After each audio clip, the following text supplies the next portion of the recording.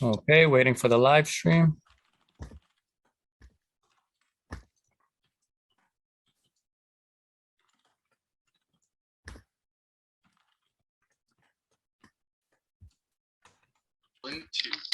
Stream looks good. Live stream is up. Sergeants with your recordings, please. PC recording is up. Cloud recording all set. Thank you. Good morning, everyone. Welcome to today's remote New York City Council fiscal year 2023 executive budget hearing of the Committees on Finance, Public Safety, and Technology. At this time, would all panelists please turn on your videos for verification purposes. To minimize disruption, please place electronic devices to vibrate or silent. If you wish to submit testimony, you may send it to testimony@council.nyc.gov.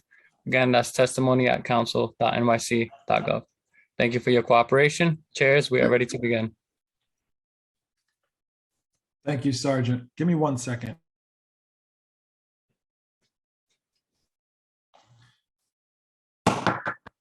Okay, good morning, everyone, and welcome to the fourth day of executive budget hearings. My name is Justin Brannon, and I have the privilege of chairing the Committee on Finance. First on our agenda today is the New York City Police Department, and I'm pleased to be joined by my colleague, Councilmember Camilla Hanks, who is the chair of the Committee on Public Safety, as well as our speaker, Adrian Adams, who we will hear from shortly. I first have to acknowledge Officer Vargas, who was shot last night in the Bronx. Our thoughts and our prayers are with Officer Vargas and his family. I spoke this morning with Councilmember Stevens. The shooting occurred in her district. I understand that Officer Vargas is expected to make a full recovery, and for that, we are grateful. I've always acknowledged that it takes an extraordinary amount of courage to stare down the unknown every day as a New York City cop. We all know that there are too many illegal guns on our streets. These guns come from other states, and they're in the hands of people who currently feel emboldened to use them. Above all, this council, under the leadership of Adrian Adams, is dedicated to keeping our city safe.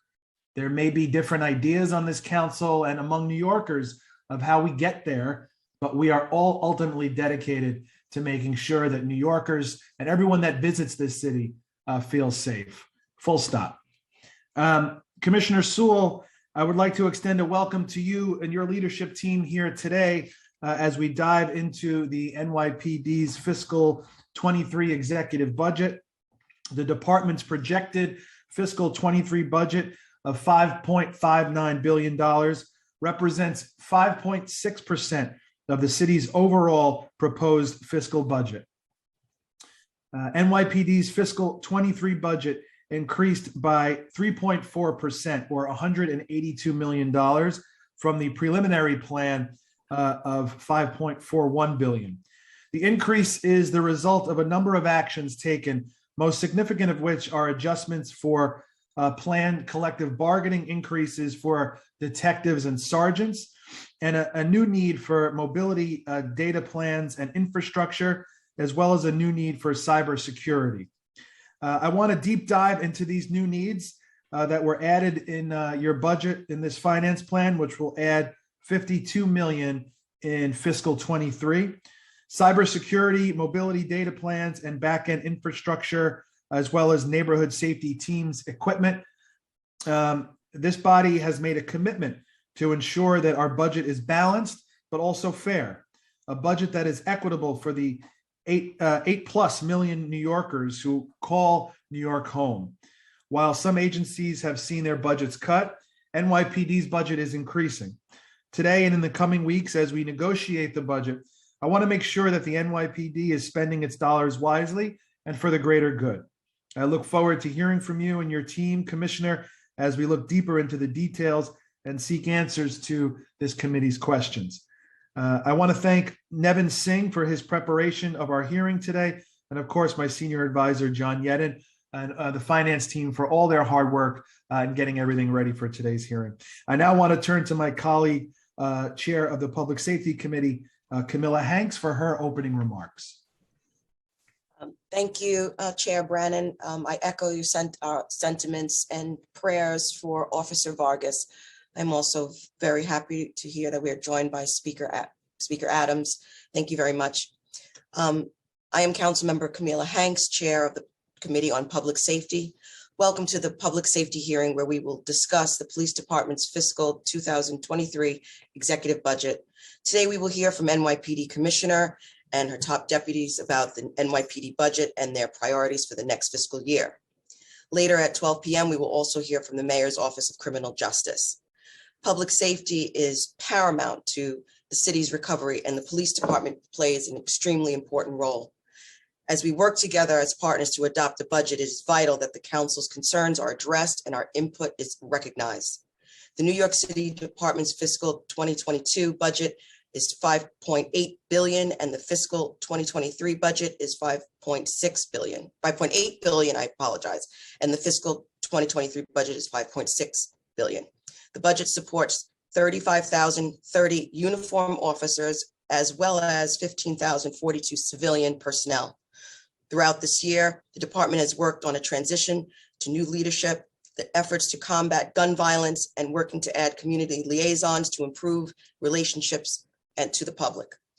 Today, I hope to learn about the department's ongoing initiatives and the budget priorities for fiscal 2023. And I also look forward to hearing more about the changes since we last met at the preliminary budget hearing in March. I would like to thank Commissioner Sewell and her staff for being here, Nevin Singh for preparing this, and I would also like to thank my staff and the committee staff for all their hard work. And I will now turn to the committee council to swear in the members to the administration. Thank you. Thank you, Chair. As I first wanted to turn to Speaker Adams to see if she had any opening words. Oh, Madam Speaker, there we go. Thank you very much, Council. I just want to say good morning to all and also echo the sentiments of our chair regarding Officer Vargas. Our prayers are certainly with him and his family. I will defer any remarks to questions in the interest of time. Thank you so much. Thank you, ma'am. So good morning, everyone. My name is Malcolm Buterhorn, counsel to the Finance Committee, and welcome to the first agency hearing for today, May 11th. I would like to acknowledge council members present for the record, council members Schulman, Hanks, Farias, Brannon, Hudson, Sanchez, Holden, Lewis, Adams, Stevens, Kagan, Velasquez, Ayala, and Brooks Powers. Unlike in past, council members and mayors of the mayoral administration will have the ability to mute and unmute themselves. When not speaking, we just ask that you please remember to mute yourself. If we hear any background noise, we will go ahead and mute you. Council members who have questions should use the raise hand function in Zoom. I would like to remind council members we are on an extremely tight schedule today. You will have 5 minutes for questions, and the NYPD, due to last night's shooting, is on a very tight time schedule as well, understandably. So when the sergeant calls time, we ask that you please wrap up your comments so we can move on to the next person with questions. The following members of the administration are here to testify. I will first read the oath, and after I will call on each of you individually to respond. Do you affirm to tell the truth, the whole truth, and nothing but the truth before these committees, and to respond honestly to council member questions? Commissioner Sewell? I do. First Deputy Commissioner Caban? I do. Chief Corey? I do. Deputy Commissioner Ryan? I do. Chief LePetri? I do. Chief Essig? I do. Chief Royster? I do. Chief Wilcox? I do. Chief O'Reilly? I do. Deputy Commissioner Pemberton? I do. Assistant Deputy Commissioner Chernovsky? I do. Chief of Staff Jones?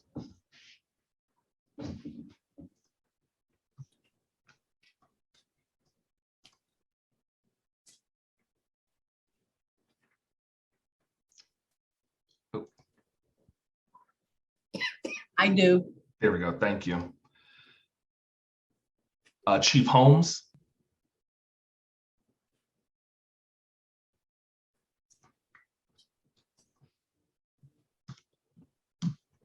Chief Madri?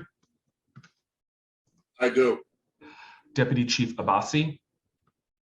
I do. Deputy Commissioner Litwin, I do. Deputy Commissioner Parker,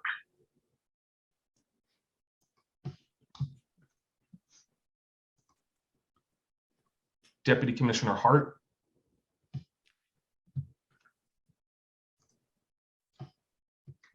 Deputy Chief Laren,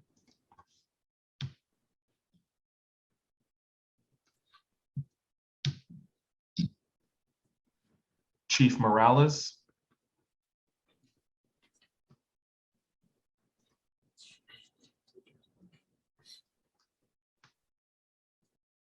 Chief Pontillo,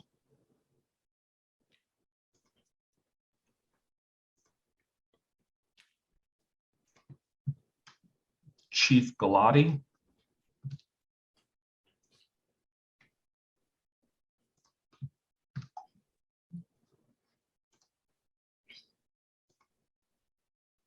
Chief Tobin, I do.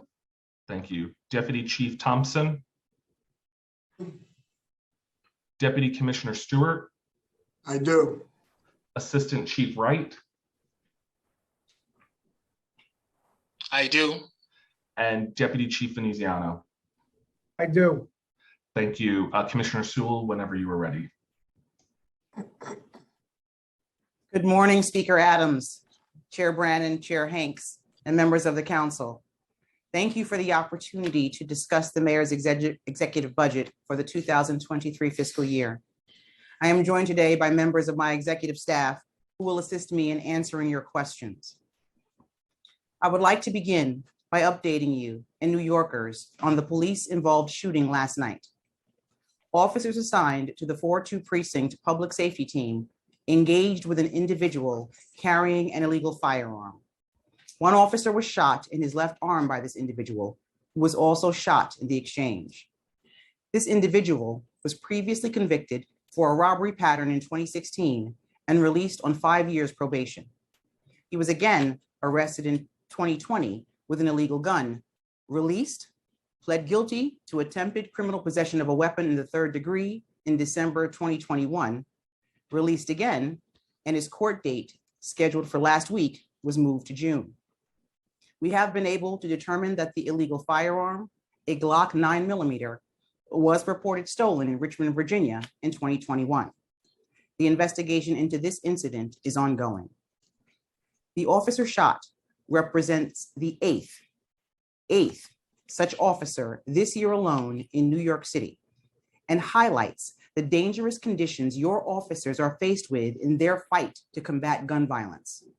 The work of police officers in the 4-2 precinct has contributed to a 28% increase in gun arrests so far this year, which has led to a 31% decline in shooting incidents year to date in that command. The NYPD family, as I am certain all New Yorkers, are grateful our wounded officer is recovering at home with his family after having been released from the hospital earlier today. I want to thank New Yorkers for their inspiration, support, and partnership in our vision of a safer New York City.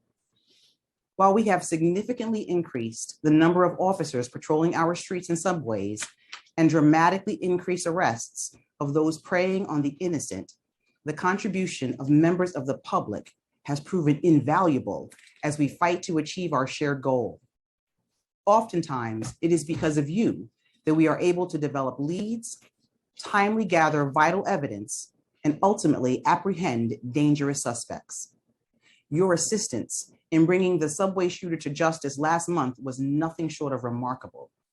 From the courageous riders, eyewitnesses, and concerned citizens who kept a keen eye out for the suspect, to the business owners who provided us with crucial video footage, to everyone who provided comfort and solace to their fellow New Yorkers, whether injured or coping with fear and uncertainty.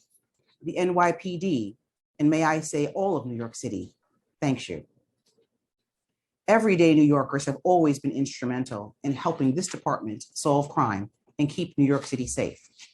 Recent examples have been arrests in the shooting of a Bronx 16-year-old, Anjali Yambo, the murder of 61-year-old Juana Esperanza Soriano de Perdomo in the Bronx, the hate crime assault of 65-year-old Filipino immigrant Vilmi Kari in Midtown, the bias-motivated gang assault of a 21-year-old Hasidic man in Brooklyn, and the prosecution of the individual who opened fire on one of our officers in broad daylight during his commute to work on the busy McCombs Dam Bridge. All of these arrests have been made since I last testified to you during March's preliminary budget hearing. New Yorkers are stepping up, and so are your police officers and detectives.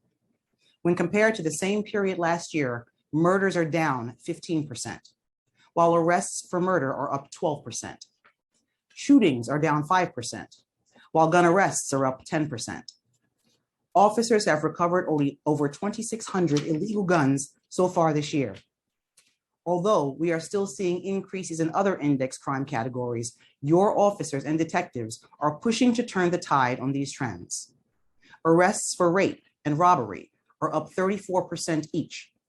Felony assault and burglary arrests are up 27% each. Grand larceny arrests are up 34%, and grand larceny auto arrests are up 48%.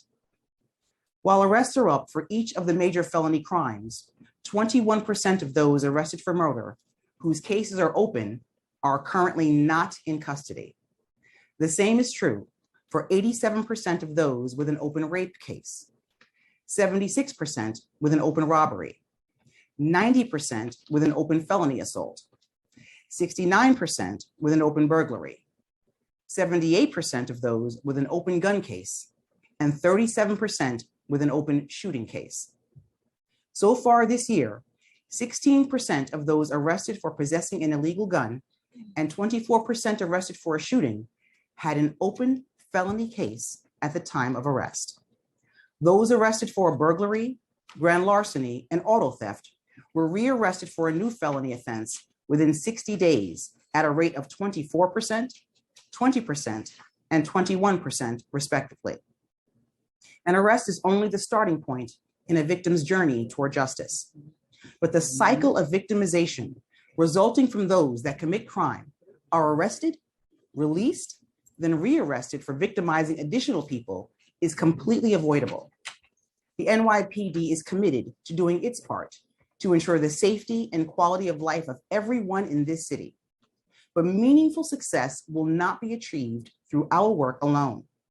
The criminal justice system must be calibrated to ensure violent felons and recidivist offenders do not escape meaningful consequences by taking advantage of reforms aimed at providing a second chance to first-time, low-level offenders. We have already begun assigning officers from administrative positions to patrol as we move forward with our top-to-bottom efficiency review. As of today, we have completed the first phase of our review 1 month ahead of schedule. And as a result, over 125 officers will be reassigned to patrol functions. The productivity of our officers, enhanced deployments, which account for an additional 658 officers patrolling your streets daily, coupled with our recent deployment of our neighborhood safety teams that focus on gun violence, are beginning to show measurable results. However, as we all know too well, the summer presents challenges to our efforts. In anticipation of summer crime levels, my executive team and I have developed a reduction plan that we have already begun to implement. The summer violence strategy comprises strategic deployment, enhanced supervision, real-time effectiveness reviews, and leverages resources and personnel from every corner of the department. We began our preparation over a month ago with the identification of 40 commands across the city that have historically experienced increases in crime in the summer. We pinpointed that in both 2020 and 2021, between the month of May and Labor Day, approximately 42% of shootings occurred between 9 p.m. and 2 a.m. in these commands. Our strategy will therefore adjust officer tours and focus deployments to ensure uninterrupted and robust coverage. But I want to be clear, the scope of the strategy will go far beyond gun violence. Neighborhood coordination officers and youth coordination officers will be working later tours. Field intelligence officers will increase field deployments during weekends and night hours. Traffic safety teams will be deployed in each of these commands during weekend evening hours. A lieutenant and sergeant will be assigned to oversee 311 and quality of life response and enforcement in each command. A multi-agency response will be on standby and will respond immediately to locations with large crowds, unauthorized sale of alcohol, and noise violations on weekends. A summer violence coordinator in the rank of inspector will be assigned to every patrol borough and will be tasked with maximizing efficiency and the effectiveness of our efforts and making adjustments as needed in real time. Officers assigned to these 40 precincts will be exempted from regular summer details and will instead remain in their commands to maximize the effectiveness of the violence reduction strategy. I believe their familiarity and experience in the neighborhood and its residents will be better utilized in their home command. We have identified over 125 officers to backfill the usual summer detail deployment in Coney Island, Orchard Beach, and the Rockaways to ensure adequate coverage. The steps I have outlined represent highlights of the overall strategy, which is comprehensive and a true representation of an all-hands approach. Mayor Adams has presented a bold public safety agenda involving nearly every facet of his administration, and we at the NYPD are committed to efficiently executing our aspects of his vision. The mayor's vision for subway safety is at the top of the list.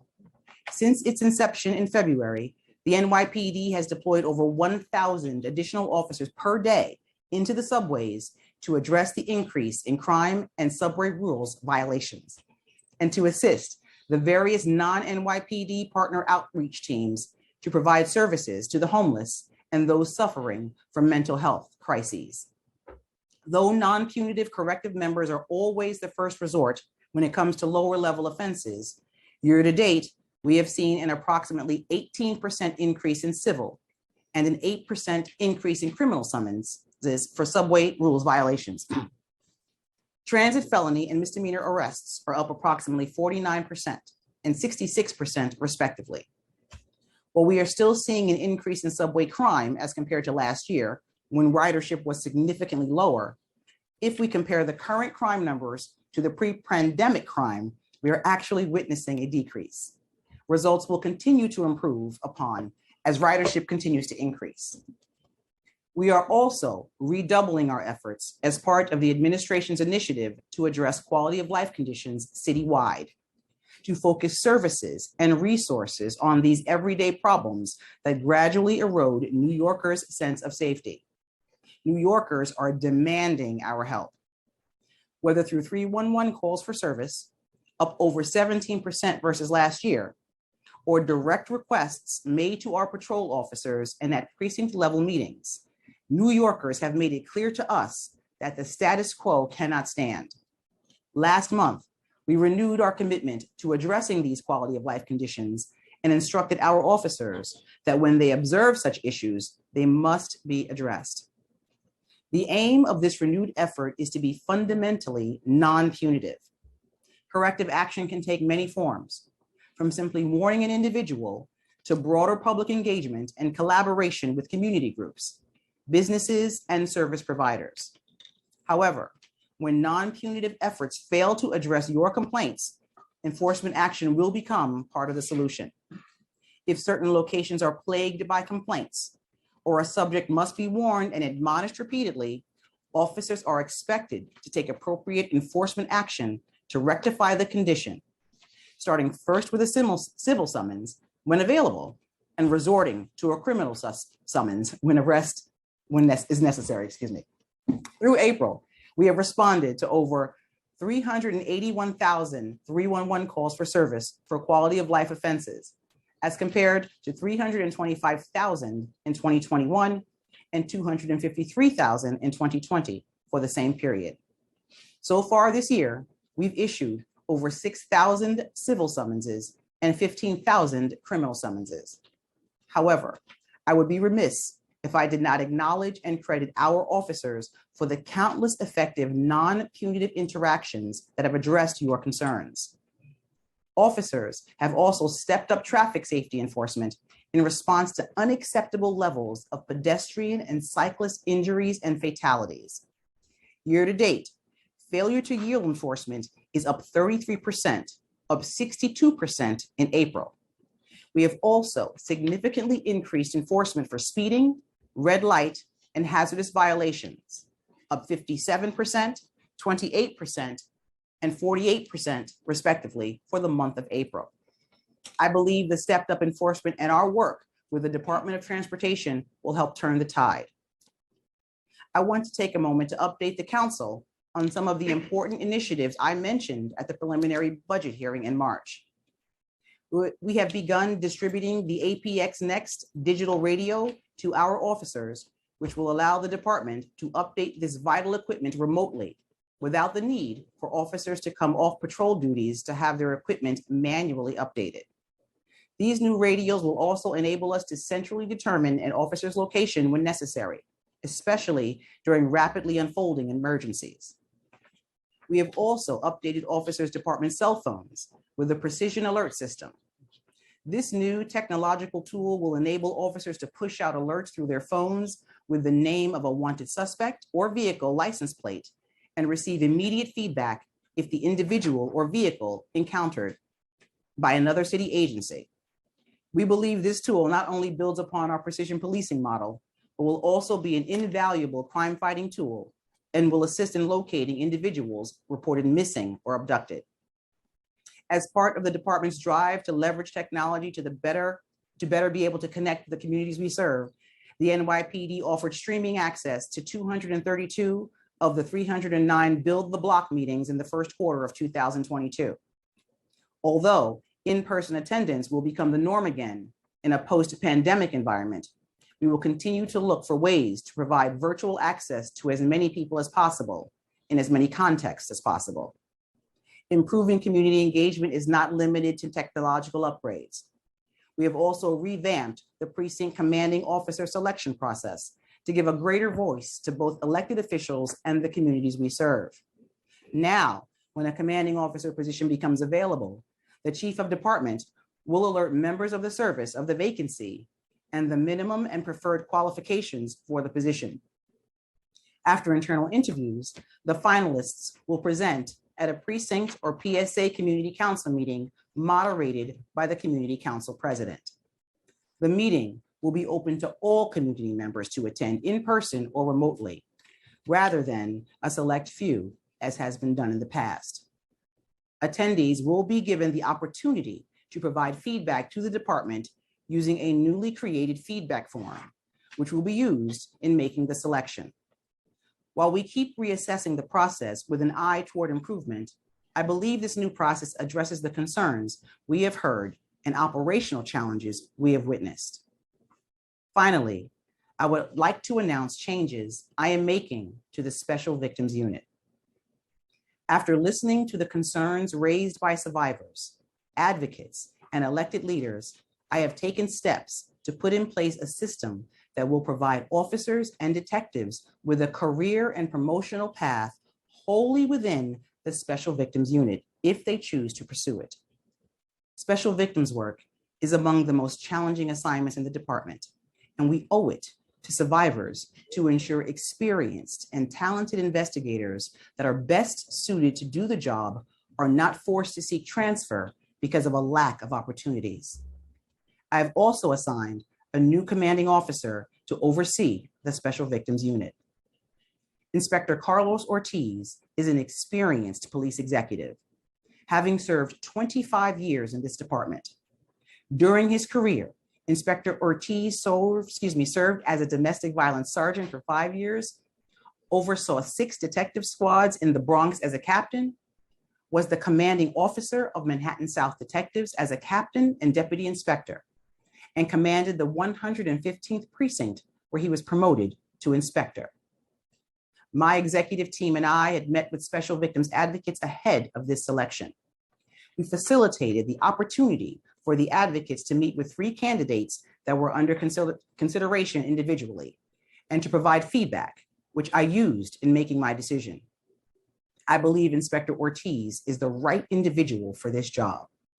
He will not only instill an atmosphere of empathy among investigators, but will use his experience to ensure investigators are conducting quality investigations and have manageable caseloads.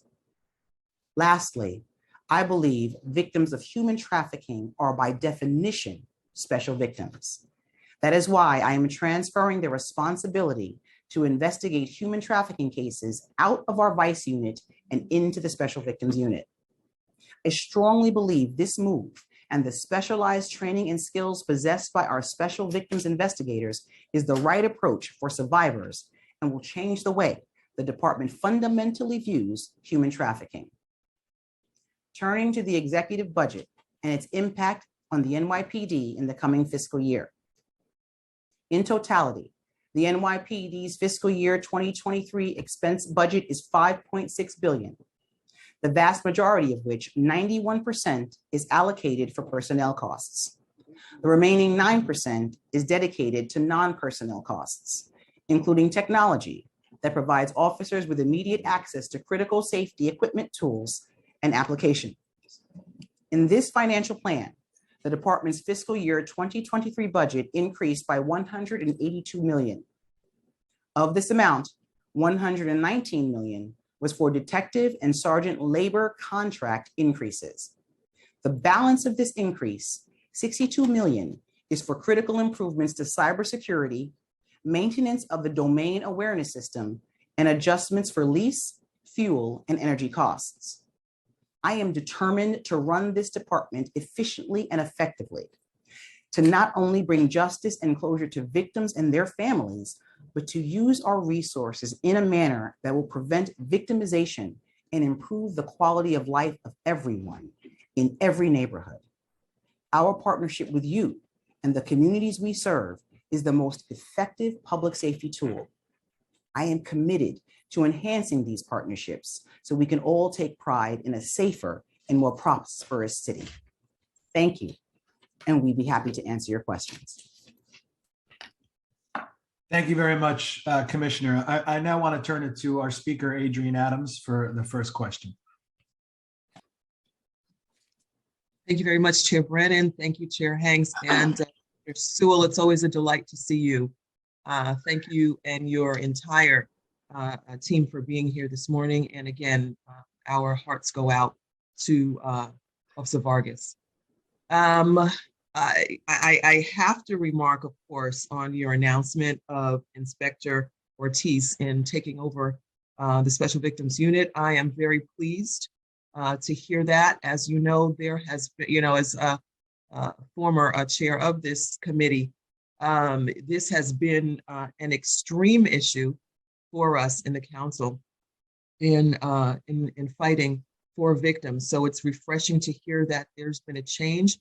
It sounds like, and we'll watch, and of course we'll do our oversight duties. But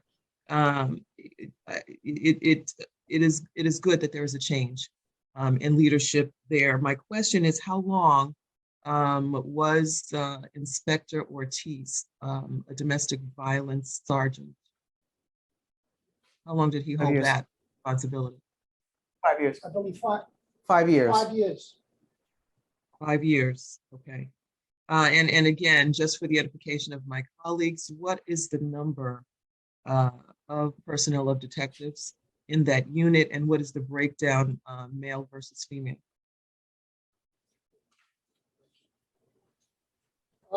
In the Special Victims Unit, in the adult section, we have 115 detectives, police officers investigated.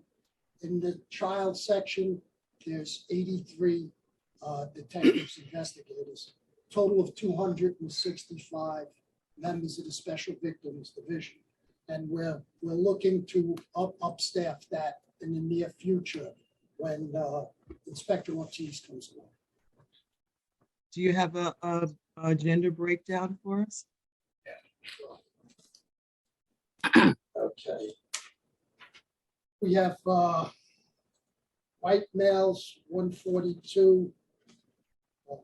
I'm sorry, Casey. Let me just see.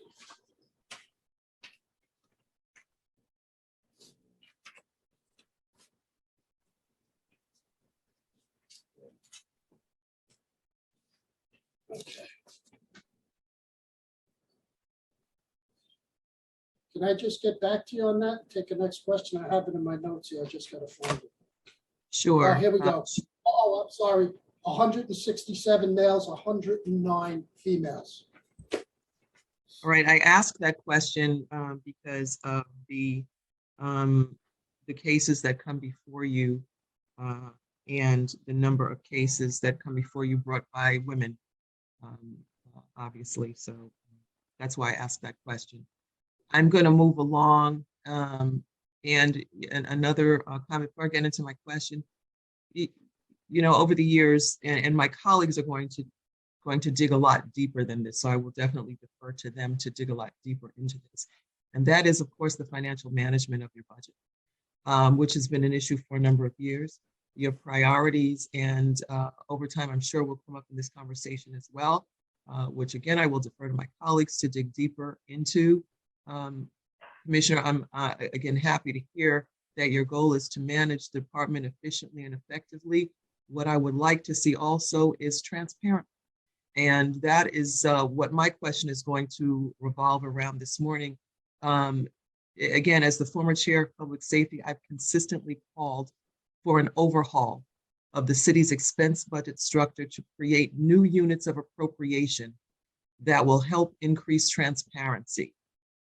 Our FY 2023 budget response, in our budget response, the council called for the NYPD to add units of appropriation to match the 18 different program areas in the budget function analysis, or BFA. For example, NYPD's budget has $3.4 billion, or 60% of funding, under one U of A titled Operations. This one U of A includes the protection of life, property, responding to emergency calls, investigation of reported crimes, and a myriad of other core agency operations.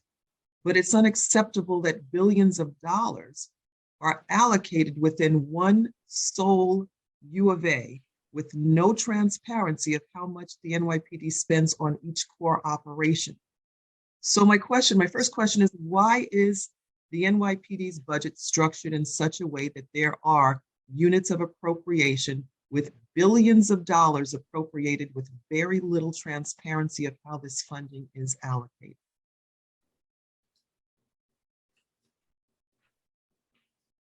So I can speak to that. So the NYPD actually has the second highest number of unit appropriations after the Department of Education. And one thing that we have done in terms of increasing transparency is we actually increased the number of budget functions. So we actually have more than 18 now. As part of the recent financial plan, we've now created additional budget functions. So there are now 30. And what we did was we created budget functions for each of the patrol boroughs, as well as 2 budget functions for the detective bureau. So what we're doing there is trying to increase transparency while at the same time enabling the department to have the flexibility within the units of appropriation to transfer officers and staff as we need to. The budget also has more granular detail within each of those units of appropriation at the budget code level. So we are hearing you on the transparency and working to provide that through the budget function analysis increase in terms of budget functions. Okay, I thank you for that. That is an increase. We're looking for those numbers to go higher than that. Are there plans to increase the number of U of A's above the 30 to ensure that it mirrors the program areas and the budget function analysis? So with the budget functions, we're open to looking at creating more budget functions. And I'm sure as part of the dialogue between now and adoption, we'll also have conversations about units of appropriation. Okay. I'm just going to encourage that to continue because the council doesn't vote at that level. We do vote at the U of A level, just to be clear. And we do need to see those numbers increase In order to foster that transparency that we need, I may come back for another round of questioning, but I know that my colleagues are eager to get into this conversation, and I'm going to defer to them at this point. Thank you. Thank you, Speaker Adams, for your leadership. Commissioner, I want to get right into it in the interest of time. When this year's fiscal budget, FY22, was adopted last year, the NYPD budget was $5.4 billion. Now it's $5.6 billion. Similarly, FY23's budget increased from $5.1 billion to the current $5.6 billion. Can you, large print, can you explain the reasons for the increases? So essentially, the vast majority of the increases are tied to the collective bargaining increases for sergeants and detectives. So in fiscal year 22, you're right, there was an increase of a little over $200 million. 52% of that was tied to collective bargaining.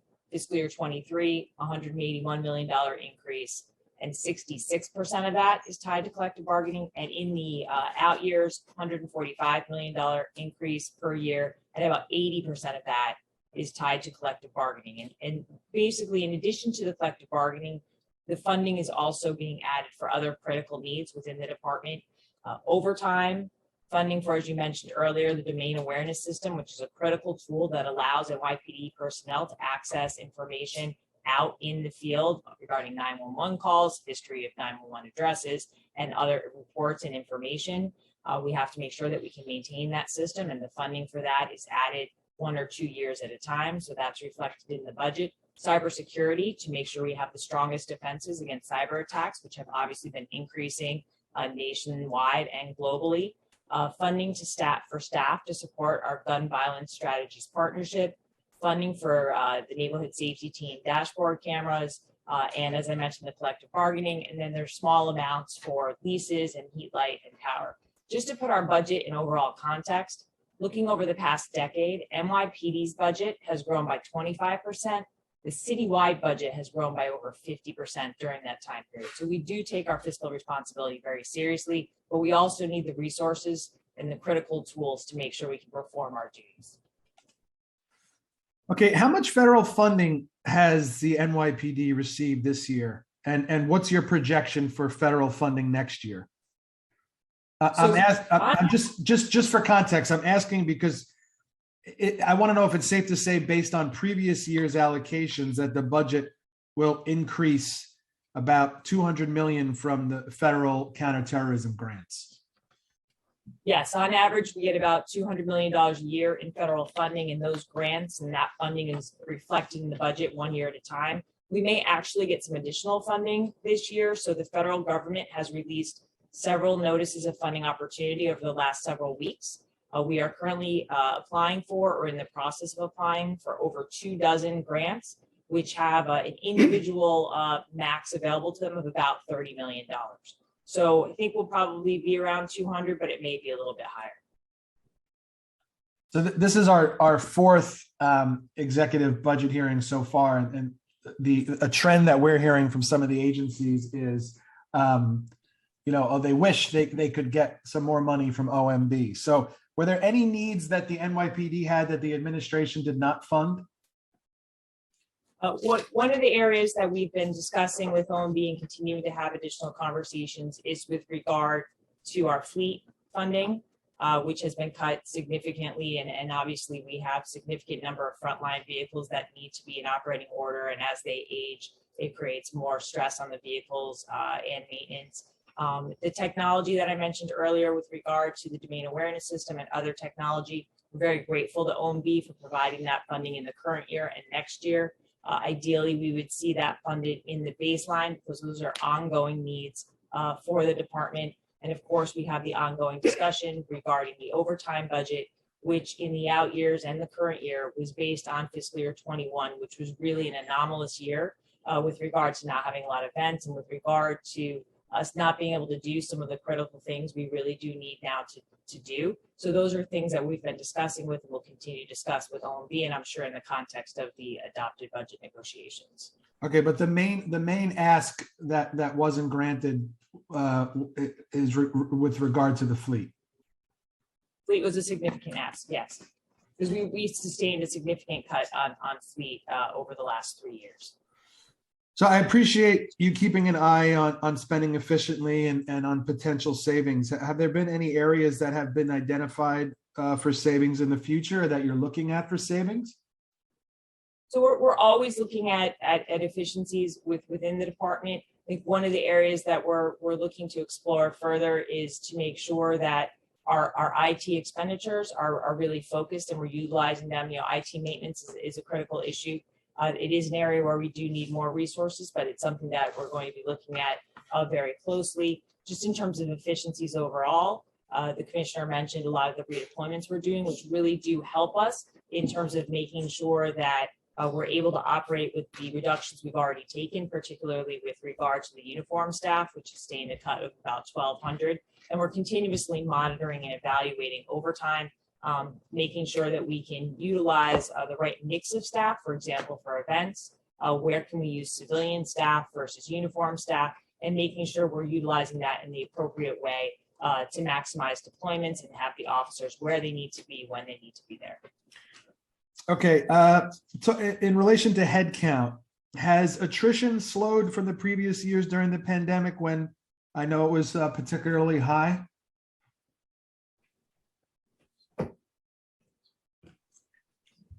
Chief Morales. Chief Morales should be on. If you'll bear with me, Chief Morales, would you please discuss the head count?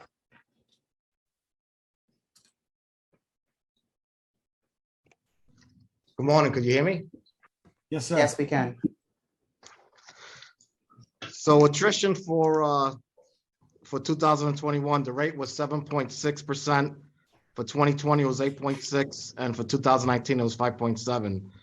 So I think we took a little bit of a high attrition in 2020. I think most of that occurred in the first 3 months of the fiscal year due to some decrease in budget and overtime, and also, you know, with the way the city was going with protests.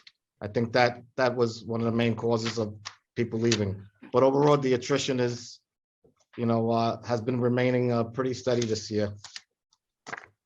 And when are the next academy classes scheduled to graduate, and how large are the classes?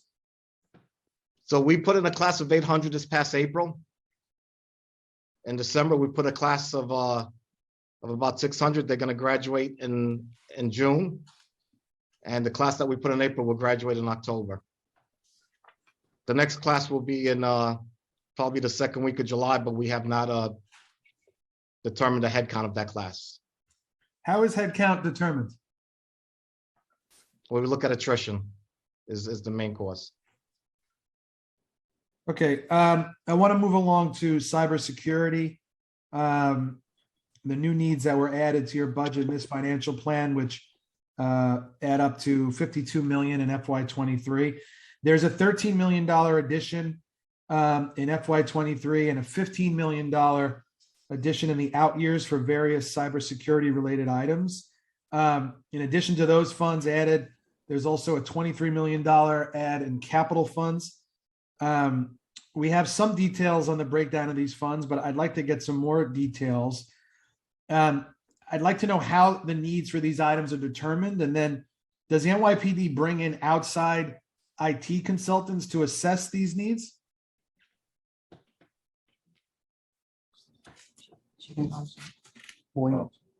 Chief Thompson should be on. Good morning. Good morning, Deputy Chief Thompson. Good morning. So just to begin, our cybersecurity is focused in three major components. That's our Security Operations Center, that's 24/7. In that center, we have live dashboards where we monitor all of our systems to make sure they're working properly. We also monitor threat intelligence on a daily basis, as well as our cybersecurity architect and design. And then our last component is vulnerability management. So yes, we have a mix of consultants and on-staff people that advise us and monitor our systems, and give us guidance in certain tools that are essential for our cybersecurity. If there's one particular tool or area you want to discuss, I could probably give you some highlighted information in that. Sure. I mean, I guess I'm interested to know what the NYPD spends total on cybersecurity, and if how much of that money is spent on outside consultants versus implementing what the consultants say needs to be done? So it's kind of a mix, but I'll try to explain. As it relates to our security incidents and event management, that pretty much focuses on our recording of logs. So various logs on various different applications and systems have to be recorded and kept on a daily basis. We do that with 2 consultants, and most of the rest of it is in-house staff. So we try to limit those consultants, but they are accounted within the contract. Our next area that we focus on, and which is a new need as well, is in our asset discovery and response. That's our antiviral software. A lot of what we do, we train our folks to do. Our staff in total, just to get back to your question, is about 29 individuals. Of that 29 individuals, only 12 are consultants, in-house consultants that work with us. But the majority of our procurements are based on what our needs to increase cybersecurity, as well as to assist us in the deployment and the monitoring of our cybersecurity program. With the threat of, I've seen a lot of concern, rightfully, on all levels of government about cybersecurity. What is the NYPD's plan in case there's some type of security breach, and where are the experts telling us that breach or that threat is coming from? Is it domestic? Is it global? As far as intelligence goes, we monitor various different sources for intelligence. We monitor the CISR out of Washington, D.C., who puts out memos, the FBI that provides intelligence information, but we also monitor our daily traffic. We receive incidents, events on a regular basis. We monitor the flow of where information comes in. So if we can monitor if information is flowing through our fiber from outside of the United States. That's a critical thing for us. We'll monitor that. But we monitor the flow of traffic, and we take guidance from our federal resources, whether it's FBI intelligence or information out of the chief security officer in Washington, D.C. that puts out various intelligence memos. But what are the threats that we're worried about? I mean, are we talking about threats to our banking system or to the NYPD itself? What are we most worried about? Worried about our systems. I mean, there's various threats across the platform. Our concerns are our system, what information is going out, what's coming in, are people coming in, leaving breadcrumbs and trying to access our system.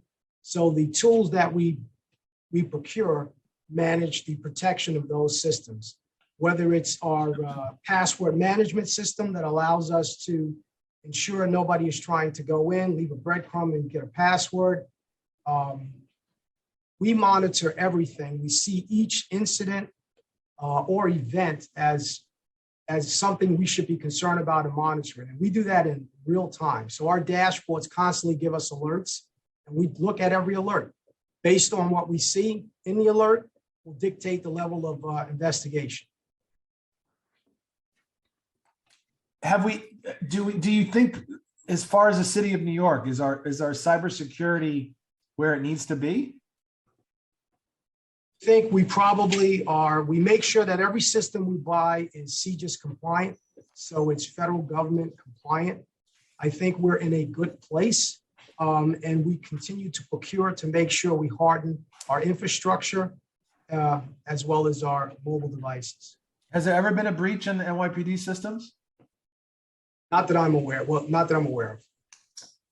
Okay, I want to move quickly because I obviously want to give my colleagues time.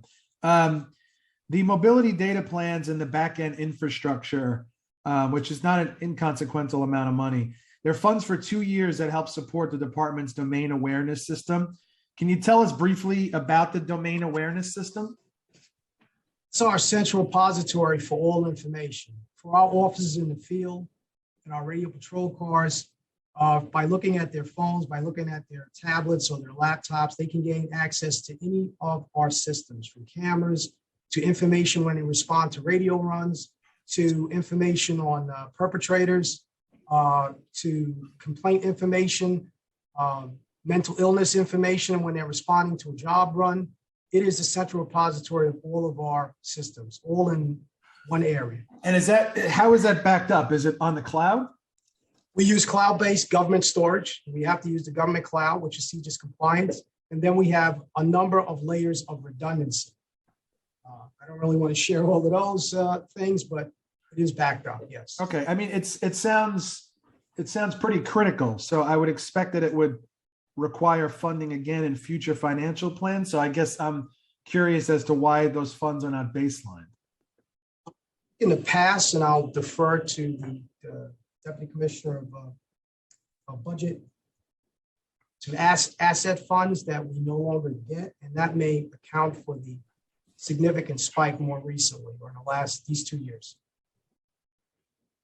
Yes, I can speak to that. At one point, based on a large asset forfeiture settlement that the Manhattan District Attorney received several years ago, that funded a lot of our domain awareness system costs for several years. At that time, once the funding dropped off, it was not baselined in the budget. So we are receiving funding every financial plan for about 2 years at a time. It's a discussion that we have with OMB. I think they just look at, the level of resources they're anticipating in the future years. And, they're aware that this is an ongoing cost. So it's an ongoing dialogue we have with them, but you're correct. I anticipate that the need for these funds will continue in the out years of the financial plan. Okay, my last question, the mayor's blueprint to end gun violence. I guess my biggest critique was there wasn't really a price tag attached to it. So the neighborhood safety teams that are critical in this work, can you detail what type of equipment is required? I see about $1.5 million, $200,000 baseline for equipment for the neighborhood safety teams. So our neighborhood safety teams all have dash cameras in their vehicles as well as body worn cameras. So that's where that the cars that they use, do they not already have those dash cameras? They have them now. They current.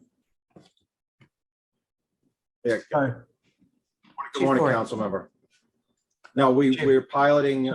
We piloted the use of dash cameras in those neighborhood safety team vehicles. We currently have them out in 14 vehicles spread over 7 precincts. And we are attempting to procure additional cameras to outfit the rest of those cars. Our cars are not typically equipped with dash cameras except for highway patrol autos. Got it. So I'm asking because these are the only funds we've seen in the budget for the safety teams. Has there been a request for any additional funding? So the actual, the training is being done in the academy, and there's really no additional discrete cost for that. And the cost for the officers themselves, these are officers that were already on NYPD's payroll, and we already had the funding that. So really it is limited to, at this point, the dash camera you need. Okay, we appreciate the in-house spending, certainly. Last question, how many neighborhoods are these teams currently operating in? So right now they're operating in 30 precincts and 4 housing PSAs. Got it. Okay. I appreciate your time. I'm going to hand it over now to our Public Safety Chair, Camilla Hanks. Thank you so much. Thank you, Chair Brennan. I want to thank Commissioner Sewell and NYPD for their testimony, Speaker Adams and Chair Brannon for his questioning. My first line of questioning is going to surround gun violence strategies, partnerships. These are issues that are very near and dear to all of New Yorkers. How we're going to solve gun violence. I lost one of my my students the day before yesterday, shot in the chest at 3:45 broad daylight, and he was 26 years old. And so, these things are, have to be solved. So What is the Gun Violence Strategies Partnership and how will the 20 positions be contributing to it? Will they be administrative positions, data analysts, legal counsels? Can you provide more details?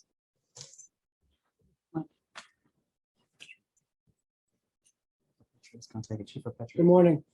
So the Gun Violence Strategic Partnership is a collaborated effort through numerous law enforcement agencies throughout the city and also our federal partners. In partnership with all 5 district attorneys' offices, the Special Narcotics Prosecutor, we have daily meetings to target the individuals that continue to attribute to a large proportion of the shooting violence in New York City. As discussed in prior hearings, we have identified approximately 800 individuals that have fired a weapon in New York City over the past year and a half, either identified either as a suspect, a person of interest, is wanted, or has been arrested. That population is 0.009% of the population of New York City. That is precision policing. We share that list with our district attorney's offices. We also share that list with our federal prosecutors, and every one of those individuals, every one, is under investigation by either the Detective Bureau, namely the Gun Violence Suppression Division, the Violent Crime Squad, the Narcotics units, or the local precinct detective squads. In addition, our Intelligence Bureau is also investigating these individuals. Approximately 25% of the 800 are presently incarcerated. That is a sharp increase from the list from last year, where approximately 16% of the list was incarcerated. So again, it's about precision policing. It's about collaborating with our local prosecutors and our partners in law enforcement, but it's also about the analysis that comes with that. It's data-driven. Mm-hmm. It's, and a lot of the new analysts that we're looking to hire will help in this analysis, not just within crime control strategies, but within the Detective Bureau, and also helping the local prosecutors every day, focusing on this small group of individuals. Thank you. Can you share any lessons learned thus far? And what's the total budget and head count for this initiative? What unit or division is this housed under? So it's housed under multiple bureaus, but namely the Detective Bureau and the Intelligence Bureau, along with the Crime Control Strategies Bureau, are basically at the forefront of this strategy. As far as lessons learned, it's about retaliatory violence in New York City. There is a large percentage of shootings in New York City that continue to be connected in some way or another. And this is what this is what I feel we do best, is to stop that retaliatory shootings. And this is what the 800 individuals are part of. They've been involved in multiple shooting incidents. If you look at a quarter of that list, approximately 250 individuals have been involved in 3 or more shooting incidents since 2020. Thank you. Have there been any information shared by the state or federal agencies that led to a gun arrest? Yes, we share information with our parole partner, our probation partners, our federal partners, and we have had positives in regards to visits by parole where firearms have been recovered with individuals on these arrests. But we're really focused on the arraignment process also. When we're making the gun arrest, we want the best arraignment possible with these individuals, so we can keep these individuals incarcerated who are carrying illegal firearms in New York City, but are also connected to prior shooting incidents. Thank you. I'm going to move over to headcount adjustments. There were several adjustments between units in this budget. I would like to get some clarity on which units are being increased in terms of headcount and budget, and which units are being decreased.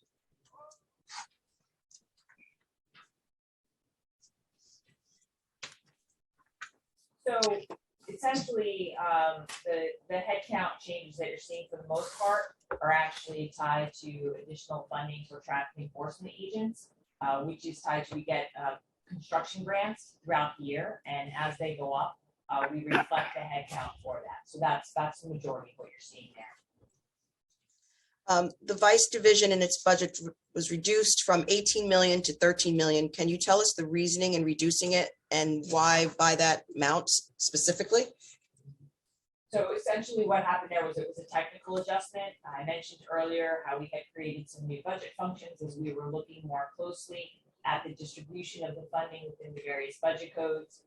We noticed that the level of resource that was in the budget code tied to Vice was not accurately reflecting the expenditure level for that. So we were essentially making a technical adjustment so that the budgetary documents more accurately reflect the reality. Thank you. Can you give us the former head count and now the updated head count for the division? There was no material change with that. It was just a technical adjustment. It was essentially at the same level that it was before we made the technical adjustment. Purely just technical to adjust it to reflect the reality of the budget situation. Okay, so I'm going to, did you not move anyone from Vice to SVD? Hello? Yeah, Chief it's very Essie. hard to hear, by the way. How you doing? Good morning, Chief Essie. As the police commissioner spoke before, we're going to take the human trafficking element out of Vice, and they're going to switch over into the Special Victims Division. That accounts for approximately 24 detectives who are going to do that. That'll leave the Vice Division with approximately 44 investigators. They're going to be a citywide unit, and they'll be in charge with investigating gambling locations, problematic social clubs, and then community complaints of sex trafficking at commercial and residential establishments with the goal of closing down that establishment and arresting the sex trafficker. So Vice will be a unit citywide under 50 detectives doing that. Yeah, thank you. So you're moving human trafficking to SVD. Was there an added headcount to SVD? They'll fall under special victims, those 24 investigators who do human trafficking, and they're arresting the human trafficking and doing rescues on young women who are victims of the sex trafficking. So that 24 will just fall under the special victims aspect of it. Okay, so, all right. The head count will naturally go up by 24, but that will, in the child section of it and the adult section, we are still going to look to staff that at adequate levels to ensure their staff, their caseload is adequate. So will they be receiving new training? The human trafficking? Yeah. And were you able to provide the specific training budget for the SVD? I'm trying to just understand. They're still going to be doing the sex trafficking. They're just, it's a natural fit to move under the special victims division. They do the same type of work. They're rescuing survivors, sometimes young girls as young as 12 and 13. And there's a natural crossover between the investigators in the adult section, the child section, and the human trafficking. So they will be part of the trauma-informed training once they get into the Special Victims Division, as well as the training that they have in the Vice Division in terms of sex trafficking. Okay, thank you. The Central Investigations Division increased headcount from 150 to 226 positions. Can you detail what this division does and why you saw the need for the increase?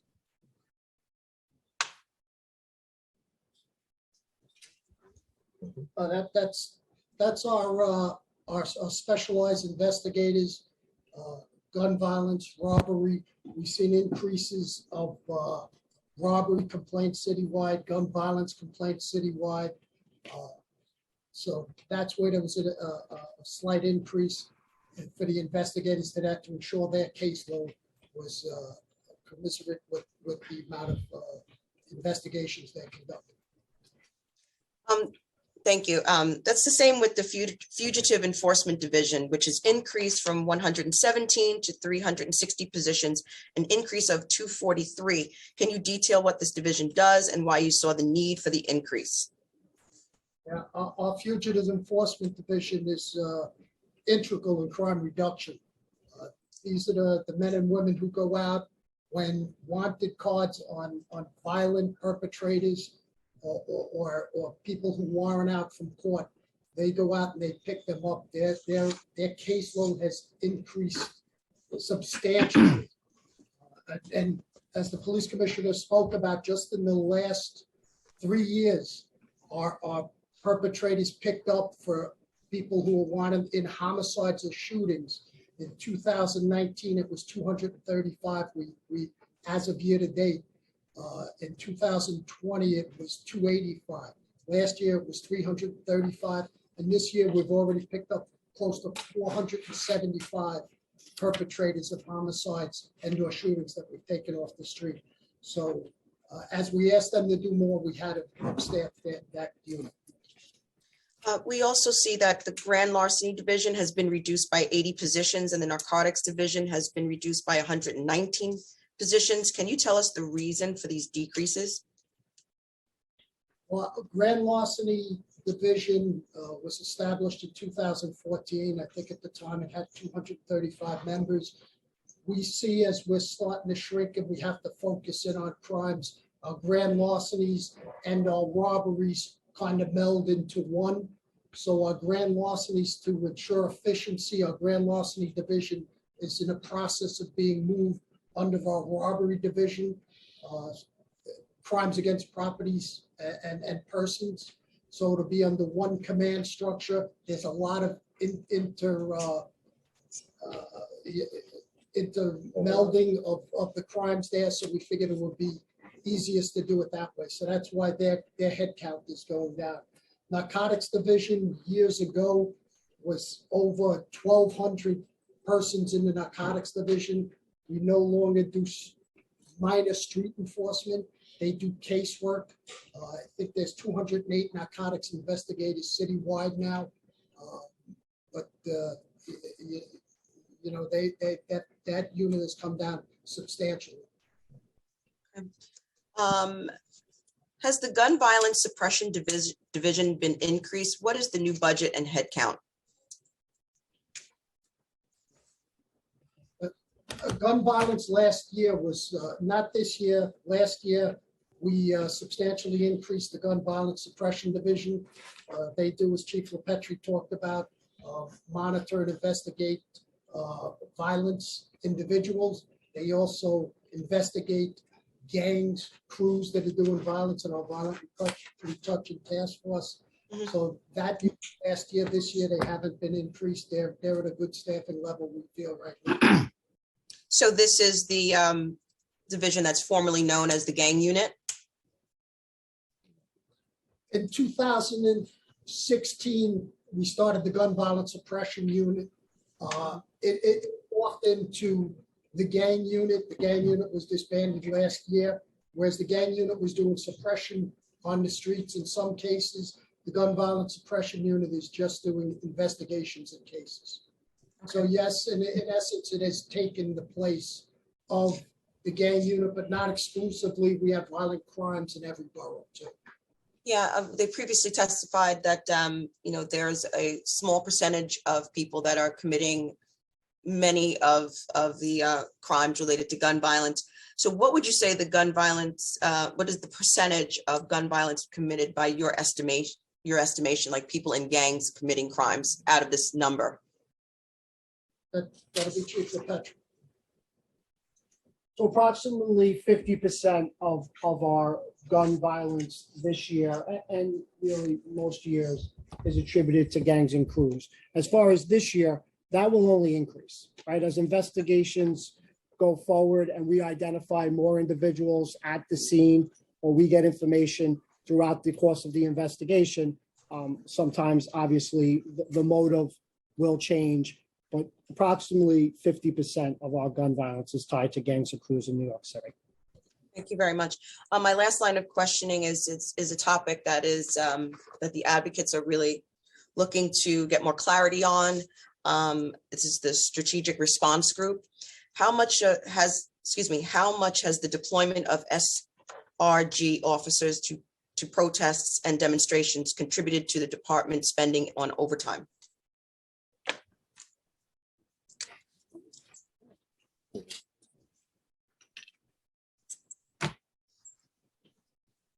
So we can get you that number, but I'll have to come back to you. Thank you, that's important. The executive budget includes personnel costs for 445 positions within the SRG, but reporting on the unit suggests that its full composition is actually much larger. In 2021, the Intercept reported the unit was estimated to include around 700 officers. What is the full head count of the SRG? So, Madam Chair, I don't have the head count of the SRG in front of me, but it is substantially less than 700. I believe it's even lower than 450. Thank you But for we will that. get you that. We would definitely want to have that information. Beyond the personnel cost reflected in the executive budget, how much additional spending goes towards the SRG, including its training, equipment, et cetera? So to get you that level of granular detail, I'm gonna have to go back and get it for you, but we'll provide. Okay, yeah. It's, SRG's most visible presence is at protest, despite the department's initial promise in 2015 that the unit would not have a role in protests. What is the criteria used to determine deployment of SGR to protests and demonstrations? I'm not familiar with the 2015 promise that you referred to. One of the core functions of the SRG was actually to be specially trained to handle protests. I think people sometimes confuse the SRG with the CRC, which is the Counterterrorism's Critical Response Command. Okay. So SRG is frequently deployed to protests in Manhattan because they are the experts in managing large crowds. They are specially trained for that function. So we do use them fairly regularly, but we have adopted our tactics around policing First Amendment assemblies since the summer of 2020. All officers underwent new training in constitutional policing at community events, which replaced the old disorder control training. That training is now given on a recurrent basis. A refresher course is given on a recurrent basis. That curriculum was designed with input, both addressing the concerns that were raised in the law department's report and the DOI report on how those 2020 protests were policed. The curriculum was shared with advocacy groups who frequently engage in protest. We incorporated their feedback. We invited a variety of groups to observe some of the training being conducted and give us additional feedback, in which we then further revised the training. So all of the officers have been trained in that. Our tactics in policing, again, free speech assemblies have changed dramatically since the summer of 2020. That concludes my questioning. I will pass it over to Speaker Adams. Thank you so much for answering our questions, and I appreciate it. Thank you very much. Speaker Adams, Madam Speaker. Thank you very much, Madam Chair. I just like to segue back into the topic of overtime for a minute. The NYPD overtime budget is $607 million for FY22 and $452 million for FY23. An additional $66 million in federal funding was added. Can you give us the reasons for this extraordinary addition? It's a lot for this year. So as we discussed, so the budget for fiscal year 22 and in the baseline was determined by the prior administration based on the expenditure level in fiscal year 21. In fact, it was reduced from the expenditure level in 21. What that did not fully recognize was one, the return of events, which happened first of all over the summer. We had a little bit of a break from COVID, events came back, and they've continued to come back into the spring. So we had a much lower event spending last year, and that was what the budget was based on. In addition, in fiscal year 21, because of the significant budget reductions, there were certain critical operations that were at significantly reduced levels, including crime reduction, and courts overtime was reduced because of COVID. We had significantly curtailed Vision Zero overtime and some of our critical housing deployments. And basically looking at and assessing what the circumstances are right now, we are looking to balance, and we have the need to continue to prioritize and spend overtime to supplement what we're doing. We are, as was discussed earlier, doing a lot with regard to redeployments, but we do still need to utilize overtime. It's a very critical tool. So the primary areas where we are over the budget are in crime reduction, also the transit safety deployments, which were not accounted for at all in the budget, and also investigations, which with the additional arrests and the additional crime that is happening, investigations go up. They're very labor and time intensive, and the overtime is reflective of that. Can you tell us how much has been spent to date? Yes, in city funds, on the uniform side, we have spent $488 million to date. Did we,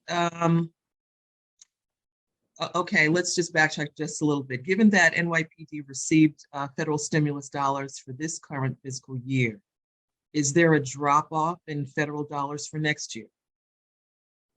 Yes, so that's a one-time American Rescue Plan funding that the budget office put in to address the fact that we did have the gap in the overtime, and that does not continue in the out years. Okay, I'll just kind of wrap with this for a minute.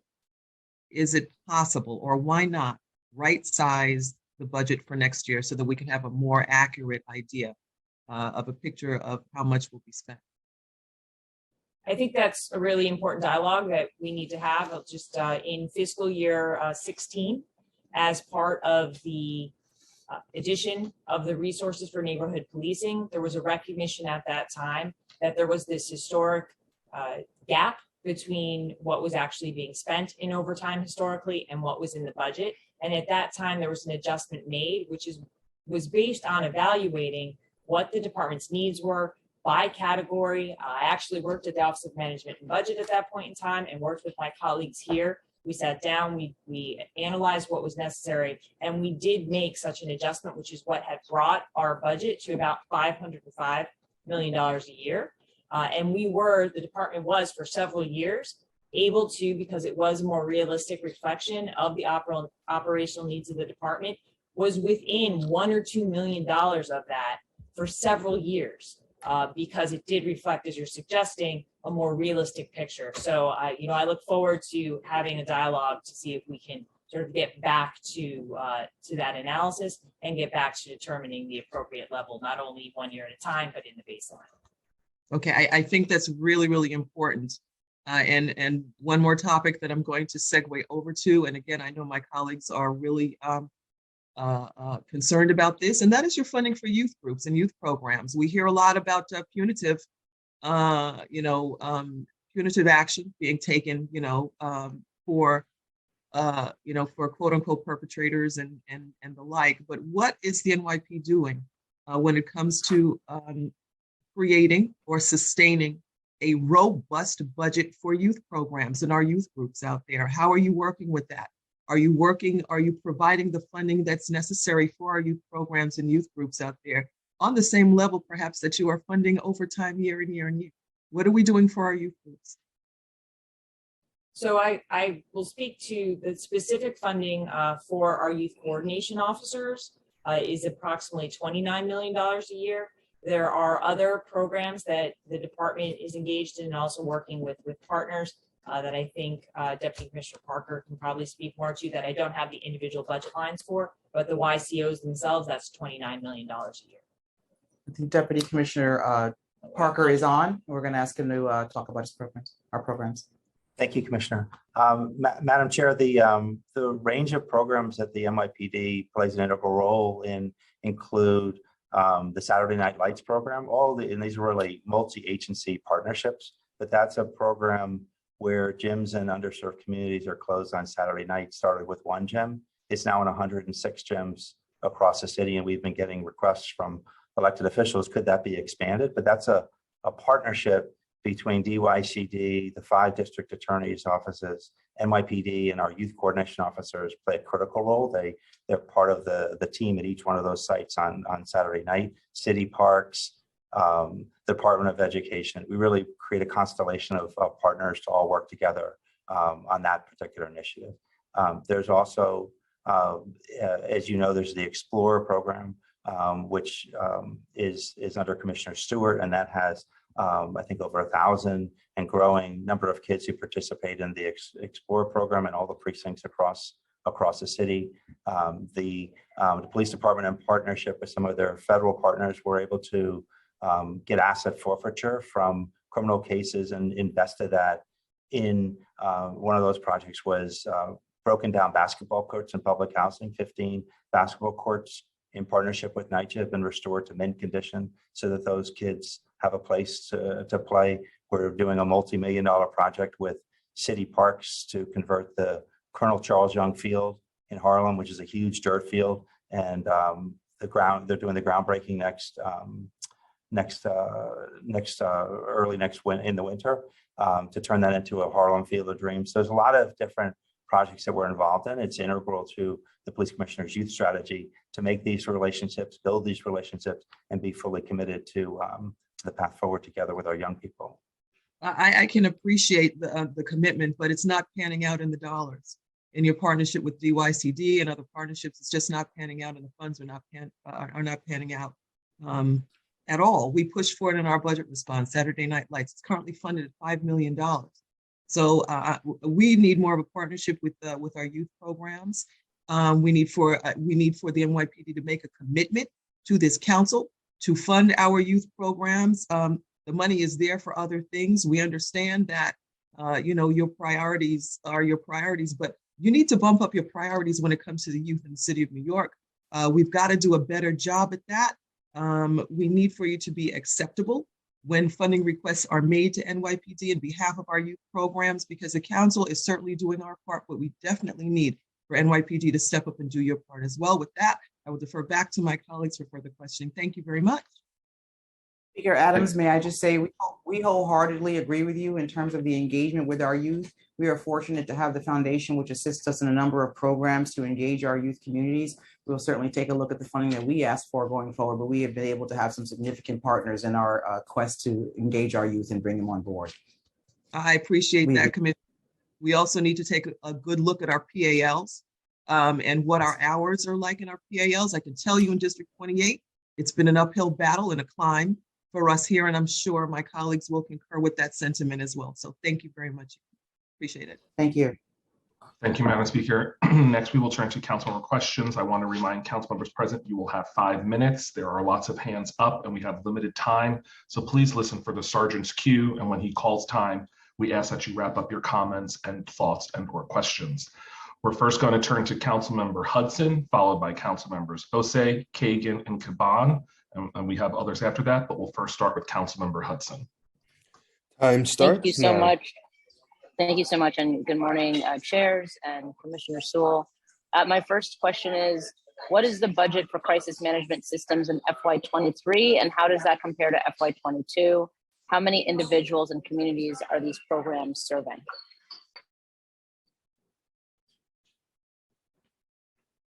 So the budget for crisis management is actually in the Mayor's Office of Criminal Justice. I believe they're coming later today, and I believe they'll have that number for you. Okay, apologies. In FY23, the NYPD are taking on a larger role in homeless and mental health outreach, both through existing units such as the NYPD co-response teams and new teams that are outlined in the Mayor's Subway Safety Plan and are described simply as 12 new cross-agency teams, in quotes, that will be patrolling the subways. However, it's unclear how many NYPD officers are assigned to these teams. So can you please give us the number of officers on these new teams, as well as the number of officers on the existing NYPD co-response teams? And then just a couple follow-ups. How many officers have been relocated to the subway system, and how many officers are part of the subway homeless sweeps? So I don't have the number of officers assigned to the co-response teams. Chief Tobin is on. She can get to that. As far as the balance of the question about the teams that are working with other city agencies to engage the homeless, that's not a full-time assignment for any officers. Officers are redeployed on a daily basis from their primary patrol functions to assist Department of Homeless Services, Department of Social Services, outreach groups, Bowery Residents Committee, and others in engaging homeless, be it in the subway or on the street. The role of the officers is to maintain, to keep the peace and to maintain public safety while these other agencies go about performing their duties. So again, we have not created any new teams of officers specifically to engage that. There is a unit that we created in the transit system, our Subway Safety Task Force, which is approximately 35 officers. They have a much wider mission of conducting quality of life enforcement and addressing conditions that are identified by officers on patrol that would be too time consuming for patrol officers. So these officers would then work with other city agencies in addressing those longer term conditions. So I hope that answers your question. And I see Chief Tobin, and she probably has the co-response answer. Sure. The number of officers that we have assigned are 22 police officers and 3 sergeants. Okay, thank you. And can you tell us how many NYPD officers are currently on modified duty? Chief Morales should be able to address that. Chief Morales, please.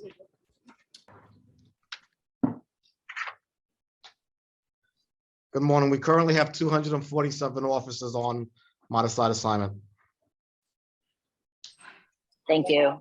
And what does budget code number for the street crimes unit fund, and why has it remained virtually unchanged in the budget since at least FY 2014, when the street crimes unit was supposed to have been disbanded in FY 2020?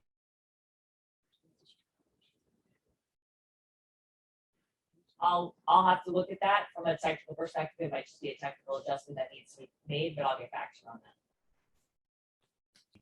Okay, and then since I have a couple more moments, one last question. We know from research and also just common sense that hate violence is massively underreported. The number of complaints the NYPD received is likely a fraction of the incidents that are actually occurring. And at the March Public Safety Committee hearing, NYPD testified that the task force's closure rate was about 50%. So at best, the NYPD is making arrests in half of a fraction of the total number of incidents. And in addition, only about 15% of those arrests lead to hate crimes convictions. So we're talking about a fraction of a fraction of a fraction here. And I'm wondering, is there not a better and more effective approach to reducing hate violence? So listen, I think reducing hate violence requires a multi-level approach. So the people who commit crimes of hate, that they need to be investigated by the task force, which they are. They need to be held accountable and they need to be prosecuted. What happens once we make an arrest and turn it over to the prosecutor, those questions need to be directed to the appropriate prosecutor as to why convictions aren't being secured for hate crimes, perhaps at the rate that they should be.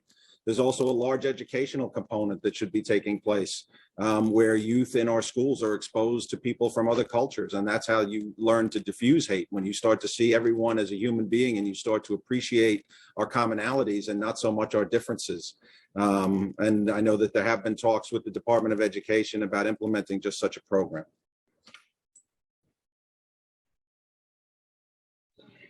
Thank you, and I'll yield the rest of my time to my colleagues. Thank you. Excuse me. Thank you, Councilmember Hudson. Next, we'll turn to Councilmember Osei, followed by Councilmember Kagan. Starting time. Good morning, and thank you, Chairs Brannon and Hanks. Good morning, Commissioner and NYPD folk. In 2020, according to the New York Post, nearly 200 of your cops lied to the Civilian Complaint Review Board, and reports have stated that most were not disciplined. The first question is, are any of these officers still on the force today?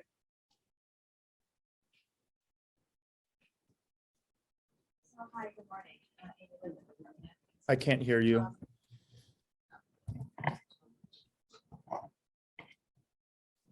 Good morning, can you hear me now? Yes. Amy Lippman, Department Advocate's Office. So that report did come out. It determined or stated that officers were found to have lied. You know, historically, when there are allegations of misconduct that do not fall within the CCRB's jurisdiction, those cases are referred to the department for investigation and discipline.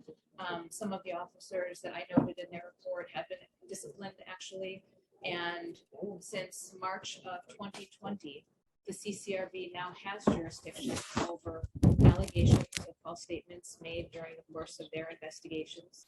When they determine and substantiate an allegation, there is due process that is involved, and they seek charges and specifications for those officers and have the opportunity to take those cases to the trial room. To date, we have not seen any instances where the cases that they're looking to prosecute have been resolved either through a department trial or through a negotiated plea.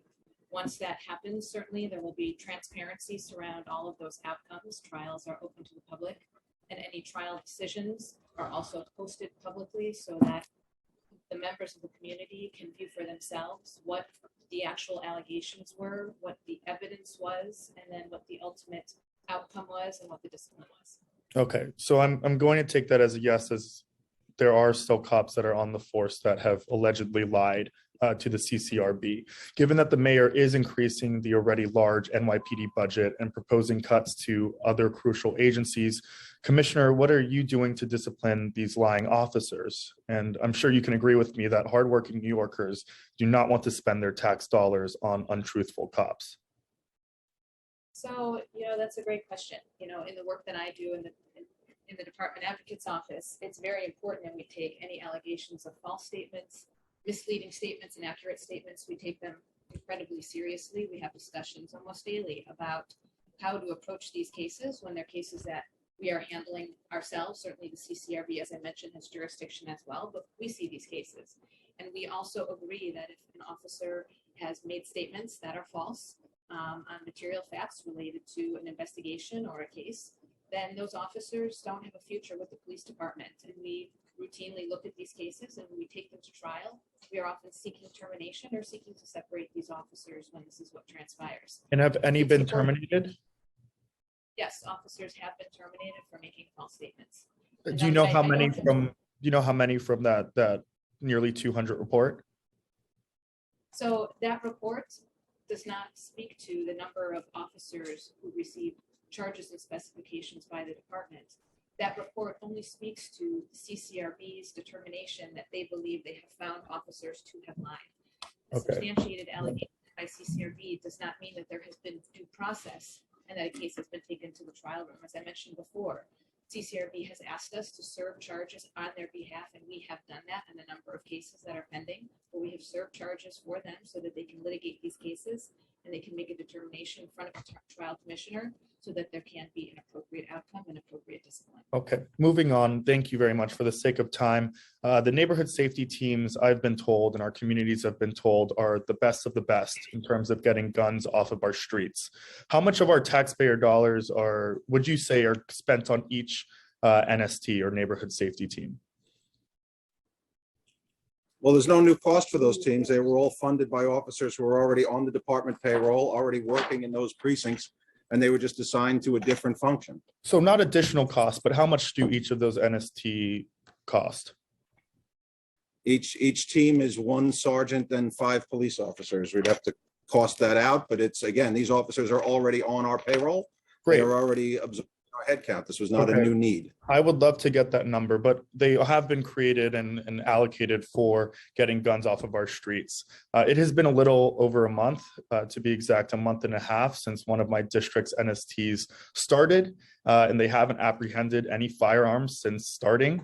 You know, shootings are definitely prevalent within my community, and it is in the 81st precinct. Time expired. Exact. If these teams aren't getting guns off of the streets, what metrics is the NYPD using to assess if these teams of so-called the best of the best are effective or not? Well, citywide, the teams have done a tremendous job getting guns off the street. They've actually made 76 gun arrests, seizing 69 firearms. When we look at the average of gun arrests made by police officers across the city prior to these teams rolling out, we averaged 97 gun arrests per week.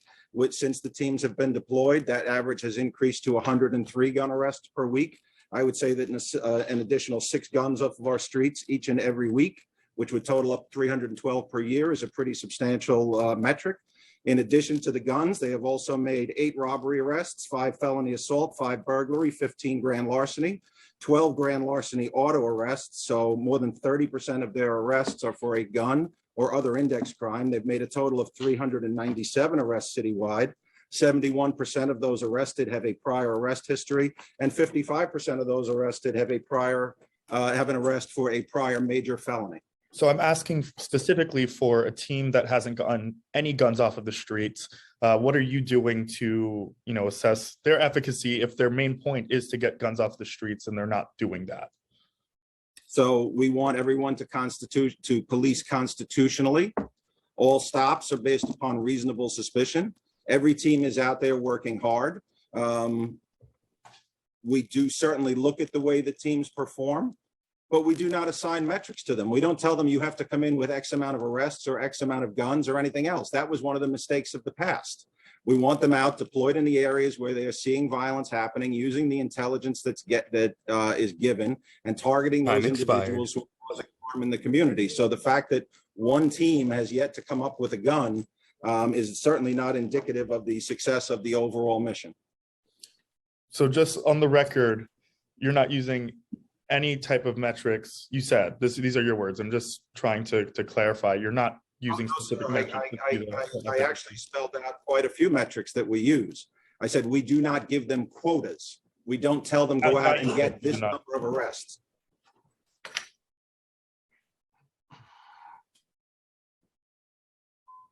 My time's expired. Excuse me, thank you. Next, we're going to call on Councilmember Kagan, followed by Councilmember Caban. Councilmember Kagan. Starting time. Thank you so much. Thank you so much, Chair Hanks. Thank you so much, Chair Brannan, Madam Speaker and Commissioner. I would like, first of all, to thank all our brave police officers who risk their lives every single day to protect our safety. I also would like to send my deepest appreciation to 2 police officers who were attacked just in the last several days, including one in the 60th precinct and another one in the Bronx. They were almost killed on the line of duty, and I really, really appreciate their hard work, dedication to the safety of New Yorkers, and I am really, really grateful to police officers who risk their lives every single day just to protect our city, and including my family. Thank you very, very much.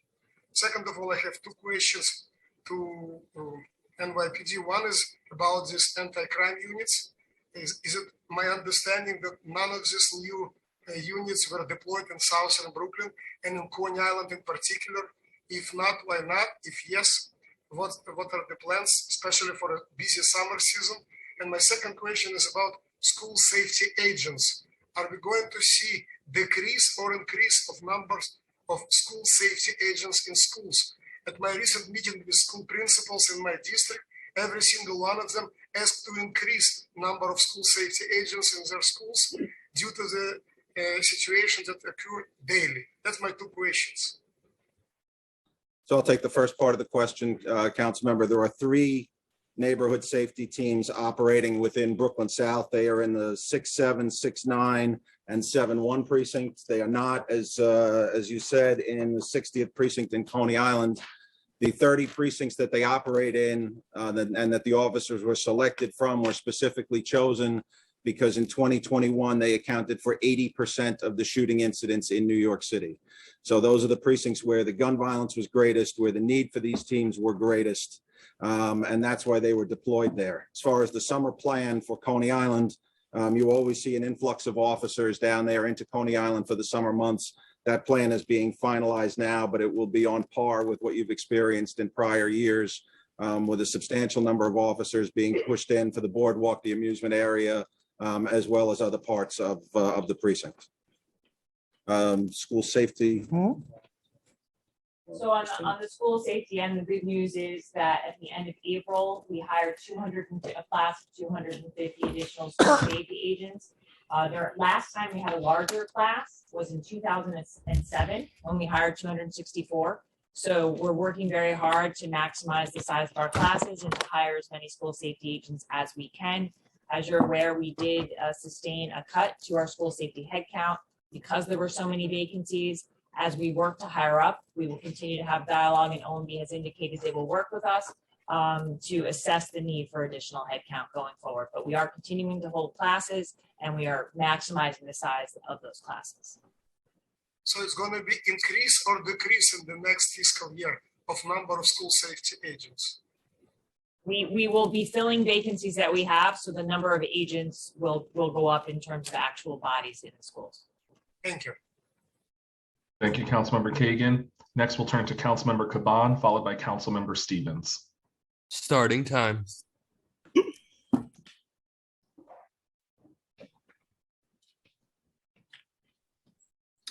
Good morning. Thank you. I'm going to try to get through as many questions as I possibly can. I'm going to start with some PR related questions. How many full-time positions are dedicated to NYPD public relations across departments and precincts? And does the NYPD contract with any outside agency to support your public relations and or your communications work? And if yes, which agency do you contract with and how much is the contract?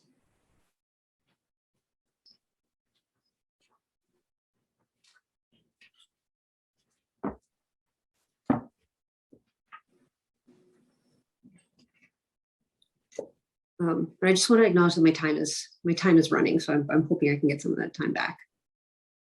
Okay, council member. In precincts, there are no full-time public relations people. There are community affairs officers, but that's public relations is not their specific role.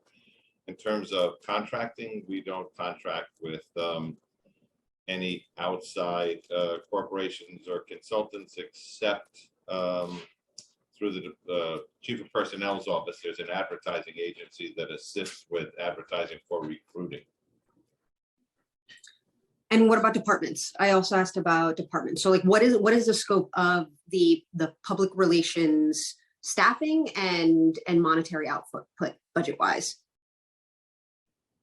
So staffing, there's a full-time staff of approximately 36 people in the Deputy Commissioner for Public Information's office.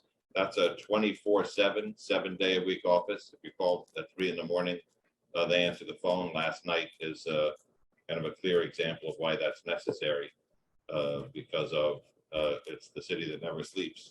In terms of staffing, 95 or north of that % of our budget is personnel costs. Okay, and can you get us those numbers? I'll talk to Christine Ryan, and she's got that. Yep. So the budget is 3.3 million, and 3.25 million of that is for personnel costs. And how much funding is dedicated to social media? So social media operations are basically free. I mean, we have a Facebook account, a Twitter account, other accounts where we push forward that dialogue with the public about what we're doing. Somebody's running it, right? Again, Is it a staff member putting in a certain number of hours? yeah. So the same model. Personnel costs are 95 or more % of that, and there's approximately 3 or 4 people who work on social media, but some of them also do other jobs. Okay, so not free. It's paid labor. I want to move on to another area of questioning. My colleague, Councilmember Osei, was asking about the NST teams, and you gave numbers related just to the guns, but I want to get a full scope of like the footprint of what these teams are doing. And so not just those limited numbers, but I want to know overall, how many stops have these teams made? How many summonses have these teams issued? How many arrests overall have these teams made? And what's the breakdown of those arrests? How many are for violations? How many are for misdemeanors? And how many are for felonies? Okay, so the teams have made 397 arrests since March 14th. That's between March 14th and May 9th. As indicated, 76 of those are for firearms and 69 firearms were recovered. We 8 have are those numbers robbery. already. I want the other numbers, please. Okay. You want to do, all right, so we'll go to the stop numbers. 339 stops, a total of 180 summonses, of which 141 were criminal summonses and 39 were oath summonses. And how many of the arrests were the breakdowns for violations and misdemeanors? I don't have it broken down by that. I have it broken down by specific offense, so I can read you the list if you'd like, or if in the interest of time, we can provide you with a misdemeanor felony breakdown later on. Yes, please do provide it. And then Chair, I would just ask for a few extra questions, a few extra seconds to ask an additional question, since there was a lot of empty air time after my initial question. Yeah. So the budget request 34, moving on to another issue, the budget request 34.7 million in funds for the domain awareness system under this vague label of, quote, mobility data plans and backend infrastructure. And DAS is a secretive Microsoft built mass surveillance network that allows the NYPD to watch the daily movements of the whole city and has received hundreds of millions of dollars in funding directly from DHS. DAS enables the NYPD and other police departments that pay the NYPD and Microsoft for a license to the system to criminalize, to surveil, to monitor, and detain immigrant New Yorkers and communities of color, especially. So our city and state funds should not support, I think, any expansion of DAS, and we need more transparency on how the system works. And so what DAS data and systems does the NYPD share with federal agencies? Time expired.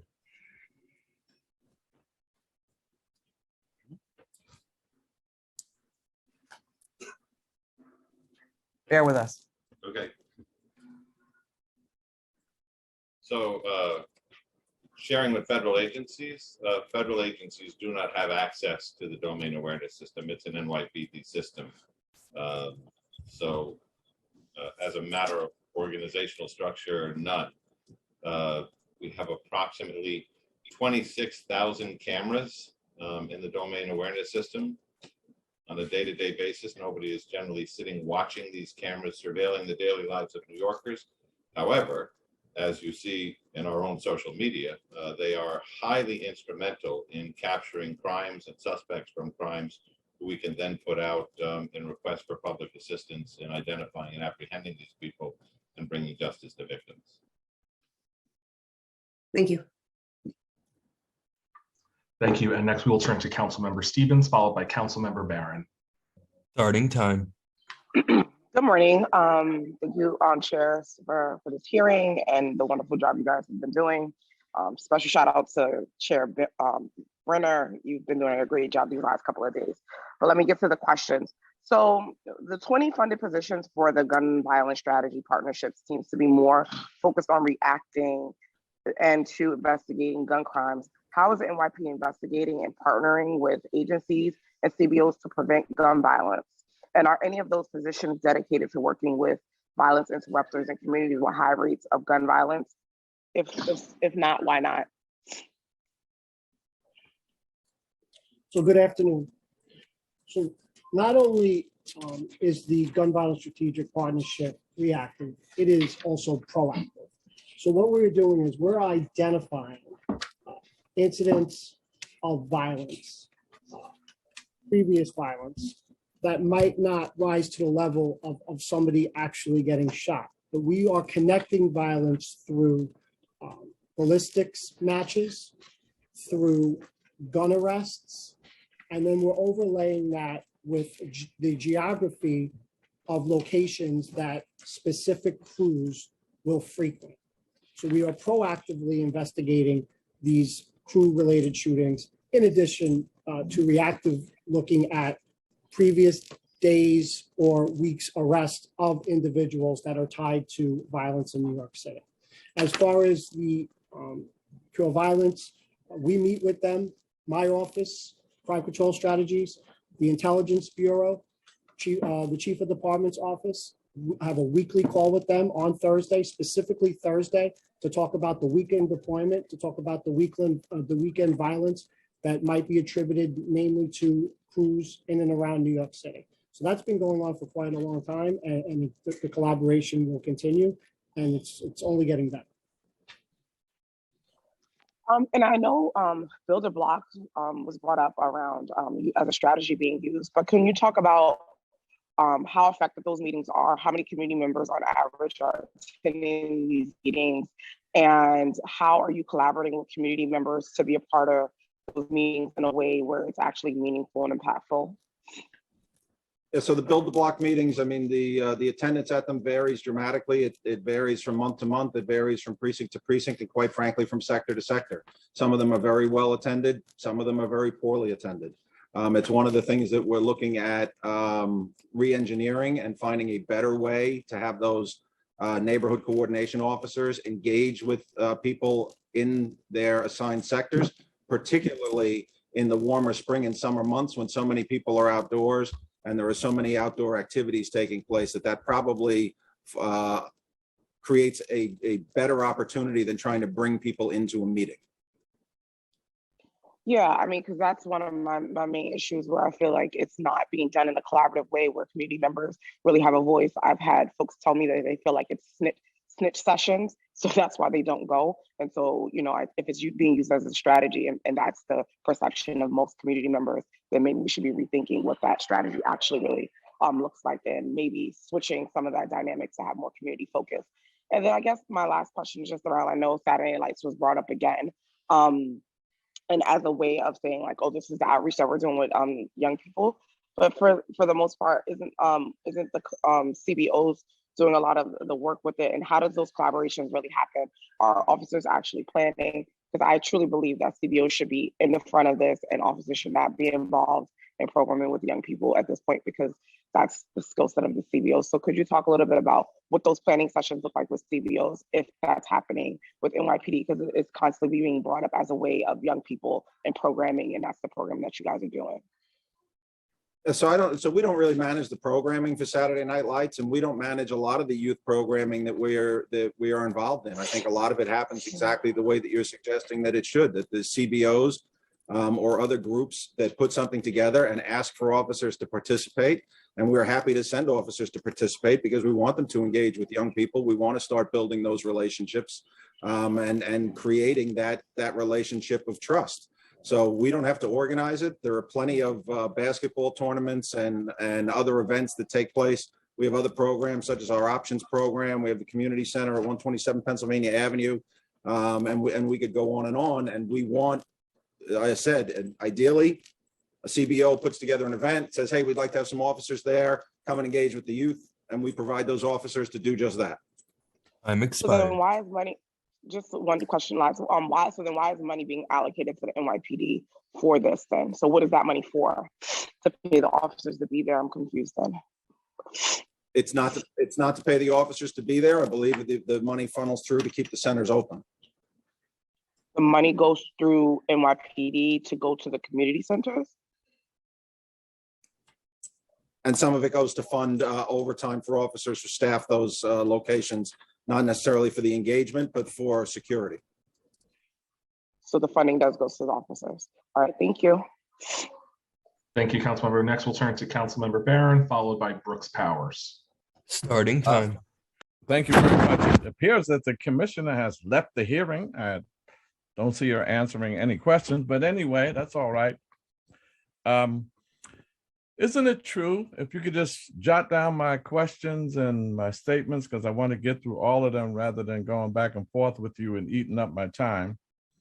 But isn't it true that the real total of the NYPD budget is 11.2 billion when you add fringe benefits and pension? That's number one. And isn't it true, well, you know this, that there was an increase of 182 million in the FY 2023 budget, while at the same time, Mayor Cop Adams has decreased the education budget by $1 billion. The first 100 days have been a failure. It's not just about, as important as it is, it's not just about taking guns off the street. It's about reducing crime. And you have to say in the first 3, 4, 5 months, the crime rate has risen through the roof. People are being shot almost every day.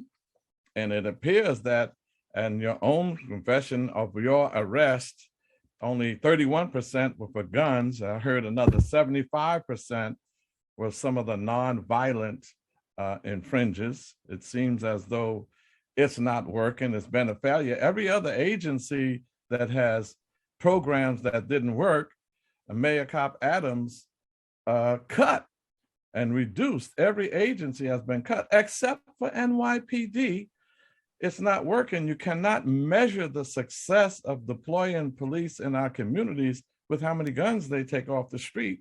If people are shooting guns and people are getting killed and shot on subways all over the place at a higher rate than it was last year when we didn't have the street crime unit that you're trying to change and name neighborhood safety teams, which is, well, anyway. That's one, if you could answer that. And then what are the crime rates? And then the abuse of overtime, you admit that it's $505 million yearly. You had an increase of 78 million in the budget. Yet, you know, I think a lot of it happens because police want to make more money. They don't think they're being paid enough. So they get more money by doing overtime work that may or may not be needed to be done. The police department takes up 1/3 of the $1.4 billion in overtime for the entire city. 1/3 of it goes to NYPD. That's abusive. And we need an elected civilian complaint review board because, Commissioner, when the complaints come to you or any other commissioner, 95% of these cops get away with it, no matter what the CCRB says. And when they are penalized, they lose a holiday pay or something very, very minor. So I think that that needs to be scrapped, and we needed an elected civilian complaint review board. Would you agree with me, Commissioner, that poverty and unemployment and mental health needs and guns are the causes of crime, not the lack of police and not the no cash bail? I believe you read the bill, but for those of you on their staff who have not read the bill, no cash bail is for non-violent minor offenses. So when somebody debates with me and says, this person was let out on bail and they committed a crime, well, if they were let out on bail, then they not have nothing to do with the no cash bail, because we don't have cash for minor offenses, like Khalif Browder, who went to jail for a backpack for 3 years because he couldn't meet bail and then came out and committed suicide. So I hope you read the bill, because we need to stop that narrative that that's the reason why crime is going up. It's a lie. It's a lie. It's not even a misnarrative. It's a lie. And the police unit that was assigned to the demonstrators brutalized demonstrators for exercising their right to protest. The AG's office is pathetic. They did not prosecute any police, and your department did not punish police for their crimes. We're tired of hearing retraining. I've been at this thing for 30 years, 50 years as an activist, and every time police brutalize, they need more training. They need cultural sensitivity. They need punishment, consequences. And then finally, we have to look at this increase, this bloated $11 billion budget with 50,000 police officers, 35,000 uniform, 15,000 civilian. It's not working. It is simply not working. And then what you and the department do, you try to find ways, along with Mayor Cop Adams, to make it seem it's working by saying how many guns you took off the street. But the idea is to bring crime down. Without the police crime unit last year, crime went down. With it this year, it's through the roof. I'll stop there. So, Councilmember Barron, you mentioned any other commissioners, and in your 30 years, I'm fortunate, just like my predecessors, to have an extremely competent group of content specialists in this room with me and online today. So I'm sure in your 30 years, you've had the privilege of speaking to other commissioners who've had the same group of executives during their tenure as well. So I value them tremendously to be able to help answer my questions. But if I could pull out a question, I'm not sure if it was a question in what you said. I do believe that public safety is a shared responsibility.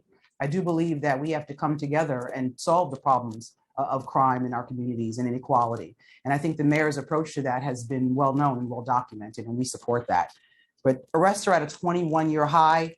Gun arrests are at a 28-year high. This is the most dangerous thing we do. And we have to make sure we do not lose focus of the victims of these crimes. And as evidenced last night, we put our officers in harm's way and we asked them to do it, and they continue to do it.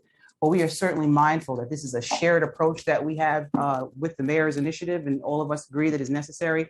We do realize that we have to get violent criminals off the street. And thank you so much. Our officer is going to be fine, who was injured and shot last night. Is that your answer? You absolutely answered nothing. And I'll just move on because you never do. I asked you I wasn't sure what you asked, to be honest. I asked you a lot I of don't think you asked questions. anything. I asked you a I lot wasn't of sure what questions. you asked. I asked you a Well, lot we're of gonna questions. answer. Just bear with us, Councilman. Bear with us. We have an answer. Bear with us. One of my content Just for the specialists is gonna record, answer you. the commissioner gave rhetoric and no concrete answers to any of my questions, but I'll keep it moving. We're gonna answer one of the questions we were able to pull out of your statement. Good morning, One. Councilman Barrett. Good morning, Councilman Mayor and Chief Petrie, Crime Control Strategy. So a lot of your questions were directed at me as the Chief of Crime Control Strategy, so I'd like to address some of those concerns. And you're right, crime has increased over 40% this year. Correct. So what are we seeing? Approximately half of the crime increase is attributed to grand larcenies. A lot of those grand larcenies, unfortunately, are compromised bank accounts using a COVID relief scam that are targeting the most vulnerable New Yorkers.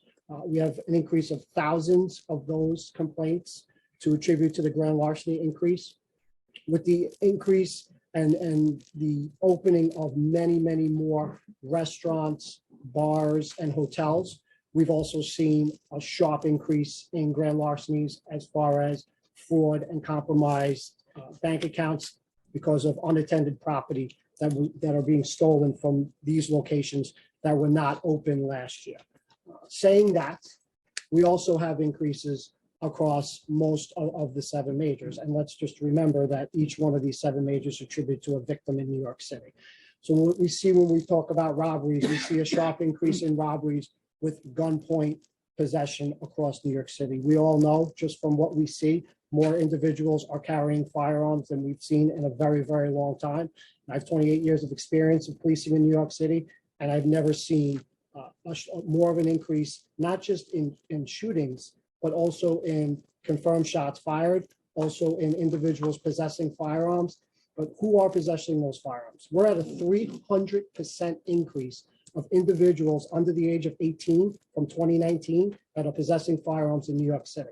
We are at a substantial, a 10% increase year after year over year of previous convicted felons. About a quarter of our arrestees carrying a firearm are a previous convicted felon.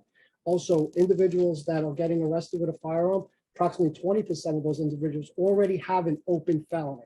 So that's going to segue into the least restrictive manner of what we talk about. When we look at the changes in bail and the criminal justice system in 2020, I just want to make it clear that a lot of the changes were agreed upon, or not agreed upon, but as a law enforcement professional, we did need some changes. But I think it's important to look at the way that we analyze it, the way that I analyze it, and look at really just keep it very, very simple. So I'm going to keep it simple. So I'm going to look at burglaries. So the rate of felony recidivism, where you get arrested for a burglary, and then within 60 days, you get rearrested for a felony, a new felony. So that felony has to be committed within that 60-day time frame. I'm not talking about somebody who committed that felony a month prior to the original arrest for burglary. So 24% of our burglary arrests got rearrested for a new felony in 2021. When you go back to 2017, it was only 6%. When you look at grand larceny, same thing. You get arrested for a felony grand larceny in New York City. Within 60 days, you commit a new grand larceny, you get arrested. 20% of our grand larceny arrests fit that parameter. In 2017, again, 6%. When you look at grand larceny of auto in 2021, 21% of individuals arrested for a grand larceny auto were rearrested for a new felony within 60 days. In 2017, it was 10%. So there's things that, yes, we need to continue to collaborate, move resources, namely street robberies, the crimes that are driving New York City right now. But the grand larcenies are a big part of the crime increase. When you look at the data as far as shooting individuals arrested last year, we had 117 individuals that were arrested last year who were out on an open gun charge. That is an 185% increase from 2019. So when we talk about recidivism, we talk about that very, very small percentage of individuals that are creating a lot of the mayhem in New York City. They are previously convicted felons. They are individuals who have open felony arrests. We're not talking about bail that nobody would have gotten in the past. I agree with you. We're talking about bail that somebody would have gotten in the past. And then when we look at the bail laws, I think it's important to remember that it has to be the least restrictive manner. So if somebody gets a cash bail, it is a very, very low percentage of what they really have to pay. And those are the individuals, unfortunately, that we see time and time again, creating new violence, new crimes in New York City with a victim behind each one of those crimes and the shooting victims. You know, thank you so much for that. And I'm so glad you broke it down like that. If you don't matter, Madam Chair, I'm glad you broke that down, because what you just mentioned is felonies. And the no cash bail, most of them are felonies that got back out. And the no cash bail law, obviously you didn't read it thoroughly, is for non-violent misdemeanors, not for those who committed a felony. This false, hold it. This false narrative has to stop. You heard it through his own mouth. All of that he mentioned was for those who are convicted or charged with felonies. No cash bail, according to statistics, 98% of those that receive no cash bail for non-violent minor offenses did not commit another crime. Stop lying to the public. And you just, as a matter of fact, I have some people who said to me when we were debating that this person was let out on bail and committed another crime. Well, that has nothing to do with no cash bail. It's the Khalif Browder types. That Rikers Island is filled with people who jumped turnstiles, who did minor offenses and didn't get summons. They got cash bail that they couldn't meet. So stop lying to the public and making the public think that the rise in crime is due to no cash bail. It's due to poverty, unemployment, lack of mental health money, and too many guns on the street that the feds need to do something about letting into our communities. That's the truth, and you know it. Just on the 2% that you're speaking about, that is not accurate. The 2% is you're explaining it the 2% way, which means you're looking at every single arrest. I am not looking at every single arrest. Well, I am. Right. That's why it's not accurate. And No, that's it why is it's accurate. It is accurate, Chief. The ones we let out on no cash bail did not. It's accurate. The ones that were let out due to the no cash bail legislation did not commit violent crimes. Less than 2% did that. That's a fact. That is not a fact. That's a fact. Council member, I think the narrative that you're speaking about was not an NYPD narrative. We've never articulated a position against or use the word no cash bail. We never speak, when we speak about the bail reform laws, we don't speak about misdemeanors or crimes that are not bail eligible. What we speak about is recidivism. We acknowledge and we actually supported the fact that individuals that are low-level offenders that are given a second chance, we've highlighted the inherent inequity in a cash bail system where two individuals of different economic means both commit the same crime. One of them can buy their freedom and the other one is left in jail. We have said that repeatedly throughout the reform process. What we highlight is individuals that are recidivists, either dangerous criminals that go out and commit dangerous crimes, or individuals that get out and commit and repeatedly commit new crimes against the citizens of this city. But those are the individuals that we argue the courts should have an ability to look at and to actually acknowledge their career, their body of work, and decide to remand them into custody, not to set bail. So if you have a dangerous person, a recidivist, right, and they're rich, they should not be able to buy their freedom. And an individual that's a recidivist that's poor should not be able to buy their freedom. They should both. Time expired. All right, real quickly, what you said there, dangerous, that word dangerous. Some of you perceive all our Black youth as dangerous just by the way they're dressed. But what happens in the actual court, the people, matter of fact, our no cash bail law said, if you committed a violent crime 5 years ago, it does not apply to you. So tell the truth. And you may support the no cash bail, but Mayor Cop Adams doesn't. He gets out there on TV and make it seem like that no cash bail is causing all the crime to go up. Yeah. What you just said is accurate. Okay. But Councilman Barron, we have to move on. We got a lot of colleagues who have to get on. But Thank you. What's not accurate is that 98% do not commit another crime. That's a fact. Thank you, Chair, for allowing me to go back and forth. Thank you. I think it's important to clarify the record that both the mayor and the department have been consistent in what we deem to be dangerous and what the individuals that we're speaking about and their body of work of criminality. That is what we want courts to be able to consider when that individual is arrested yet again and put in front of the court. Dangerous is subjective and have nothing to do with our no cash bail law. Thank you. And the remaining council members for questions will be Brooks Powers, Carr, Nurse, Brewer, Williams, Sanchez, and Joseph. Will turn to Brooks Powers. Starting time. Thank you so much, and good morning, everyone. Thank you to Chairs Brannon and Hanks for convening today's hearing, and thank you to the administration's representatives for being here today. And just a few questions for the police department. I'll ask them first, and then we'll wait to hear the responses to them. So how does the NYPD plan to coordinate with the Department of Transportation in reaching our city's Vision Zero goals? Are any investments being made in coordination with the Department of Transportation or separately? Also, I would like to have an update on the 116th precinct.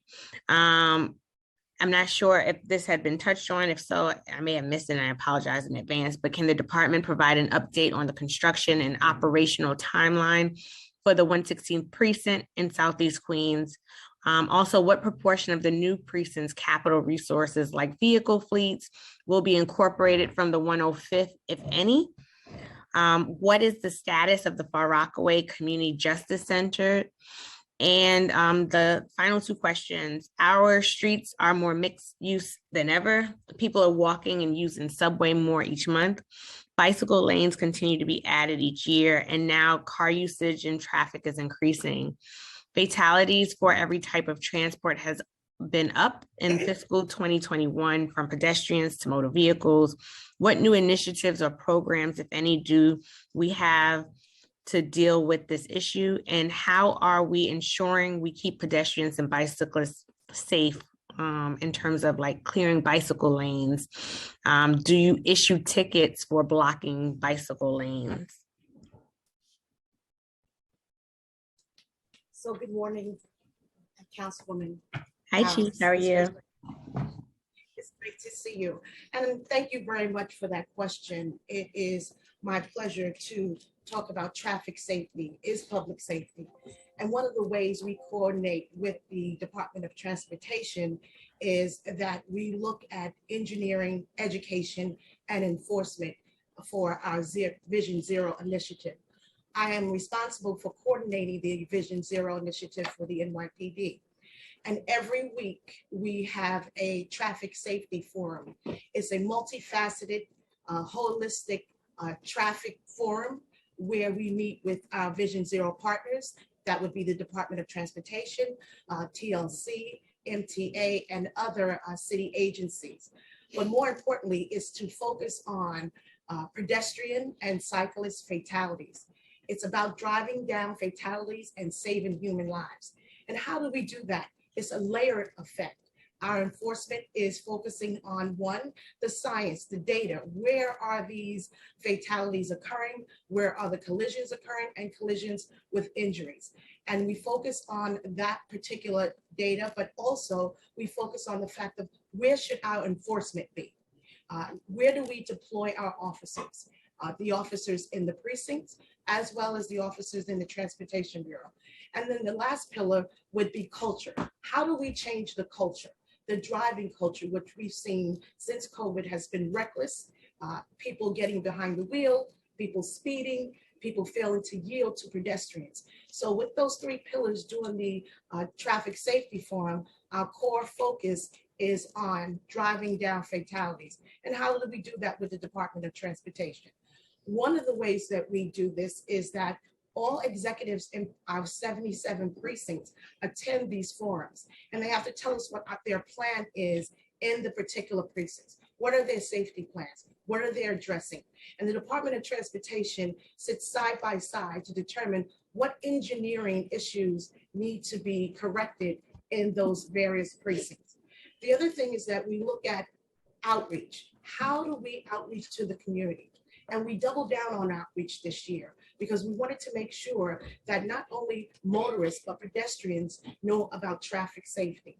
And the outreach is also done by our social media and also going to the different communities and talking about what we're seeing in the community and what we should be looking at as far as safety. Now, when I mentioned enforcement, we've seen that a lot of fatalities, I want to say over 50% of the fatalities that involve pedestrians are done at intersections. And so our enforcement is focused at intersections. And I just wanted to say that the enforcement this year, year to date, is increased in intersections. We also look at speed during the hours of darkness and also speed on our highways. And we have actually deployed our highway units throughout the city in various locations where we've seen that motorists are speeding. What has been driving our fatalities this year is on the highways. We had 17 people lose their lives on the highways because of speed. And this was passengers as well as operators. I just want to say that when you start to look at the layers of enforcement, we need to do this in all of our precincts. Everyone is involved. It is equitable enforcement. We look at hazardous violations. That means red light violations, people not failing to yield to pedestrians, people that are speeding on our streets, people that are not using seatbelts. These are all the hazardous violations that we look at, and we conduct equitable enforcement. I just want to say that last year we had to pivot because we realized that we wanted everyone involved in traffic safety, not just for 28 days, not just year to date, but every single day. And last year, oh, please continue your answer. Yeah, please. So last year, we instituted a way that we could tell whether or not officers were actually engaging with the public. And this particular process that we have yielded over 88,000 engagements with the public as it relates to outreach on public safety. And really quickly, before we get to the answers to the other questions, while I have you, Chief Royster, in terms of which you and I have spoken about, in terms of the illegal truck parking and those efforts, what is the administration looking to do to beef up ensuring that the trucks are no longer parking illegally in residential communities? Because this is, at this point, a citywide issue. At one point, I thought it was all just Southeast Queens, but as I talk to my colleagues, we recognize that this is a really big issue, and the need for enforcement is there. We understand that truck drivers that middle of the road, but what we're also finding is that these are mostly derelict trucks being left, sometimes with out-of-state plates on them, that are just getting dumped into our communities. You're absolutely right. It's a quality of life issue that's affecting our residents.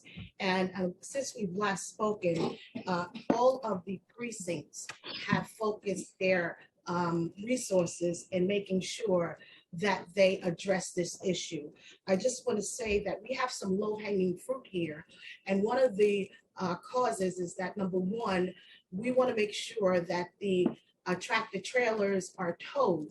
However, we are experiencing some challenges because we have lost the Manhattan tow pound. So all of the vehicles that we tow now go to our outside tow pound. So the actual challenge here is space. But I just want to say that, you know, we have aggressively looked at the codes which deal with tractor trailers parking at locations, as well as large trucks. And this year, even though our numbers are down for towing, we are doing a lot of summonses in areas. So for code 78, which is a truck, a commercial truck parked at a location, that particular fine is $65.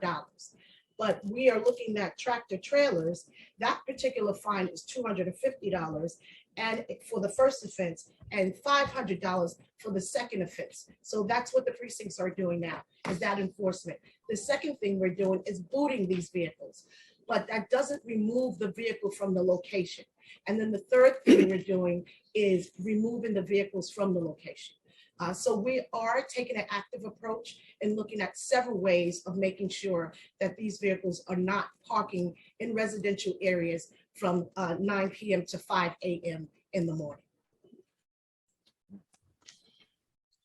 And then I had a few other questions that I asked before. If someone could answer those questions, I'd appreciate it. Yes, council member. So you asked about the 116th precinct. So construction kicked off in 2021, and we will be 25% complete with the project by this summer, 50% by the spring of 2023, 75% by the fall of 2023, and we anticipate 100% completion in late summer 2024. So that project's moving forward well, and we're very excited about when that precinct opens. And then in terms of the resources for that precinct, is it going to be shared? Are they receiving resources from the 105th? What is the fleet going to look like? So yeah, we still, I mean, we'll figure out the actual logistics as it gets closer. We work with our Office of Management Analysis and Planning. We'll break up, we'll see what the current call volume is, the current crime rates in that area that the 116 is going to cover. And then we make the staffing decisions. And then of course, the other resources that all need to be put into place to support that staff. So that'll happen a little closer to opening day, if you will. And then the last question I had asked was about the issuing of tickets in terms of blocking bicycle lanes. And it really could be for pedestrians as well, because I get a lot of incoming in terms of blocked bike lanes, illegal parking on like sidewalks and things like that. What is the data behind the ticketing for that? Is it being enforced? Is it not? Yes, so for this year, a year to date, the bike lane enforcement is up 148%. So we are focusing on summoning vehicles that are in bike lanes, as well as vehicles that are parked, as well as vehicles that are driving in bike lanes. I also wanted to mention, if I can just go back to you, is that for this year, we've conducted 17 joint operations, which resulted into 40 tows and 44 boots. So I just want to give you that information on your.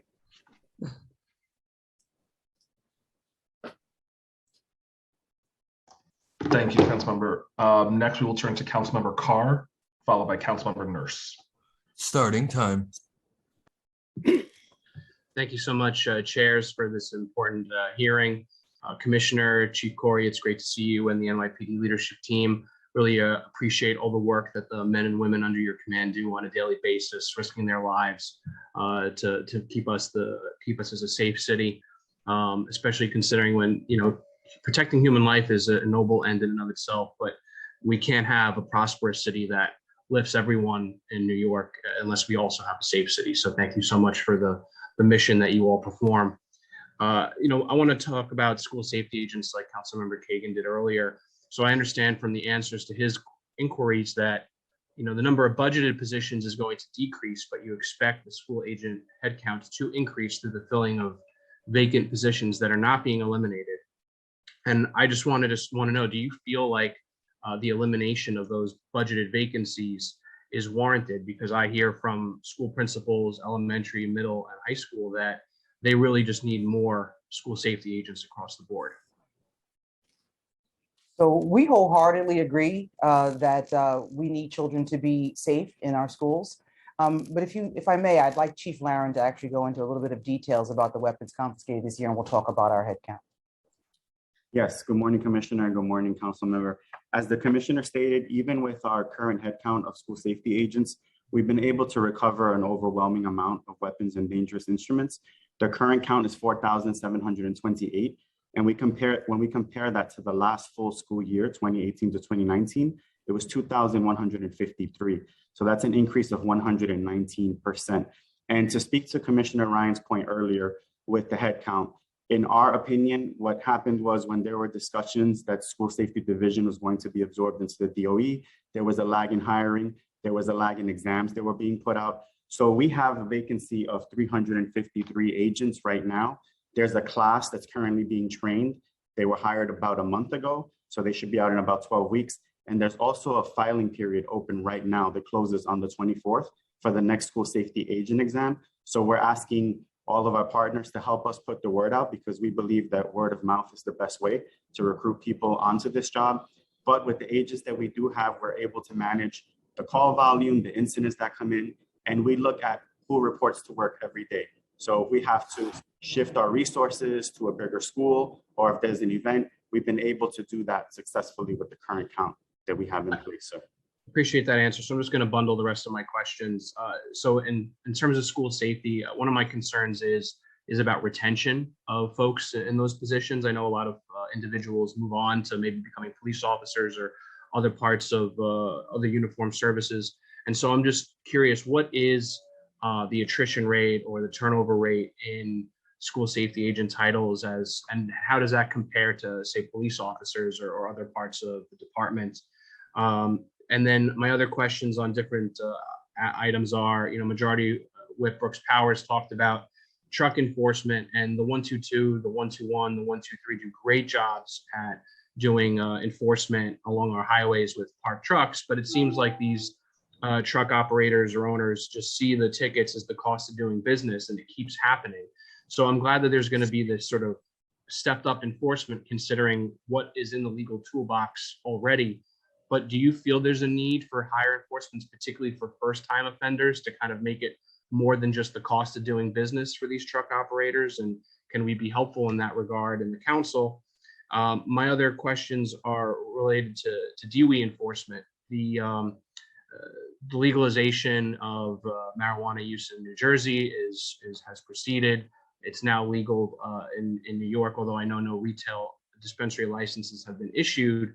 But we're going to allow on-site consumption at retail dispensaries in New York City because our opportunity to preclude that under state law has passed. And so I'm just concerned that as these dispensaries open, particularly in a card-dependent area like I represent, Staten Island, that we don't necessarily have enough folks trained to address that at the precinct level the way we do in highway patrol. And then my final question is related to the overall police headcount. I understand that we're going to be keeping stable at around 35,000 plus officers citywide, and that's below, I think, the 40,000 officer peak from several years ago. And I'm wondering if is this just a budget decision, or do you feel like there's actually a need for a bigger uniform headcount in NYPD to address a lot of the quality of life concerns and the rising issues with gun crime that were happening in the city? Time expired. So I can respond to your question on the attrition for the school safety agents. It averages between 30 to 40 per month. With regard to, and I think that works out to be maybe about 8%. I think the citywide attrition rate depends on the agency, but it's a little lower than that, generally around 6 or 7%. So it's slightly higher than what is seen elsewhere, but not significantly higher. To the second question around cannabis impaired driving, a substantial number of our officers have already received, and others will continue to receive training in recognizing cannabis impaired motorists. And much like we do with the people who drive or are intoxicated by alcohol, when the officers encounter someone who they believe to be under the influence of, in this case, we're talking about cannabis, they would then be removed to the intoxicated driver testing facility, which in your case, Councilmember, in Staten Island is at the 120 precinct, where specially trained officers from the Highway Patrol would come and administer the testing required to support such a charge. So the precinct officers, a number have been trained, and the remainder are being trained in recognizing the signs of cannabis impairment. So I would just like to add some data to Chief Corey's statement. We've had over 9,000 officers trained in impaired driving. And we continue to do this training with all of the new recruits that come out, as well as officers that are in the precinct. So this training is continuous, and we want to make sure that everyone is knowledgeable about impaired driving, as the chief spoke about cannabis, as well as driving while impaired under alcohol. And to your final point, we are managing our staff efficiently and effectively. While we are down in numbers from what we once were at our peak, with our enhanced deployment, task forces, and initiatives, we are reorganizing people and taking them actually out of administrative positions to put them out on the street. So while we do realize that we're not where we were, we are doing a phenomenal job at arresting and addressing the concerns with the manpower that we have.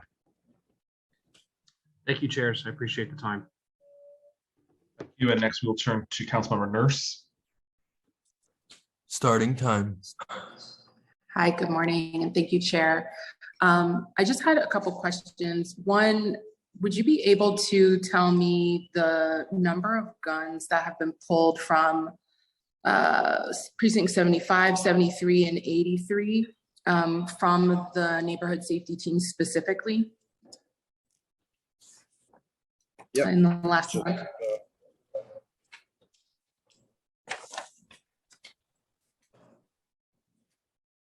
So in the 753, the 731, what was the third precinct? 831. Okay, thank you. And just pivoting real quick, in terms of social media, how much of the intelligence division budget is related to monitoring civilian social media interactions? Where does that data live? And can you tell me a little bit more about what is the criteria for which you would be monitoring someone? Bear with us one moment.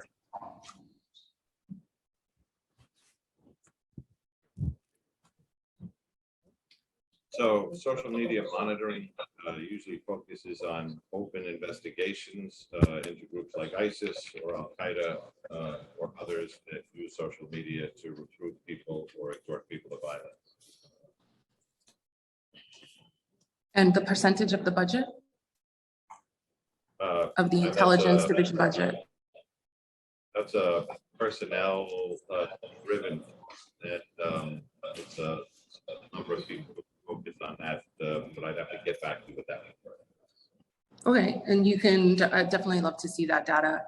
And just lastly, I wanted to clarify, following the points that Councilmember Barron made about what is a violent felony and what isn't. Can you confirm that someone stealing a candy bar or, for example, stealing an Amazon package out of a lobby would be categorized as a violent felony? Yeah. No, that would not be categorized. No. Stealing a package from a lobby is not a violent felony? That is correct. Okay. Okay, thank you. Just wanted that clarification. Thank you. Those are my questions. Thank you, Councilmember Nurse. Next, we'll turn to Councilmember Brewer. Thank you very much. My first question is just on the hate crimes, and I hope this hasn't been asked before, but I know, I believe it came up with Councilmember Julie Wan the other day when she had her hearing about some of the Asian hate crimes, and there has been some reorganization. But it's my understanding that in 2017, there were approximately 325 hate crimes to the NYPD. And then obviously the lockdown, it was differently. But in 2021, it was 565, and it's up 75% this first quarter. So they seem to be going up. And I just want to have a sense of how much has been allocated in terms of funding to the task force, and what kind of strategies are you using? Because Asian, Jewish community, LGBTQ, and so on is going way up. What are you doing to recalibrate, so to speak, in terms of that task force and the funding for it? Morning, Chief Hesse, Chief of Detectives. Yeah, you're correct. The last 3 years, 2020, 2021, and then this year, a substantial increase in hate crimes, particularly Asian hate crimes, anti-Jewish, anti-Asian hate crimes. This year, we're up about 194% in hate crimes. Most of the increases are anti-Jewish, anti-Semitic hate crimes. The anti-Asian hate crimes that we've seen the explosion in the last few years are kind of unlike the other hate crimes, where it's more personal. Almost all anti-Asian hate crimes are personal, where there's an assault involved, whereas some of the other ones are written, language, phone calls, swastikas drawn, etc. We currently have 20 hate crimes detectives assigned to the hate crimes unit. That's an increase of 17 over the last year. We also have an anti-hate crime, anti-Asian hate crime task force, where they supplement, they're not investigators, but they supplement the hate crimes unit. They're used as interpreters, outreach to the community. There's 25 members of the service who are various ethnic descent that assist the Asian hate crime unit. Okay, and all right, so hopefully that number goes down, but there's a lot of work to be done. I have little time. The second question I have is just, I know we heard from traffic, and I appreciate the chief. Believe it or not, the number one complaint I get are the, I don't know if it's the plaque, the personal cars, the perpendicular as opposed to horizontal parking, etc. And so is there something we can do? I don't know if we pay for parking garages, but the issue is that every single precinct, and Errol Lewis brings this up at every single nightly discussion. Why is it that every single precinct seems to have so many cars parked at it, and it doesn't seem to be related necessarily to the precinct itself? Is there something we can do to address that? I know it's hard. I know people drive in. I got it. But it really sends a message, not dissimilar from the concern of young people and police to the community that, you know, sort of screw you, we're going to park wherever we want. That's the concern I have. So how do we address, it's the plaque issue, it's the parking issue. How do we address that? So, Councilmember Brewer, it's great to see you. I'll start with the placard. Last year, we did a pilot program where we utilized technology to determine if a vehicle was connected to a placard that was parking in violation. And we expanded that pilot. Now it is citywide. And that technology is used by our agents that issue our parking citations. And this year to date, we've had an increase of 31% of parking summonses issued to vehicles that are attached to a placard. Can you give me a number? Because 31% could be, 1 to 3. So is that like Sure. a number? A number? I can give you a your number. So the actual number is over 19,000. It's 19,099 versus 14,519 last year. Okay. All right, I mean, So all right, what- but go ahead. So what this technology does is that we can determine, once that vehicle is parked in violation, we can determine if the vehicle is attached to a placard, whether that placard is associated with the Department of Transportation, the Department of Education, the NYPD, or law enforcement officers, or any other agency that issues placards. I mean, we'll have a further discussion about that topic. And then just finally, I go to all of the meetings. I go to the precinct council. I was just at a phenomenally excellent Transit One meeting with many people. The question is, what are you going to do with people who are hopefully not going to Rikers? At least I hope not. And one of the suggestions, because believe me, picking up on what the speaker asked, nobody knows what to do. PD does not know what to do with these young people. And we want to do the right thing, but they have no clue. One suggestion is peer navigators in the precinct. And I know this may not be your favorite suggestion, but you have to have somebody at the young people, not just young people, but generally somebody to help them navigate what they can do differently. If you just send people, I have 35 foster care kids. I know where young people, even adults, go. So something like peer navigators in the precinct. I know all the things that Chauncey's doing, it's not enough. We have to think differently, working with the other agencies about how to deal with people who are just jumping the turnstile, stealing from the lobby, etc. We're not doing that. And particularly at transit, the same repeaters over and over again. With something like peer navigators in the precinct, would you support something like that? I would.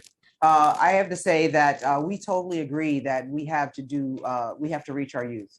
And I think we have a commitment to that. And I know the administration has a commitment to that. So we are certainly exploring every option that we have. We are actually expanding some of our youth programs for this summer.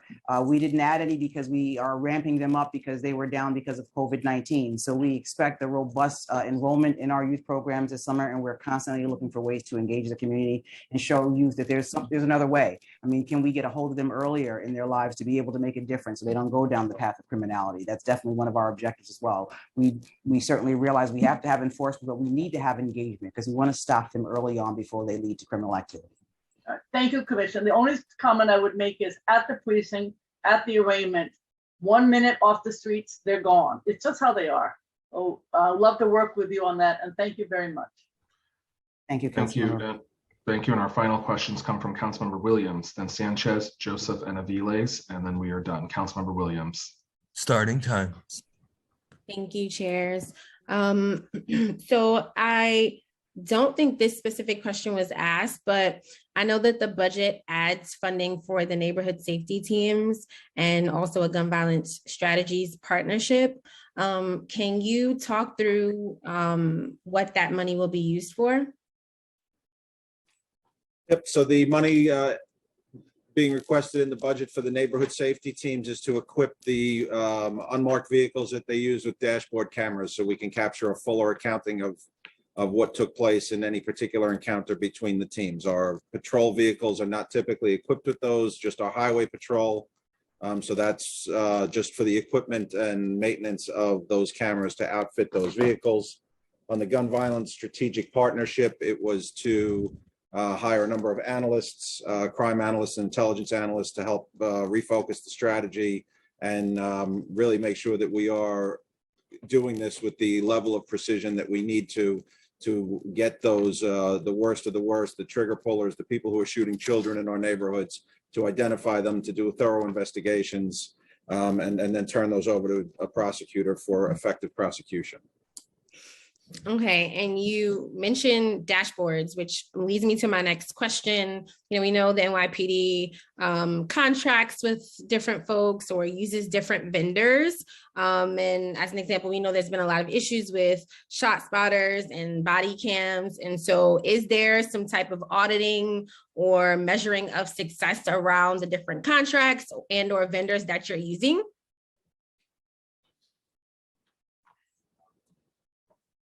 So we do have an audit unit here at NYPD, and they work closely with our contracts team to monitor our contracts. We do multiple audits per year on select contracts. And then also, if anything is determined throughout the course of a contract that looks problematic, that auditing team is brought in to take a look and to make sure there's corrective action taken. Okay, would you be able to share your list of vendors and contracts, like the people you have contracts with? Yeah, I mean, we can get you that. Many of them are actually on the controller's my checkbook, but we can get you that information. Okay, cool. And the other question I have is around forfeiture money. So I wanted to know how much money does the NYPD have access to, and who decides how that money is spent? So asset forfeiture amounts vary year to year. There have been times, as I had mentioned previously, there have been significant settlements that we've received funding from, but traditionally, we're probably looking at maybe having about $20 million some years it's less than that. And the rules and guidelines are prescribed by the federal government. Some of the asset forfeiture comes from the Department of Justice, some of it comes from the Department of Treasury. There are equitable sharing guidelines and rules we have to follow about what the funds can and cannot be used for, and we do follow those rules. Okay, and since I have a few more minutes, the other question I wanted to ask is also about the SRG unit, and wanted to know what grounds does the department view deploying officers to enforce. So I know there was some reports that that unit was used to enforce encampment suites of unhoused New Yorkers. So when it comes down to the NYPD's role in homeless encampments, our role there is to keep the peace. So other agencies take the lead, Department of Homeless Services, Department of Social Services. There's some nonprofits and CBOs involved. Our officers are there to keep the peace. The only time SRG units have been utilized in that is when protests have developed around that, and protesters are going to be arrested for physically obstructing those agencies from performing their lawful duties. Okay, so in terms of the metric, it's only when you deem some other type of escalation do you deploy the SRG unit? Correct. They are called in when there are demonstrations that involve civil disobedience and that there are numbers of arrests to be made. Again, they are experts in that area. They would be called in to make those arrests. Okay, thank you so much, chairs. I will yield the rest of my few seconds. Thank you, Councilmember Williams. Next, Councilmember Sanchez. Your time will begin. Good morning, Commissioner and NYPD leadership and chairs. So first, I want to start with a note of gratitude. I had a shooting outside of my office 2 days ago. We all jumped to the floor, and of course, NYPD were first here. I called immediately, and I also spoke to our precinct commander, and they were here immediately. So I want to thank you for always being here and for the work that work that you do to get guns off our streets. But I did want to ask a question, and this is a particular one, right? This is based on interactions that I've had with folks on the ground here. My beat cops, my folks that are on my corner, my folks are in corners across the district. I'm really friendly. I say hi to everybody. I want to strike up conversation. And some of the officers are not warm, do not say hi back, and things like that. And others have made these troubling comments about, how they wish they could profile, and they wish they could, the complaints about how many folks are being released after having a weapon, and how they wish they could profile. So I, just in listening to the hearing this morning, and hearing you talk about precision policing, 800 individuals identified and on someone's radar or another, that first question is about, how are the folks that are just most on the ground, closest to communities, how are they being trained and talked to about the precision policing versus this seeming like desire to profile in communities. So that's one. And then I have a unrelated question on transit, but I want to start there. Yeah, so listen, I don't know who the officers are that you're speaking to. If they actually use the word profile, that's extremely disturbing to me. our officers receive extensive training in cultural competency, also in communication skills. I am with you. They are not anywhere near as friendly as we'd like them to be, but that's a work in progress on our part. So please continue to say hello to them and engage them in conversation. They will respond. Sometimes they're a little shocked that somebody's saying hello to them and not cursing at them. But we will continue to try to advance that, and we do encourage them to do exactly that.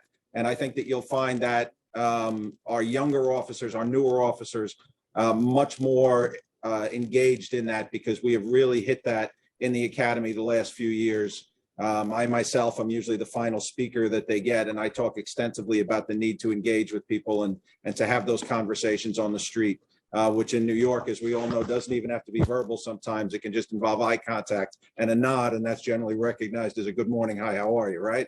So that's where we begin. On the precision policing front, we know who's causing crime in the city. The frustration, I think, that officers may be expressing to you, I think, comes from situations like the one we saw last night, right there in the Bronx, in the 42nd precinct, where you have an individual who's arrested for multiple robberies, released on 5 years probation, arrested with a gun, released on his own recognizance for 20 months, goes back to court, pleads guilty to that charge, and yet remains free. None of those prior actions serve as any sort of deterrent to him carrying an illegal firearm again on the streets of the Bronx, and then ultimately shooting a police officer last night. So the officers are tremendously frustrated that they continue to arrest the same people over and over again, seemingly without consequence. And at the same time, also troubled because you have a lot of young people, and Chief LaPetri talked about it before, that are being arrested carrying guns. And everybody in this room has been in this business for a very long time. And I know how that story ends when there's no consequences, because I've seen it play out far too many times. So just yesterday, we're discussing a 17-year-old in the Bronx who has been arrested 3 times with an illegal gun, that we link to either 9 incidents of either shots being fired or people being shot. And yet he continues to walk the streets of the Bronx. So the way that story ends, in my experience, in my more than 3 decades of experience, is we are either looking for him very shortly for a homicide, or we're standing over his body in the street. And neither of those outcomes is acceptable to me. And it's not acceptable to the officers who go out there, who genuinely care, and they want something to be done to save this individual, but also to protect all of the other people who are going to be victimized by it. Thank you so much. I'll defer my second question for follow-up, but just to say, I agree. There was a piece on NPR this morning about how gun violence has increased across the country, but has really increased in Black and Brown communities the most. But because we have these economic challenges, because we have these root causes, and so just want to echo that some of the comments that my colleagues made earlier, that there's a bigger picture here. We have to as a city leadership have to address the bigger picture, providing opportunities, relieving some of these economic stressors. But these are my kids. Literally, the shooter lives like a couple blocks away, right? That's my kid. That's like my cousin. I consider all of the constituents in this district my family, my cousin, and making mistakes. So just it's complicated. And thank you for being here 2 days ago. Thank you for being on the street and putting your lives on the line. But there's a bigger picture here that I look forward to continuing to talk with all of you about. So council members and chairs, I just want to tell you, I know that was a very harrowing experience, that shooting happening so close to you, but I want to thank you personally for reaching out to us immediately in concern and to offer assistance. So I appreciate that. Of course. Thank you, Commissioner. Councilmember Joseph. I just stop for just a moment. Sorry. I'm sorry. We just have to set the record for something. Just bear with us for one moment. Sure. I just wanted to clarify the record in response to one of Councilmember Nurse's questions about whether stealing property from a lobby, an Amazon package from a lobby, is a violent felony offense. It could be charged as a burg too. which is classified as a violent felony offense. But we were also talking about bail eligibility in the context of that conversation. And the Berg 2, stealing a package from a non-livable area, is not bail eligible. So I just want to clarify that if you steal a package from a residential lobby, it could be charged as a Berg 2, not necessarily that it is charged as a burglary 2, but even if it is charged as a burglary 2, it is not bail eligible under the bail reform law. Thank you. And now I'll turn to Councilmember Joseph. Good Time up morning. again. I can start. Good morning, everyone. Good morning, Commissioner, Chairs Brennan and Hanks. Thank you for having me. I have a couple of questions. I wanted to find out in precinct 67, how many guns were collected in precinct 67 and 71. We might not have that broken down to that level of specificity, Councilmember, but we might have to get that back to you. All right, no problem. Thank you so much. Next questions is around school safety. I wanted to find out what conversation are you having with the DOE about best practices for our school safeties? I know you talked about earlier about 254 coming in. And are you also engaging young people in conversations around school safety? Talking to student advocates, I know that's something that we talked about, engaging young people, constantly making decisions for them and without them. So I wanted to know if that's something that's being thought of. Does all the schools have school agents?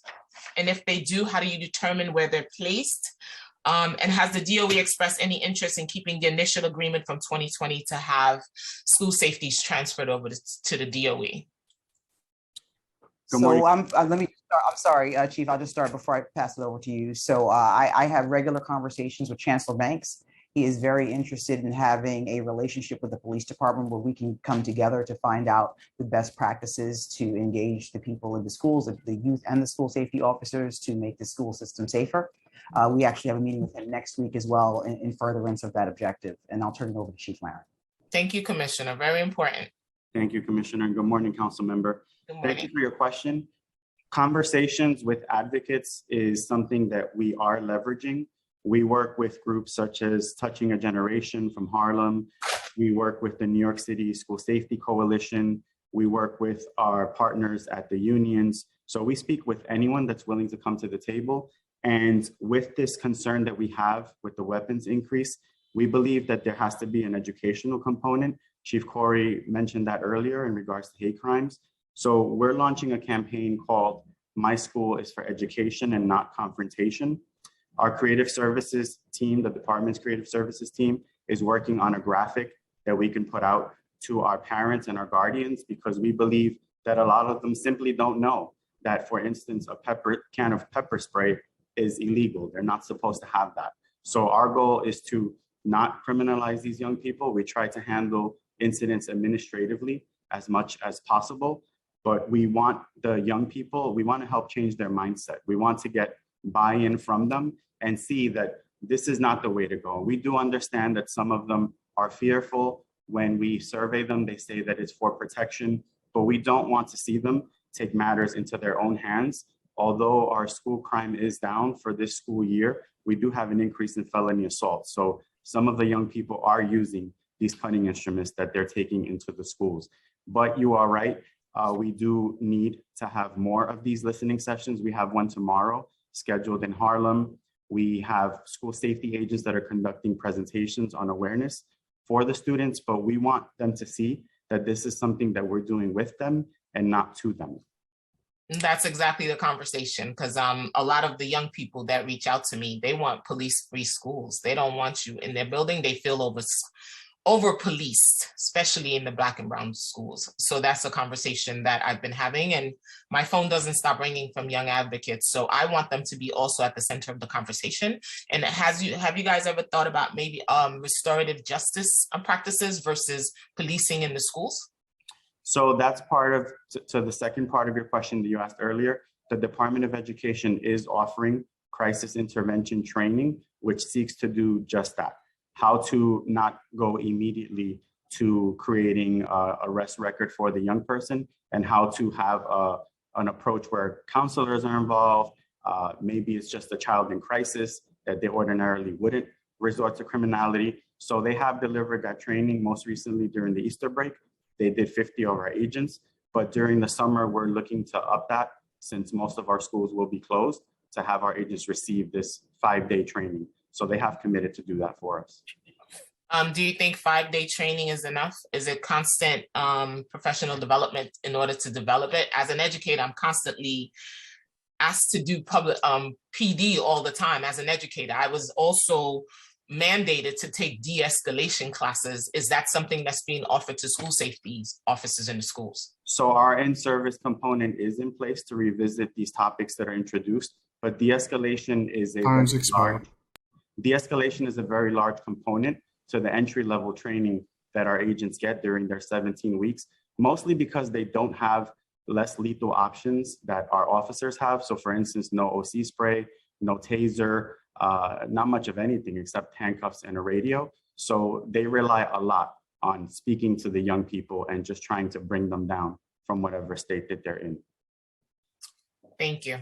You can follow up, and officer, please follow up with the data that I requested. Thank you.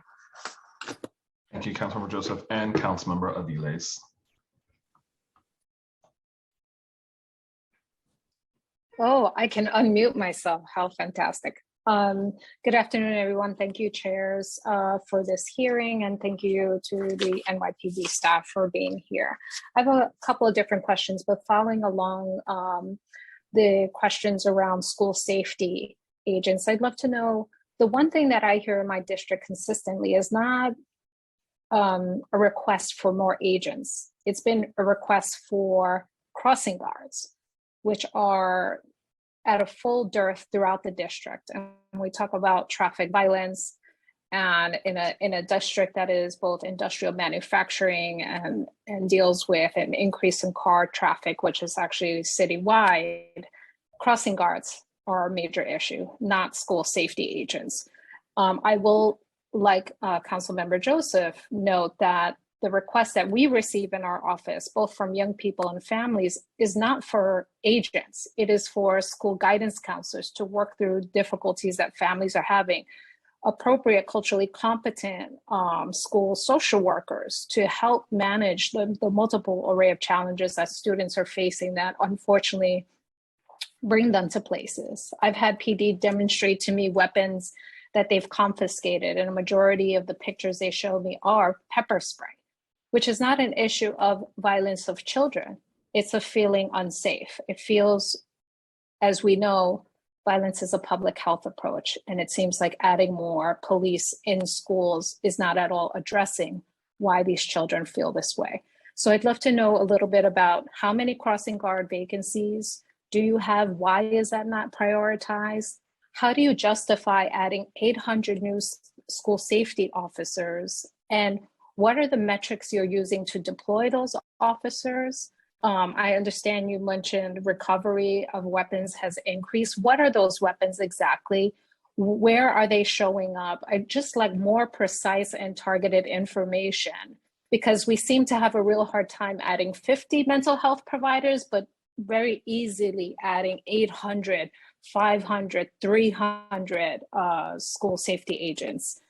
The two elements just don't mix. So, council member, we have over 500 vacancies for school crossing guards. And we have done a lot of efforts in terms of recruitment through builder block meetings, through the department website. And the process of determining precinct school crossing guard staffing levels has historically been formula weighed among other things, the school density, traffic conditions, commercial routes, and collision prone locations.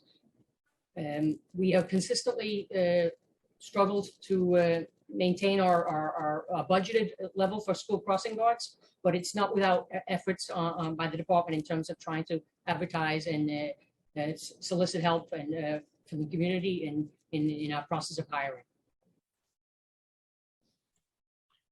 And I can speak to the weapons recovered, council member. So just to go back, the number is 4,728. So the most common weapon is a stun gun or taser. We recovered 416 so far. The last full school year, we recovered 42. Metal knuckles comes in second at 104. The last full school year, we recovered 18. In terms of dangerous instruments, pepper spray is the most popular item, 1,372. The last number that we have is 186. So that's a raw increase of 1,186. Knives under 4 inches, 1,141, as opposed to 774. We're also seeing other dangerous and sharp instruments at 229, over 11. And I would also note that firearm recoveries are up significantly, 16 on school facilities versus 5. And I did say that crime on school property is down, but what we're seeing is that when the young people come out to the streets, unfortunately, when we don't catch these weapons and we don't recover them, they are prone to use them. And that's where we work with our partners in the Patrol Services Bureau, just to ensure that we have school corridors in place and omnipresent to ensure that all students are safe. And do we have a breakdown of what that looks like geographically by district to understand more precisely what is going down? And if in fact it is the conditions outside the building that are driving what children are doing to keep themselves safe, why are we increasing the number of safety units within the buildings? So the number 800 agents, I'm not sure where that comes from. Our vacancies are at 353. We don't break it down by district, but we do break it down by patrol borough and by precinct. I can get that over to your office after the call. But that'd be great. Sure. But what we are. And the 800 was an estimation. It was, I know there was a 791. Obviously, you have a new class that came in. I'd love to see the data that's driving the justification for these filling these vacancies, which quite frankly, I don't understand.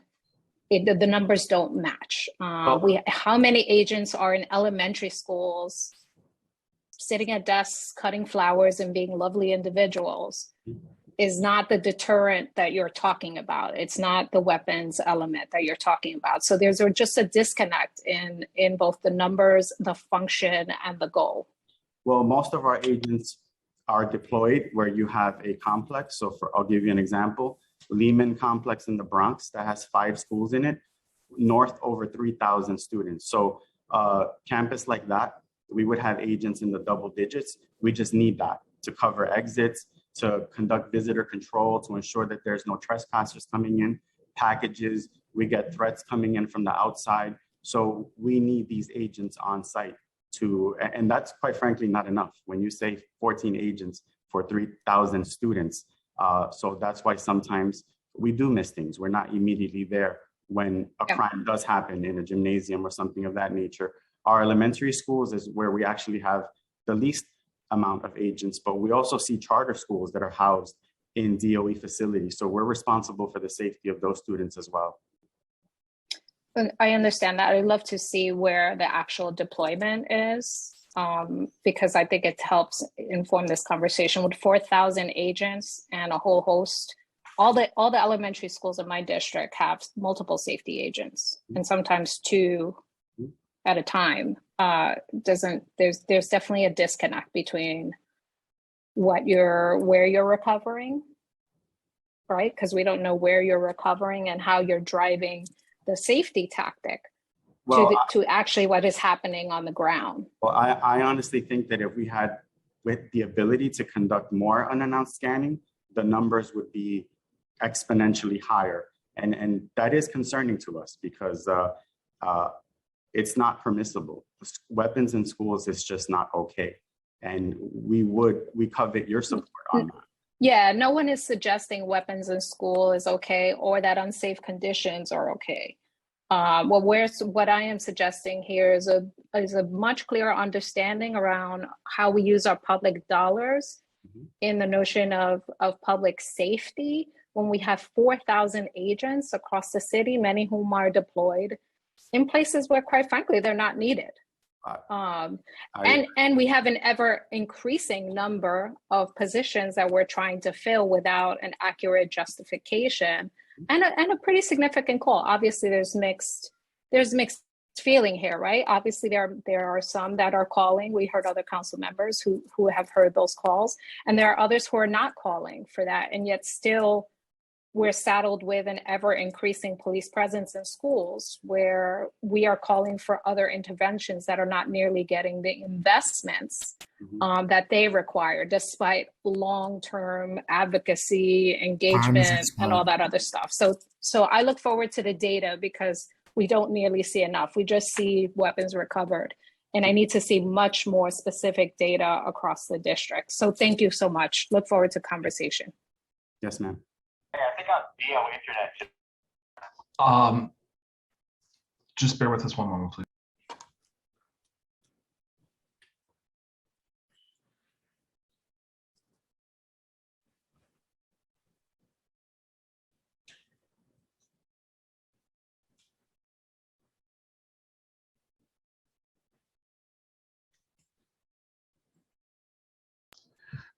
Sorry about that. Chair Hanks, I need to turn it to you because Chair Brandon lost power, so he's off the Zoom.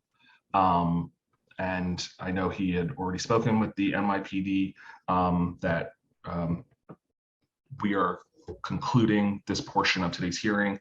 Any questions not asked or answered or follow-up will be taken by finance staff from all council members, but I'm going to turn it to you for closing remarks.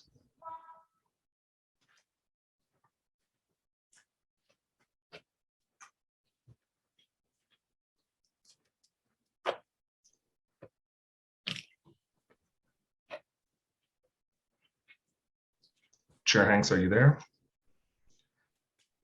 Okay, no chairs are there. I'm the chair right now. Commissioner Sewell, thank you for you and your team for being here. I know Councilmember Brandon said we were going to end the questioning, and we have, so thank you for your time. Every council members that are here on public safety, we're going to turn to Mock J in a few minutes. Mock J, I know you're on. We're going to turn to you in a few minutes, and that concludes the portion of today for NYPD. Thank you, everyone. Malcolm, I'm sorry, I see Councilman Salamanca raising his hand. Per Chair Brandon, we concluded NYPD because we're totally over schedule. So we're going to turn to Mock J in a few minutes. So everyone just bear with us while we get our chairs back and pivot to the next panel.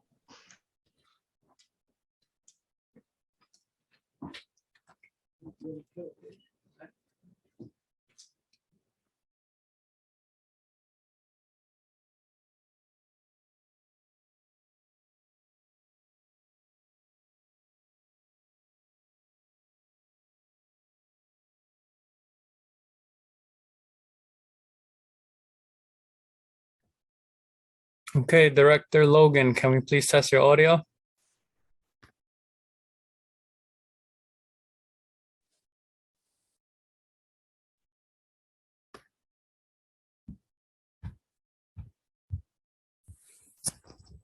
Hello, testing? Yep, coming in loud and clear. Thank you. No, thank you. CFO Cruz, can we test your audio? Testing. Can you hear me? Yep, picking you up loud and clear. Thank you. Great. Thank you.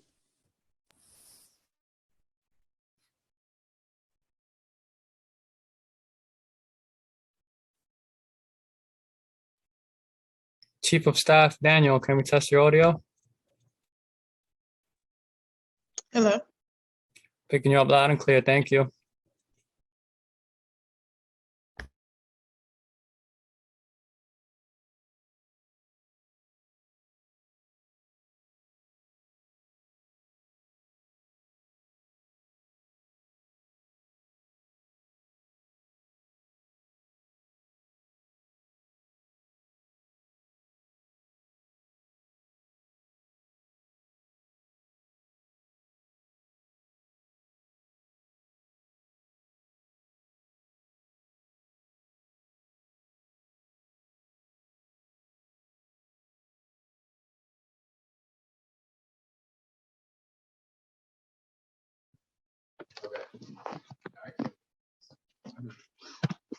Okay, Chair Brannon, I know you're on your phone. Chair Hanks, do we have you back?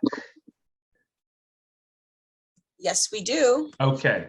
For the prior hearing, I just want to make sure that it goes into the official record that the other council members we were joined by were Joseph, Carr, Williams, De La Rosa, Aviles, Caban, Jose, Botcher, Barron, Areola, Salamanca, Powers, Rivera, Riley, Brewer, Mealy, and Nurse.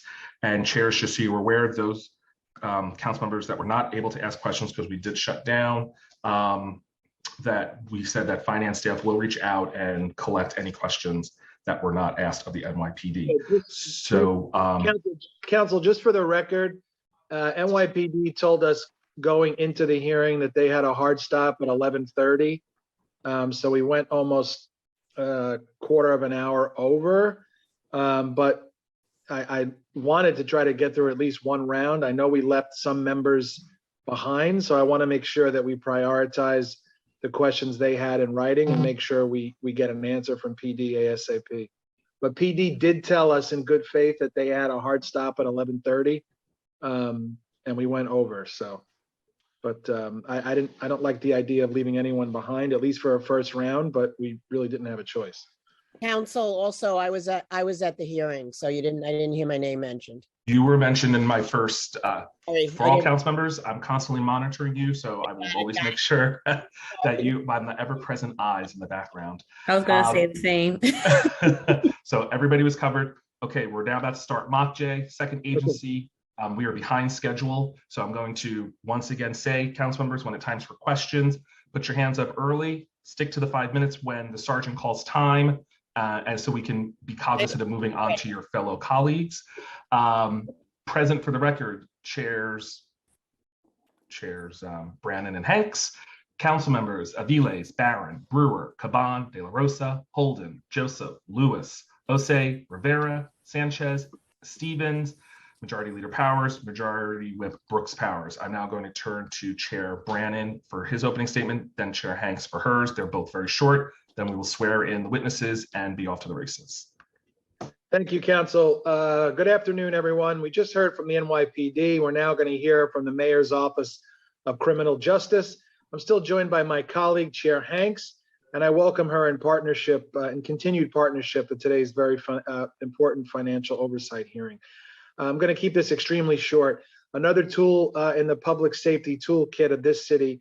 I welcome Mock J here this afternoon, and I'll focus my questions on Mock J on the issue of procurement and contract delays, something this council has heard consistently about, and the critically important topic of pay parity for public defenders and the blueprint to end gun violence. I look forward to a forthright conversation on these issues and others raised by my colleagues. I want to thank Jack Story for his preparation for today. I'll now turn it over to Chair Hanks for her opening remarks. Thank you, Chair Brennan. Thank you very much. We're going to be hearing from the Mayor's Office of Criminal Justice, whose fiscal 2023 projected budget of 12.9 million and budgeted headcount of 87 is quite small in comparison to the central role that it plays in overseeing and shaping criminal justice and public safety initiatives in New York City. This includes management of over 800 million in criminal justice and indigent defense contracts. So today we look forward to learning about how the executive budget supports Mock J's expansive role in facilitating, coordinating, and overseeing community-based programs that help make our city safer and fairer. And I thank Jack Story as well for all of his help in preparing this important hearing. I will pass it off to central staff. Thank you. Thank you, chairs. The following members of the administration will testify and/or answer questions. Deanna Logan, Director of the Mayor's Office of Criminal Justice, Osvaldo Cruz, Chief Financial Officer, and Nora Daniel, Chief of Staff. I will first read the oath, and after, I will call on each member from the administration individually to respond. Do you affirm to tell the truth, the whole truth, and nothing but the truth before these committees, and to respond honestly to council member questions? Director Logan? I do. CFO Cruz? I do. And Chief of Staff Daniel?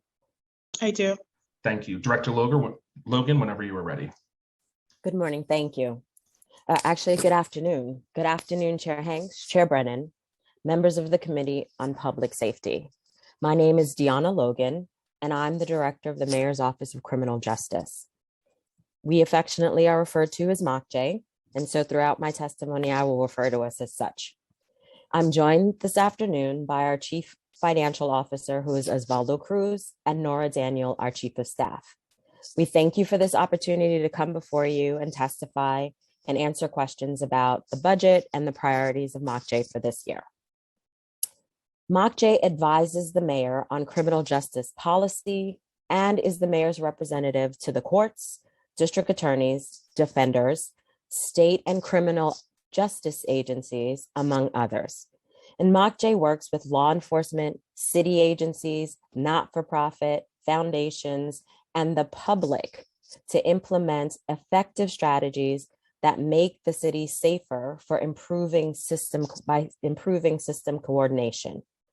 MOCJ brings together community and institutional stakeholders to address those systemic issues that could undermine the safety and stability of our neighborhoods. We strive to move our city forward by providing better resources and access to supports needed to promote and maintain those healthy communities for all New Yorkers. Our office is committed to implementing Mayor Adams's vision for a safe and fair city for all New Yorkers. MOCJ's teams all work along a public safety continuum, and that continuum supports the healthy neighborhoods that are the foundation and creation of safety. Our interventions, programs, and services range from public health informed community models implemented by our Office of Neighborhood Safety to the system coordination work conducted by our crime strategies team and operationalized by our strategic operations team. MOCJ also includes the Office of Special Enforcement, the Office of Crime Victim Supports, and the Office for the Prevention of Hate Crimes. Our Office of Special Enforcement, or OSE, enforces the city's multiple dwelling law, which helps to maintain our affordable housing stock. In February of this year, OSE announced a $1.1 million settlement on the Upper West Side, which I'm happy to report paved the way for 82 affordable housing units for low income and formerly incarcerated New Yorkers. The Office of Crime Victim Supports, or OCVS, now has absorbed the Crime Victims Assistance Program, which is the city's largest crime victim service program. In the last year, OCVS realized a dream and expanded its abusive partner intervention program, APEP, which we know this council had a lot of help in doing. And that program now provides court-mandated interventions to female and male identified individuals who have engaged in intimate partner violence, helping to break cycles of abuse in intimate partner relationships. The Office for the Prevention of Hate Crimes played a critical role coordinating prevention and response to hate crimes. As hate crimes rose in the city, OPHC cultivated networks of over 100 community organizations and city agencies. They mobilized to educate New Yorkers on hate and bias, provide community-based and culturally competent responses to hate and bias incidents, and to foster healing. OPHC's Path Forward initiative provided $2.4 million in critical funding to directly support and uplift grassroots work with some of our most vulnerable communities. MOCJ is continuing its work on reducing unnecessary incarceration. Our programs and services reinforce and support enhanced public safety while maintaining fairness and reducing reliance on carceral systems. Court-mandated programs like supervised release, alternatives to incarceration, and the Abusive Partner Intervention Program are valuable options provided at various points in the criminal justice system. In addition, MOCJ implemented enhanced reentry services through the Community Justice Reentry Network. Our alternatives to incarceration programs are court-mandated diversion programs that provide participants with supportive services in their communities instead of a jail or a prison sentence. ATI programs are key components of the city's investment in reducing the court's reliance on incarceration.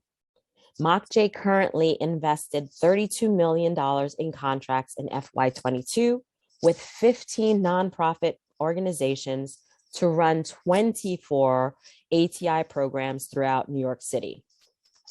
In 2017, the city increased this investment in our alternatives to incarceration programs that served approximately 5,500 people, as well as to provide additional behavioral health service to ATI participants and housing resources for women enrolled in ATI programs.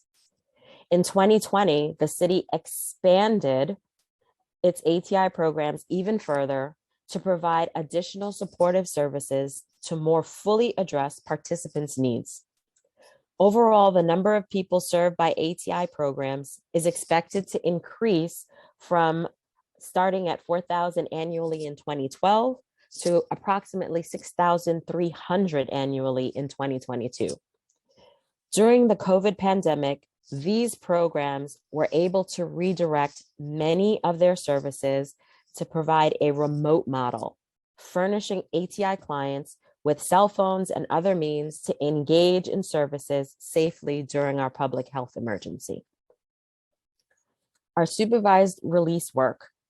In 2016, New York City launched the supervised release citywide, offering judges the option of releasing appropriate and eligible individuals under specific supervisory conditions in lieu of setting bail. Supervised release is designed to reasonably assure court attendance and engage participants in social services that may sustain past the duration of an individual's court case. Participants in supervised release are required to report to program case managers regularly and are offered court reminders, case management services that include mental health, addiction, employment, and peer services. MOCJ currently contracts with 3 organizations to provide supervised release citywide. The current overall value of these contracts for FY22 is $72 million. MOCJ issued a request for proposal and new awards for supervised release system in this fiscal year 2022. Our reentry work. Over the past few years, we have seen promising reductions in individuals returned to jail. Now, while these reductions are encouraging, the numbers of those who actually return to jail are still too high, and we are currently making significant investments in services and reshaping the way we deliver those services to provide an even more effective programming. The investments and effective deployment of that programming will be key in reducing the overall return rate that we are seeing of individuals returning to jail. MOCJ expanded its reentry programming to improve transition and release planning services. The city invested $20 million in its new programming. It builds upon the successes of the Jails to Jobs Reentry Services program that was launched in 2018. During their incarceration in jail or prison, individuals are allowed to work with transition coordinators to create discharge plans for when they are released, as well as working with reentry mentors who help facilitate their reentry process on an individualized basis. The reentry mentors develop relationships with released individuals to encourage participation in relevant services and programmings. The supports provided by this team of service providers include assistance in locating temporary or permanently stable housing, mental health care, substance use treatment, counseling, paid transitional employment, job training, career certifications, and educational assistance, among other services, depending on the specific needs of each returning individual. MOCJ is also contracting with Unite NYC, a web-based referral management platform and service directory that streamlines service referrals among providers to ensure that individuals are quickly connected with the right services to meet their individual needs. We anticipate that the case planning and coordination, combined with expanded service offerings and stronger relationships, will help to ease the path to a stable life outside of the New York City Department of Correction and outside of the New York State Department of Corrections custody, reducing the likelihood of return to jail and prison. Additionally, in order to maximize safety during the public health emergency, MOCJ worked with agency and nonprofit partners to stand up an entirely new set of services in under-enrolled hotels in New York City. Beginning in late March 2020, MOCJ worked with New York City's Office of Emergency Management and nonprofit partners Exodus and Housing Works to provide emergency reentry housing to clients leaving jail and prison, and those services provided medical and wraparound services to individuals in emergency reentry hotels. These hotels have been vital to maintaining safety as we transition out of the pandemic, and we are incredibly proud of the work done by MOCJ staff and our providers to ensure that those leaving custody had a safe, secure place to go with necessary services. MOCJ continues to work with the Department of Correction and DDC and other city partners to close Rikers and to implement the Fairer, Smaller Jails plan across 4 boroughs. The updated completion date on full implementation is August 2027. As demolition of current jails moves forward, MOCJ and city agency partners met regularly with council members and local communities to help maintain communication channels among all stakeholders. I hope you see that we are committed to building stronger neighborhoods and improving public safety. Research has shown that strong neighborhoods are essential components of sustained improved public safety. Our Office of Neighborhood Safety and its public health approach to public safety were codified by this body last year, and thank you. ONS, as we call it, is comprised of the Mayor's Action Plan, MAP, and the Office to Prevent Gun Violence, OPGV, and Atlas. These offices leverage cities' investments to supporting communities by helping residents co-produce lasting public safety. The MAP program was launched in 2014 and currently operates in 15 NYCHA developments citywide that had historically experienced high rates of crime. Over 7 years, the MAP program has proven to be an effective driver of change in communities. MAP enlists residents, city agencies, and community-based partners to help address the factors underlying safety. Through its neighborhood staff, MAP harnesses the collective expertise of the residents, the government, and community partners to drive change in both the neighborhood and the administrative levels. MAP's work helped to develop the strong community infrastructure that allowed the neighborhood stat remote model to successfully respond to the challenges of the pandemic. In addition to the investments in building strong neighborhoods, lasting public safety also requires investing in non-enforcement methods of interrupting cycles of violence. OPGV, the Office to Prevent Gun Violence, employs a multi-pronged approach to improve public safety by interrupting the cycles that lead to gun violence.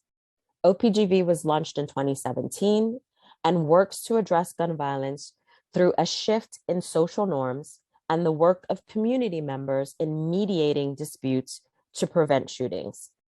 The core components of OPGV's work is through Crisis Management System, or CMS, which deploys teams of credible messengers, community members whose backgrounds allow them to connect with and motivate at-risk individuals. Those messengers direct individuals to 31 sites where they mediate conflicts that have occurred on the streets and they provide New Yorkers with services that can create peace and supportive healing. These include a year-round employment program, mental health services, trauma counseling, and other opportunity-centered resources. Our Atlas program is one of the newer volunteer programs that strives to connect court-involved individuals to employment, social, and therapeutic services. The program ensures that credible, trusted outreach staff from affected communities are responsible for program recruitment and provision. Service providers are local community-based organizations who have the relationships and specific knowledge to effectively recruit and engage program participants. As I conclude my testimony here, I would like to reiterate that what I hope you take from our testimony, from my testimony and the answers to your questions, is our commitment to public safety and our understanding that public safety is fundamentally a co-production with citizens. New Yorkers are the most important factor in maintaining and improving our city's public safety. While we are still striving towards a safer, fairer criminal justice system, we believe that the investments made will continue to help our city stay safe, help New Yorkers to create healthy, thriving communities. We are thankful for the opportunity to present this testimony on MOCJ's work and Mayor Adams' continued commitment to supporting that work. We are happy to answer any questions that you may have. Thank you.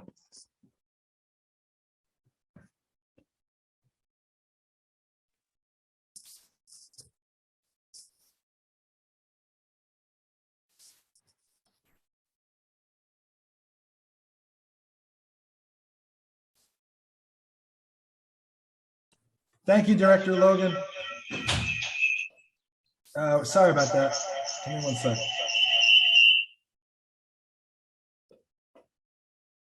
Oh no, we lost you. Chair Brennan, we lost you. You got me now? Got you now, thank you.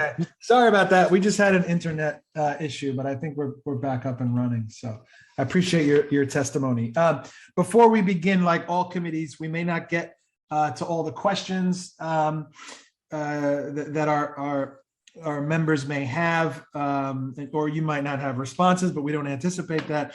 But we will send up a follow-up letter for any questions that are unanswered today. So getting right into it, with contract delays, I know MOCJ oversees an expansive array of contracted services.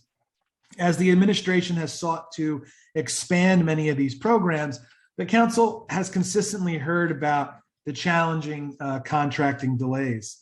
During a March 30th oversight hearing on the blueprint to end gun violence, MOCJ testified that it was working with other city agencies, the Controller's Office and the Mayor's Office of Contract Services, to expedite the procurement process for CMS providers.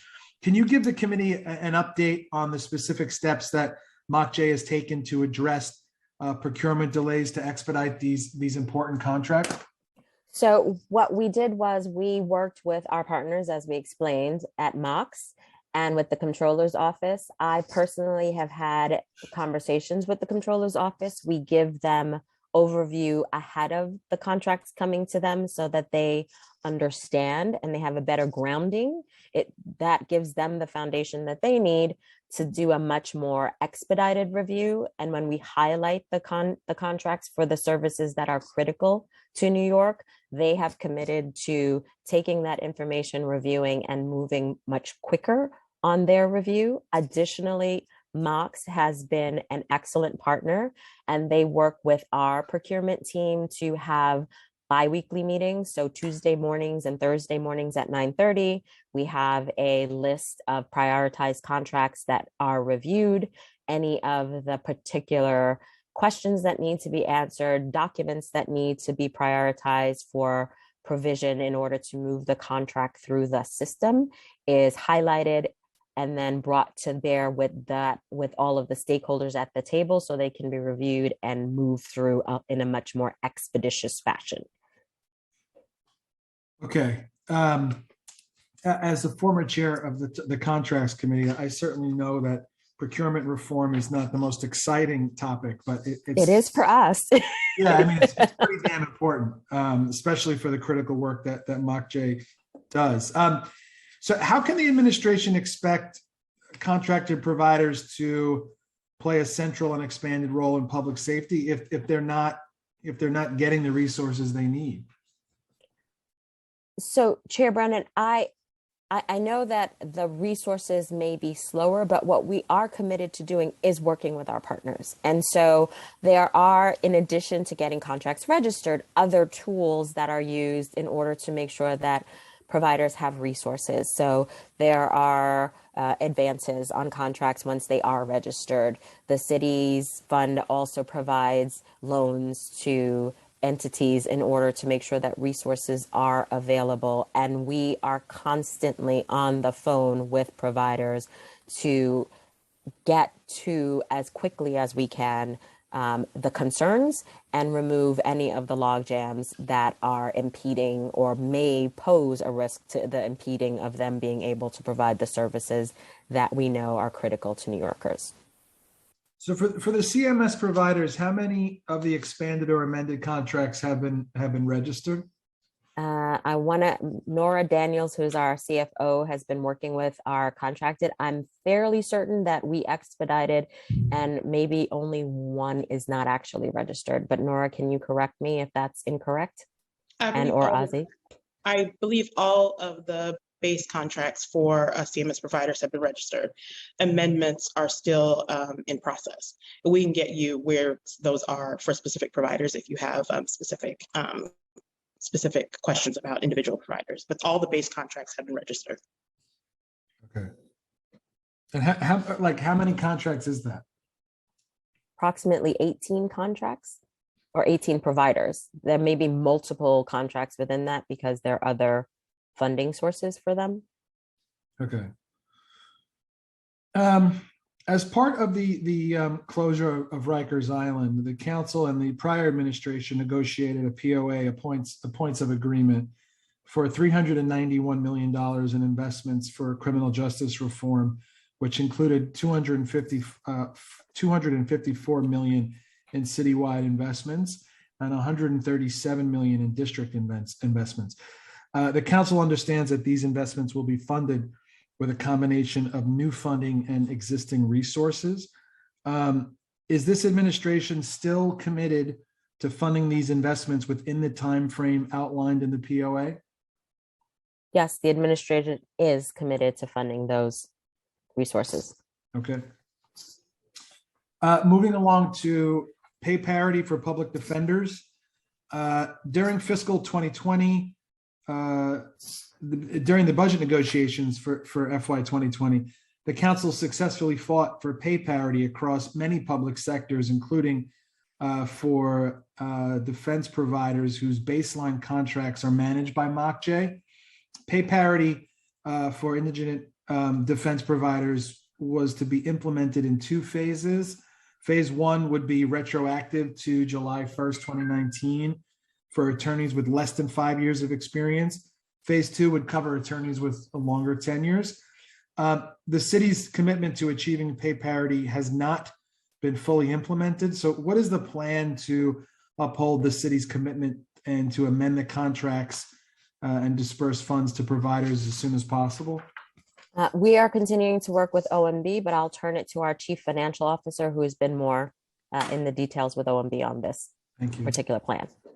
Good afternoon, Chair Brennan. Yes, as Director Logan noted, we've been in continuous dialogue with OMB and the partners on implementing future steps. It's something that we again remain committed to and support, and we continue to work with OMB and the partners on what that implementation might look like. Okay, so since the original commitment to fund pay parity for legal service providers, city attorneys in the law department received a 3% pay adjustment.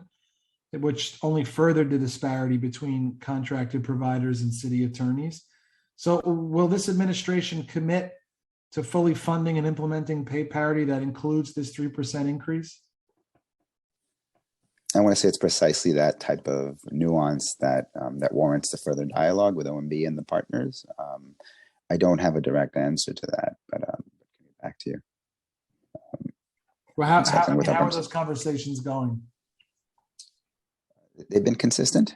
I know OMB is again is studying the matter closely and meeting with providers, which again is something that's relatively unprecedented. Which is a good sign, again, of progress and I guess that there's an ear, they're listening and they understand the predicament and the issue. Okay, this is something that's very important to the council, so we're very invested in making sure that happens. Are attorneys working on council discretionary funded contracts excluded?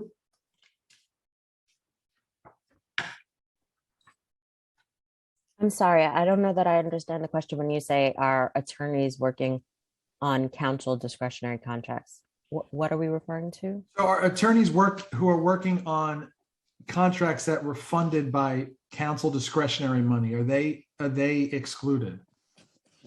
Excuse me, I'm sorry.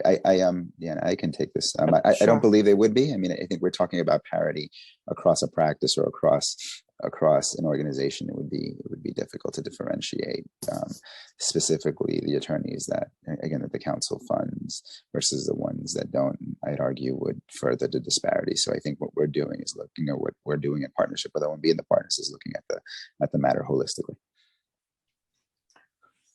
Okay, during a March 30th oversight hearing on the blueprint to end gun violence, I asked about the total cost of the initiatives outlined by the administration and whether or not they were fully funded. I also asked about unfunded mandates included in the administration's plan.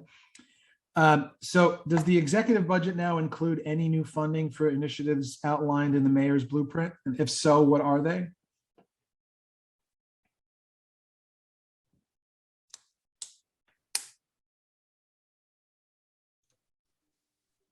Who wants to take that? So in terms of the mayor's blueprint, we have been working to make sure that we have the resources for the employment opportunities that we are responsible for. Our crisis management system operators are also resourced to continue going through FY23. We have an RFP that was issued to ensure that we have that expansion of CMS services. So as we are moving forward, we believe that we are resourced to meet the objectives of the mayor's blueprint. Okay, how much of MOCJ's FY23 executive budget is funding initiatives outlined in the mayor's blueprint? I don't know that we have a full breakdown of what specifically our funding breakdown is done by programmatic areas. So in terms of the programmatic areas that support the blueprint, our Office for Neighborhood Safety, our Strategic Operations Unit, which handles the precision hiring that supports areas within Queens and Brooklyn and Bronx, are funded. All of the programmatic areas that would be supporting components of the blueprint, because the blueprint is a conglomeration of work across city agencies collectively to address the various components and as the mayor likes to say, the rivers that lead into gun violence. So for the areas where we support and all of the upstream work that the mayor has pointed to in the blueprint that we are responsible for, we believe that we are appropriately resourced to move forward. Are there any unfunded or underfunded components of the mayor's blueprint that MOCJ is concerned about? I don't believe at this time that we have any, but we will go back and review, and obviously we will work with OMB, we will work with the council if there seems to be an area where we are falling short. Okay, and MOCJ, MOCJ is confident that you currently have the capacity to support the mayor's blueprint. We definitely have the capacity to support the mayor's blueprint. We would love to have additional work on the procurement side, as you have pointed out, because that is not the part that everybody wants to talk about, but would be the area that would be strengthened and allow us to be much more nimble in our ability to get and move our procurements through to our partners. So you would say the biggest challenge right now for MOCJ is really the procurement challenges, the contracting challenges. I think that is our biggest challenge, but it is consistent with our partners across the city, and we've heard. Absolutely, yeah. Okay, Director, I appreciated the CFOs and everyone who helped out. I appreciate it. I'm going to turn it over now to Chair Hanks. Hi, good afternoon. Hello. Hi, good afternoon. Hi, Deanna. It's so good to see you again. Thank you so much for your excellent testimony. As you know, in furthering our conversations, that the MOCJ plays an essential role in shaping our criminal justice and public safety initiatives in New York City. So my first line of questions is, I also want to thank Chair Brennan for his great questions as well. Apologize. The state changes to bail laws. We need to assess MOCJ's budget with regard to potential changes to state bail laws. Has MOCJ analyzed the impact of the change in state bail laws on its criminal justice programming, Ray? We are in the process of doing that analysis and finishing that analysis to see how that impacts our ability to coordinate with the stakeholders and where we will have to provide additional supports, as well as how we can expand and or strengthen the pretrial services that we provide to the courts. Okay, so you'll get back to us on that when we Absolutely. have a better idea. Thank you. Does MOCJ believe that these state changes will impact its providers, caseloads, capacity, or programming? I think it's very hard to tell whether the changes themselves will impact the capacity and providers. Right now, we know that cases have been staying in the system longer. So our partners are seeing higher caseloads because people are not necessarily having their cases finished in the time frame that you would have seen pre-pandemic. And so we are working. What would you attribute that to? I would attribute it to the fact that we had a significant pause in just being able to address cases. We were operating for quite an extended period of time with just essential caseload. As we have seen OCA's commitment to providing resources, we're seeing the system moving a lot faster. We are also seeing very good movement from our partners in the state, as it is for individuals that had been staying in the system and not transitioning to state facilities as we should. Okay. So we are heartened by the movement that we're seeing now that the pandemic has pivoted in such a way that we can now have much more robust in-person operation and that the system is addressing the cases. I was really heartened to see that we had 8 trials operating in the Bronx in the last couple of weeks. So we are very optimistic that continuing coordination, movement, highlighting the cases that have been incarcerated for extended period of times, and all of the stakeholders' commitments to addressing those will start to alleviate the backlog that we've seen. Very good. Thank you for that. Does the executive budget include additional resources in response to the change in the bail laws? I don't know that it's specific to the change, the current change in the bail laws, but there are definitely supports for the administrative and the administrative resources and the personnel resources that were needed to address the discovery concerns by stakeholders, as well as the personnel resources needed to take in, review, and process that discovery. Oh, thank you very much. I'm going to move along to staffing. The executive budget increases the office headcount to 87 positions. Does this headcount in the executive budget reflect the actual needs of the office, or are there any additional positions that may be required? We're going back and reviewing. We've been in, I think, as many of the agencies with attrition and transition of staff. So where we are now is a place of assessing just what areas need strengthening, what areas are operating in the way that they need to operate, and then we will be able to answer that much more fully as to where we need to be going forward. Do you have a timeline on when you'll be able to let us know? Hopefully, we should have a better assessment by the beginning of June so that we know where we stand and are. Okay, I'm looking forward to knowing that. How many of these new positions will be dedicated to managing MOCJ's criminal justice and indigent defense contracts? We have approximately 3 positions that we are looking to staff that will be dedicated to the indigent defense portfolio. It includes grant manager, another attorney, and another administrative position.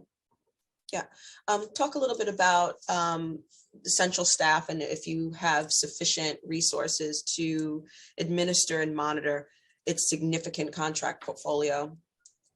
As I said to Chair Brennan, our portfolio is that is one of the areas where we could always use some strengthening. We have a very dedicated crew of fiscal and contracting professionals.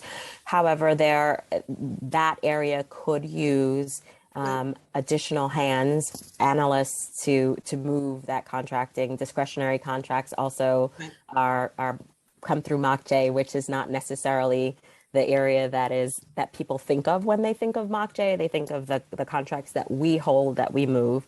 But we still do have to make sure that the funding that comes from the city council, as well as additional state funds that flow through MOCJ to providers, move. And so we would always welcome the ability to expand that area a bit. Definitely. Yeah, I agree with that. So I'm going to move over to the crisis management system expansion. A lot of these, some of these questions have been answered, but does the executive plan include any additional funding for expanding the CMS crisis management system, for the record? So it's committed to finishing the expansion that we started and making sure that we are moving into providing services in the areas, the precincts that were identified, the 4-4, the 7-0, so that we can go forward. We also are making sure that we have the Gowanus houses added in there. So we are poised to provide services in the areas that needed expansion.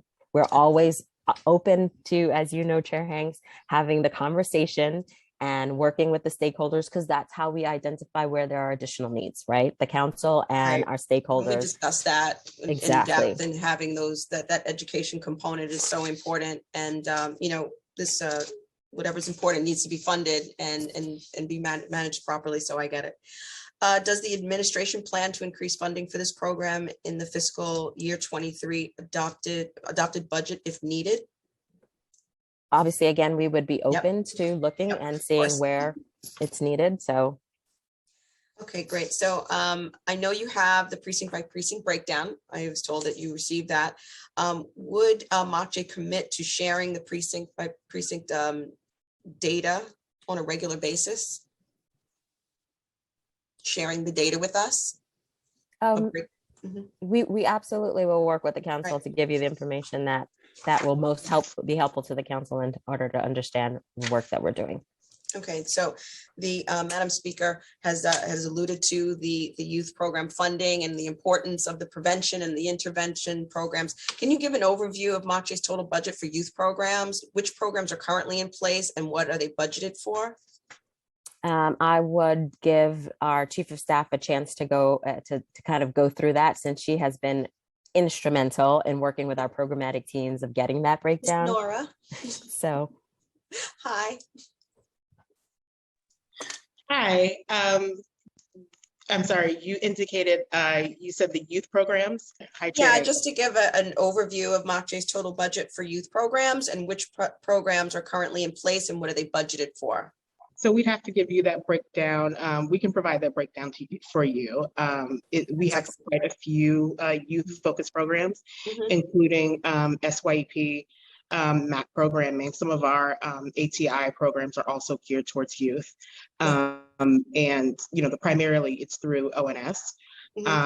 through school conflict mediation, as well as the SYP and VIBE and other programs held within MAP. So we can get that breakdown to you. Sure. Thank you. And is there any additional youth programs that are going to be added? We are consistently looking at programs that we might be able to incorporate into our programming.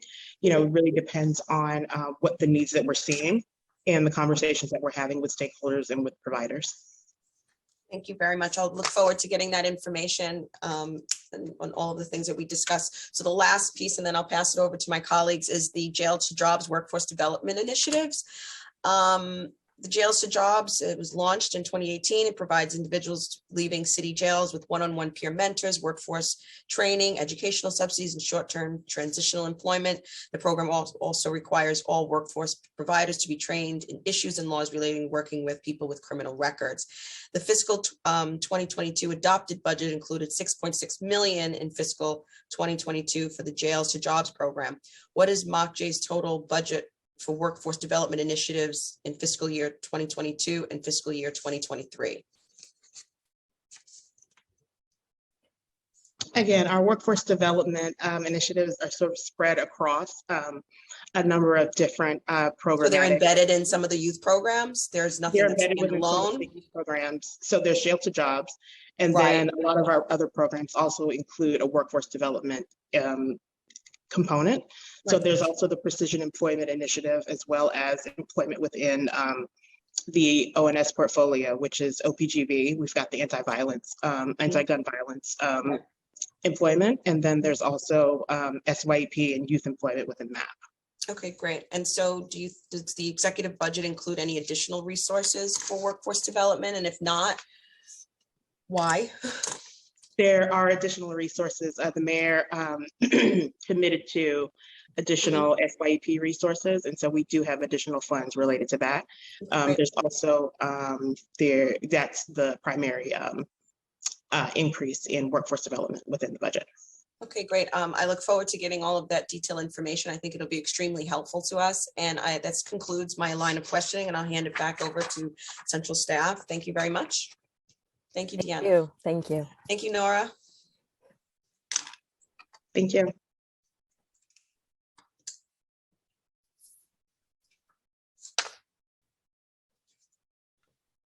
Malcolm, you're just on mute. You think I'd know by now.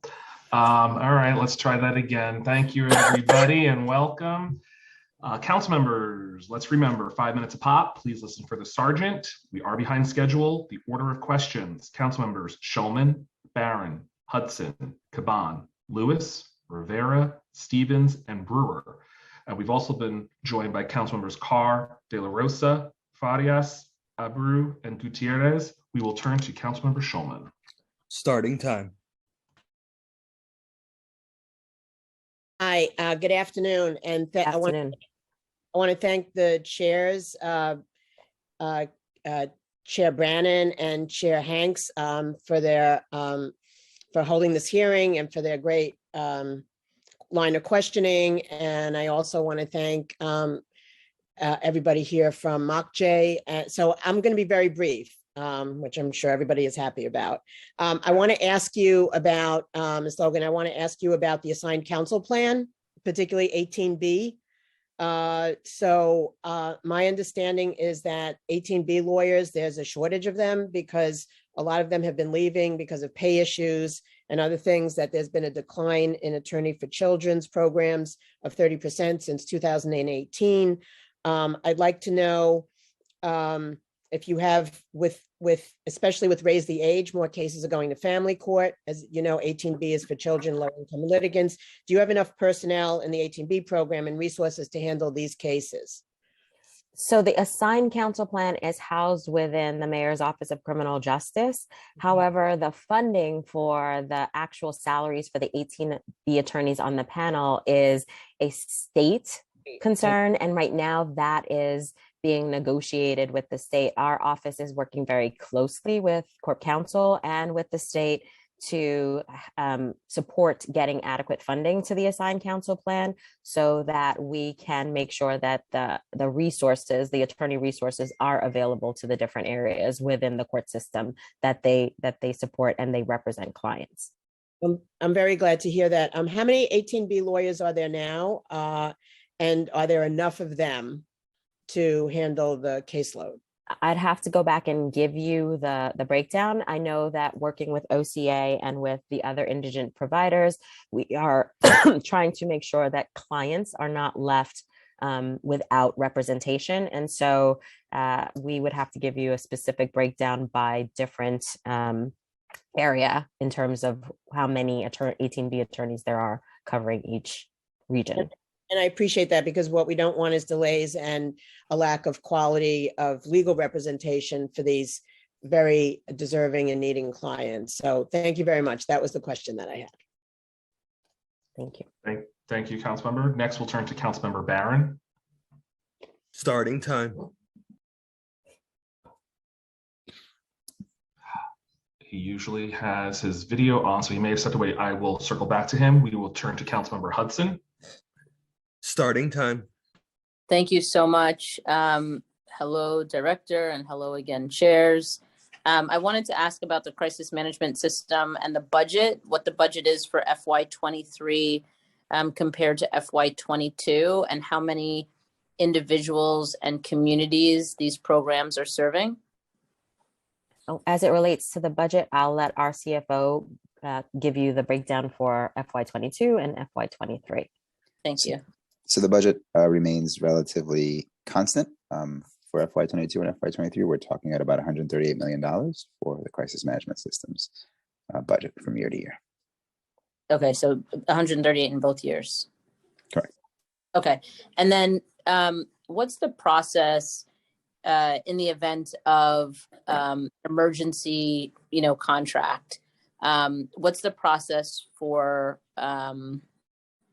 allocating the funds? Or at least that's how they've been presented to me, as like an emergency contract. Maybe that's not the proper terminology. Yeah, so I think the issue has been that during the health crisis, we had to expand and stand up programming very quickly. So those were emergency contracts. As we have come out of this health crisis, we are going through the procurement process, right? The rules under procurement are no longer suspended like they were in 2020 for the pandemic. And so we are moving through the current formal procurement process.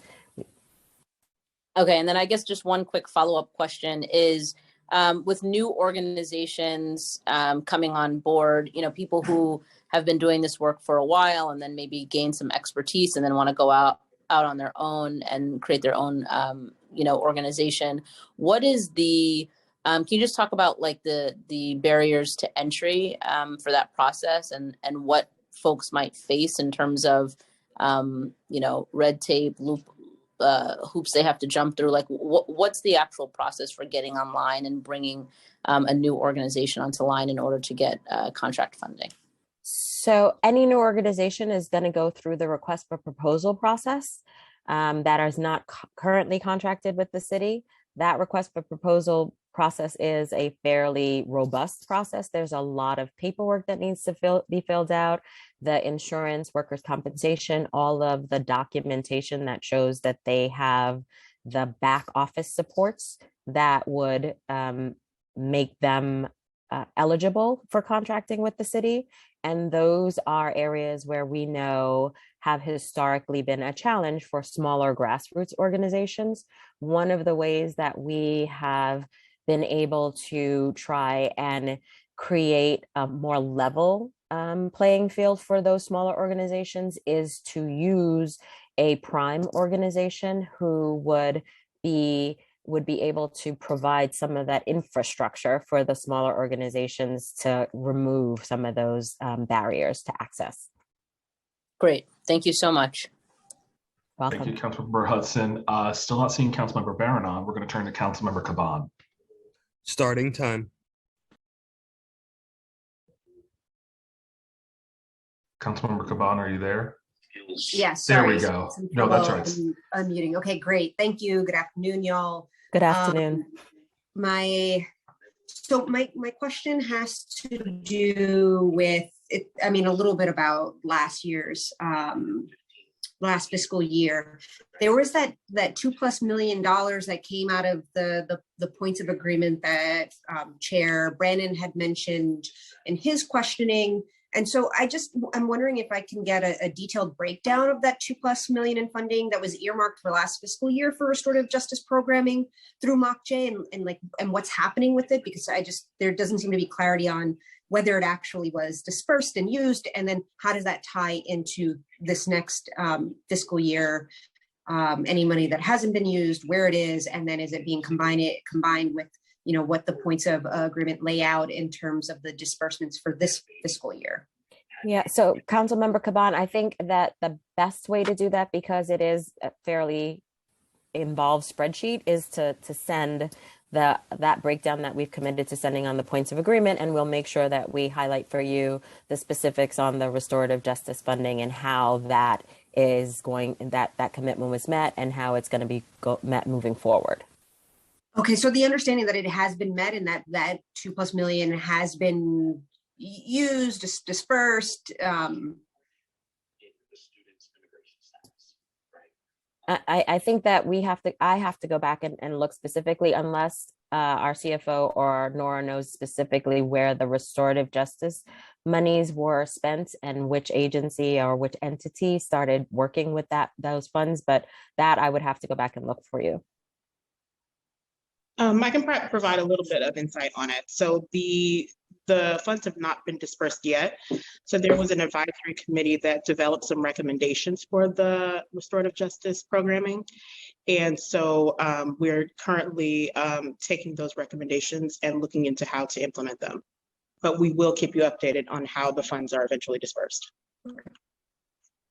Well, I have a follow-up question on that, because I mean, it was earmarked for the whole fiscal year.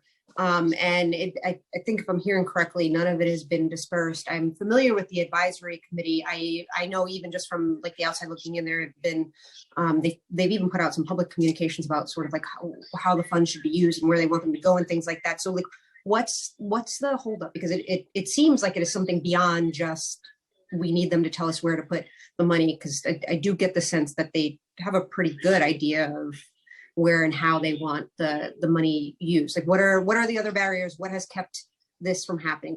Because I find it hard to believe it is just a matter of like being told where it should go.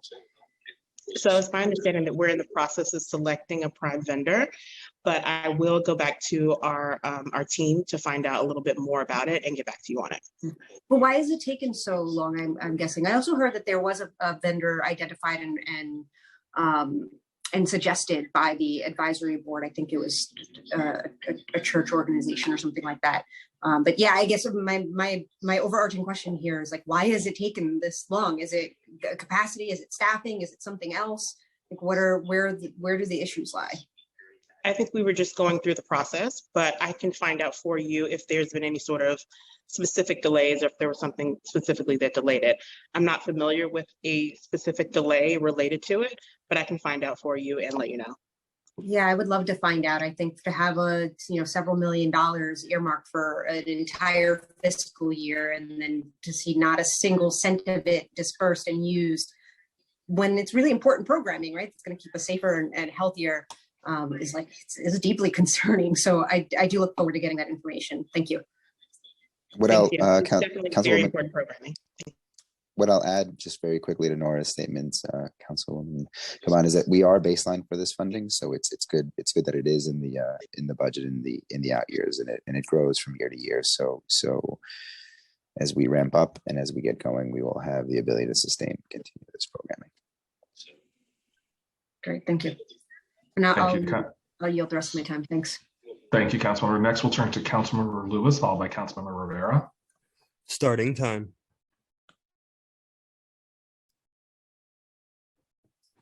Thank you so much, Chairs Brandon and Hanks, for the hearing, and happy to hear from Deanna and Nora.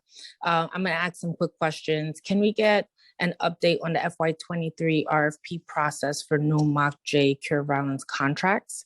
Also, according to MOCJ's executive plan for the 1.2 million, that 1.2 million will be included for the expansion of the Office of Abusive Partner Intervention Program, also known as APIP. The current MOCJ APIP is a 26-week fee-based program for individuals who are mandated to participate by the courts. I wanted to know if you both can explain how its curricula and model have impacted these individuals. And the last question is on family justice centers. We know that they're very important for New York City and serve multiple folks. Wanted to know if MOCJ's fiscal 23 plan proposal for an additional 1.13 million in city and state funding. I wanted to know how that will be utilized. Thank you. So that's multiple questions, and I'm hoping that I have them all. And please, council member, if I miss one, bring us back to the one that we missed. I'll start with the APIP program. The APIP program there are fees, but the fees are not passed on to the participants. It is fee-free. And I know that we were very strong advocates of making sure that it stayed that way, because the APIP model has moved away from the more punitive model of dealing with intimate partner violence, which required participants as part of moving through the process to pay for their programming. In this model, that punitive component is removed, and it is focused on the behavioral changes that an individual needs to go through in order to maintain healthy relationships. The APIP model additionally expanded, so most of the intimate partner violence focused on male identifying individuals, and APIP incorporated curricula that was specific to female identifying individuals as well. And so we are seeing that as a much more robust program than our previous iterations of intimate partner violence. We are committed, and I will let Ozzy speak to the specific funding for the family justice centers, but we do understand that that is a very critical component of making sure that those services are there and consistent and being provided. I'll also let Nora go ahead and talk more about our FY23 RFP process for the CMS programming. Sure. So if I could step in really quick and kind of talk about the Family Justice Center. So what you're seeing in the financial plan with regards to that is a technical adjustment. In prior financial plans, we had transferred to HRA funding and contracts for the family legal components of the Family Justice Center. My understanding is that they're in the process of completing an RFP and have asked us to continue the work on our end for one more year. And so what you're seeing in the plan is the money effectively coming back to us for us to extend these contracts for one more year. I will note there's a small technical adjustment that will be required in the future, being that initially we thought we were only going to be amending for 6 months, but we're going to be doing it for a complete year. So you should expect to see an equal adjustment in a subsequent financial plan, making this one full year. So the change is just for the technical component. It's not for outreach services, programs, or anything of that sort. Correct. Everything stays as is. We're just doing the procurement for one more year. Okay. As opposed to HRA, right? Thank you, Mr. Cruz. And if I could get an update regarding the FY23 RFP process for the cure violence contracts. Thank you. Hi, Councilmember Lewis. Good to see you. So due to our, as you know, we have been in the process, and you've been very helpful with that process in terms of providing feedback, et cetera. Due to we had a very overwhelming response to the RFP. And in addition to that, we are looking to, and we did institute an evaluation process that was very community focused and involved a lot of stakeholders from the community. And as a result of those two components, we are a bit delayed on the RFP. And so we're anticipating issuing and designating the awards in FY24. And we are working with our providers and also the organization Block Power in order to and maintain continuity of services for the next Time year. expired. Thank you so much to the panel. Thank you, chairs. I'll yield back to you. Thank you, Councilmember Lewis. Next, we'll turn to Councilmember Rivera. Starting time.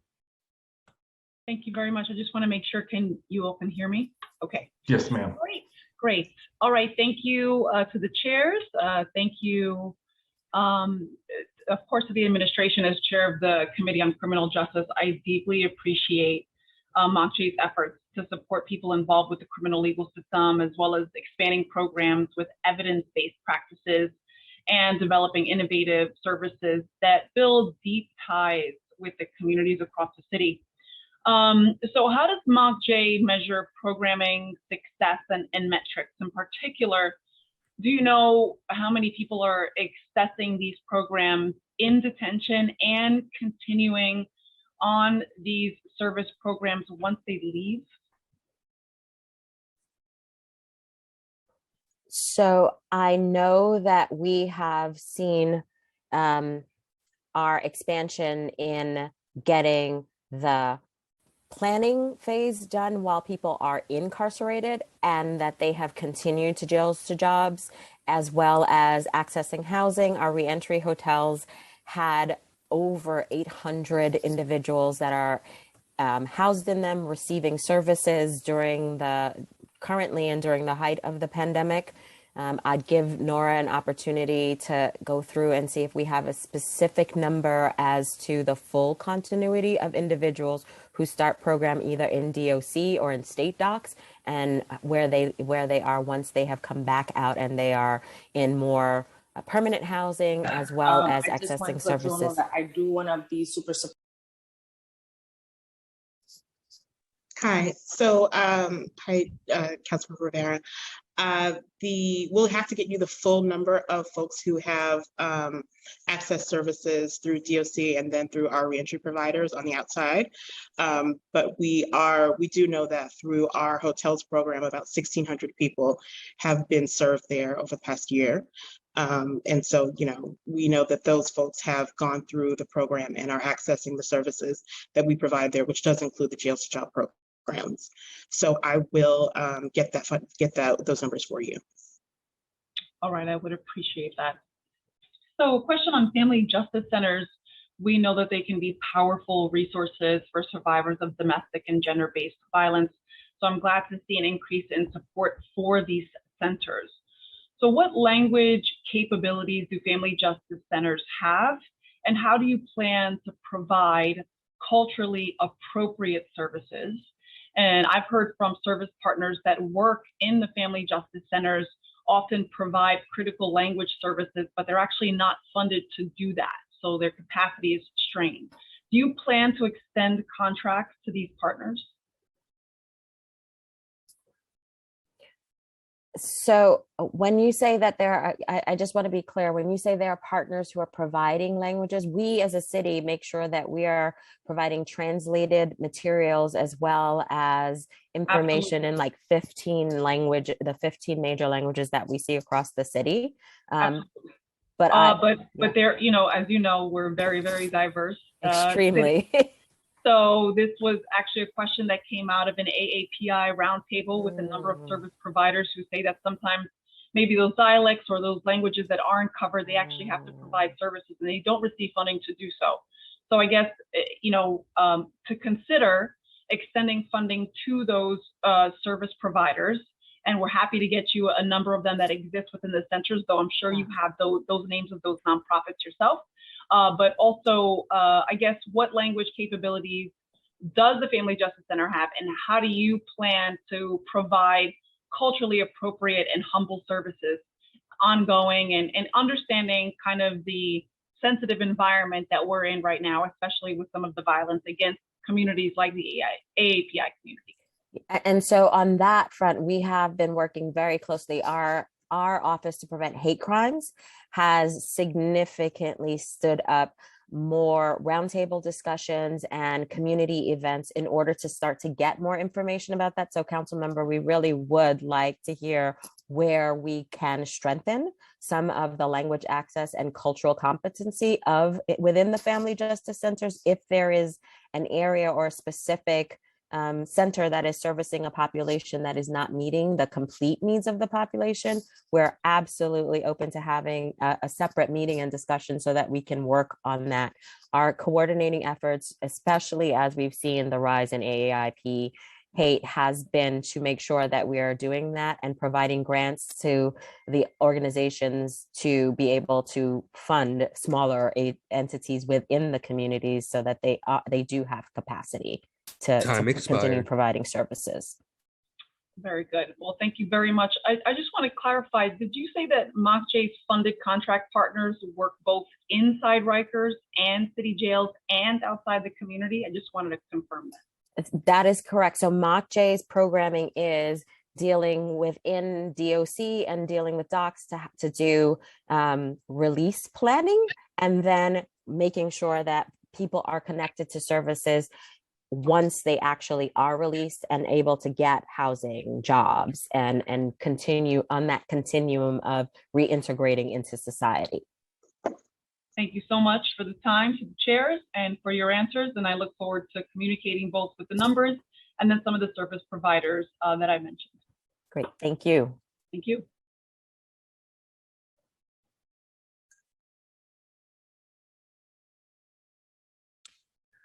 Malcolm, you're just on mute there.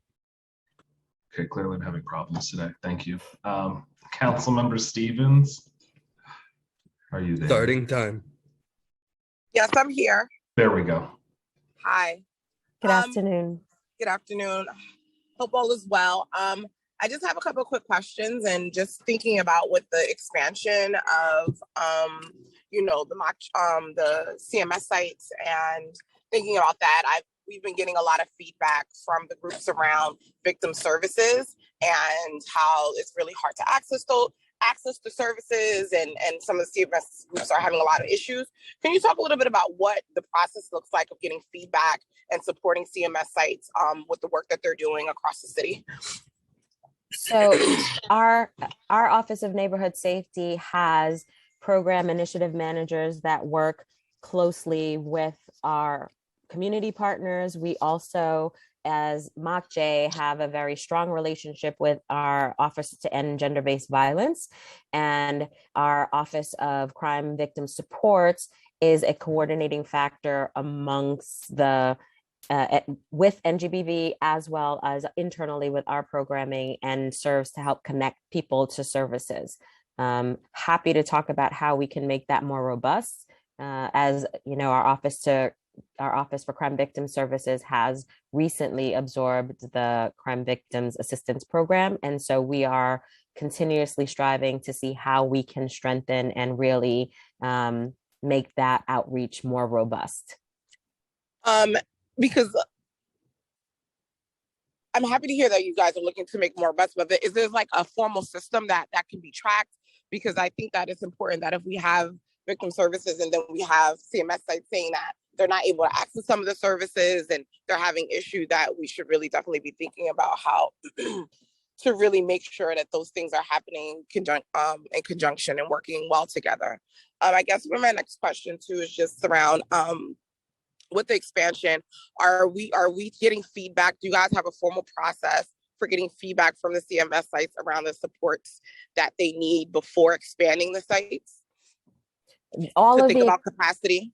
Yeah, so all of the expansions, even though we, the statement was we're expanding, those expansions happen in conjunction with each one of the CMS sites. So our partners were the ones who helped to shape where and how the programming within their specific catchments were going to be expanded, what the personnel resources were, what the offerings needed to be. All of those things were done in conjunction by our programmatic teams with our partners in their catchment areas. And I don't know, Nora, if you wanted to add anything to that, but that is how we designed where and what expansions should be occurring.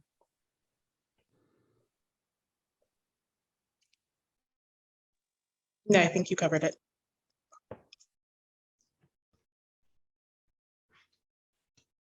Was that all, Councilmember Stevens? I'm sorry, my phone was muted. You think I would know how to work this?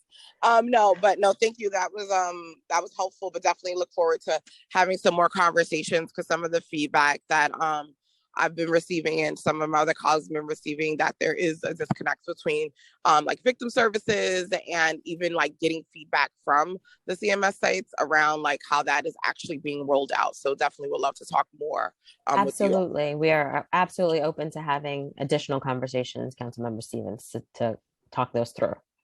Thank you. Thank you, Councilmember. And next we'll turn to Councilmember Brewer.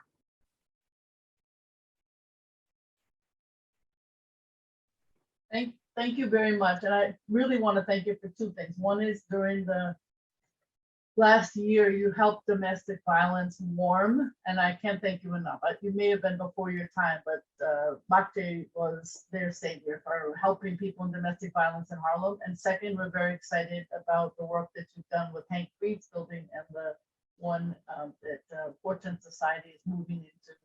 And you mentioned that in your testimony, so thank you, huge. My question is more on the terrific that you do when folks are coming out of prison or jail, but I'm trying to get them some support before they go in and to prevent. And I mentioned that to the commissioner of PD, and she understands that.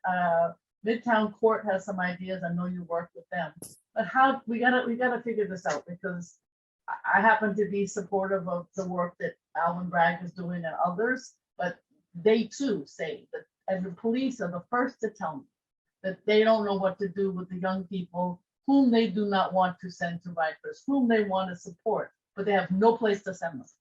And the problem is there really aren't programs. I know you think there are, but there are not, because the young person is either in the precinct, and there is a program that the Manhattan Midtown Court is trying to figure out, where you'd have these sort of navigators in the precincts. So literally when somebody comes to the precinct, you're there. You follow them if you need to the courthouse.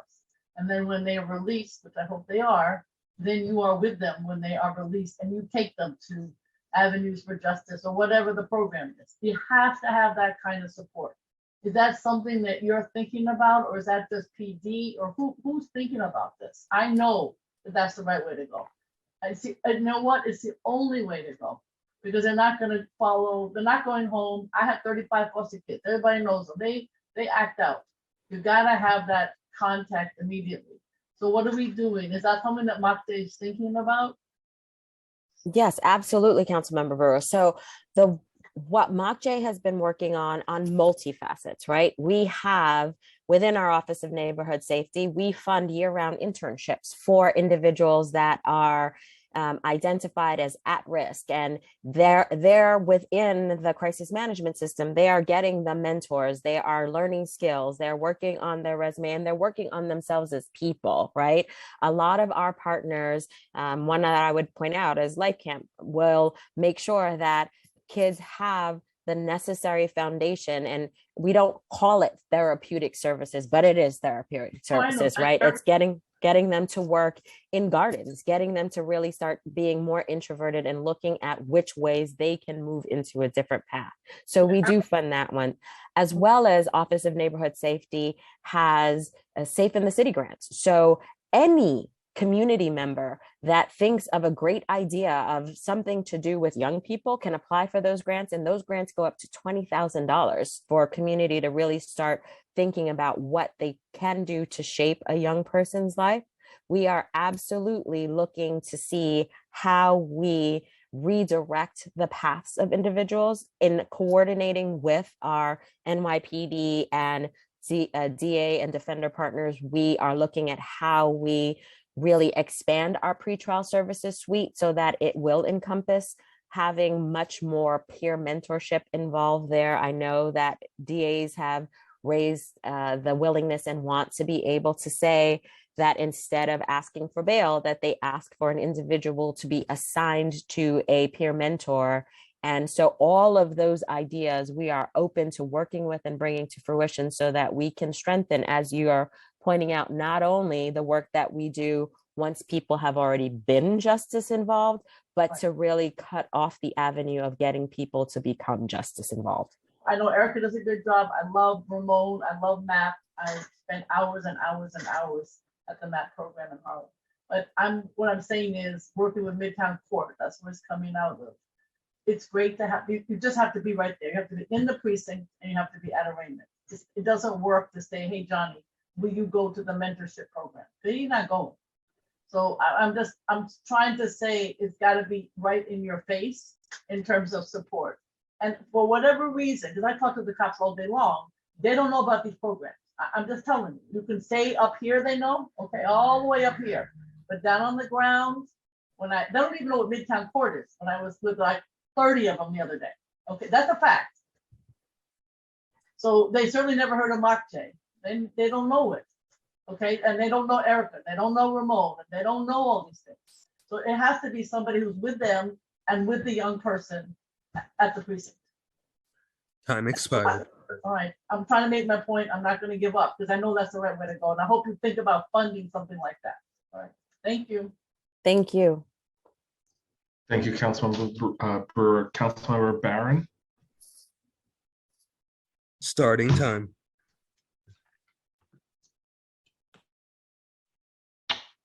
Okay, I just wanted to make sure I went back to him.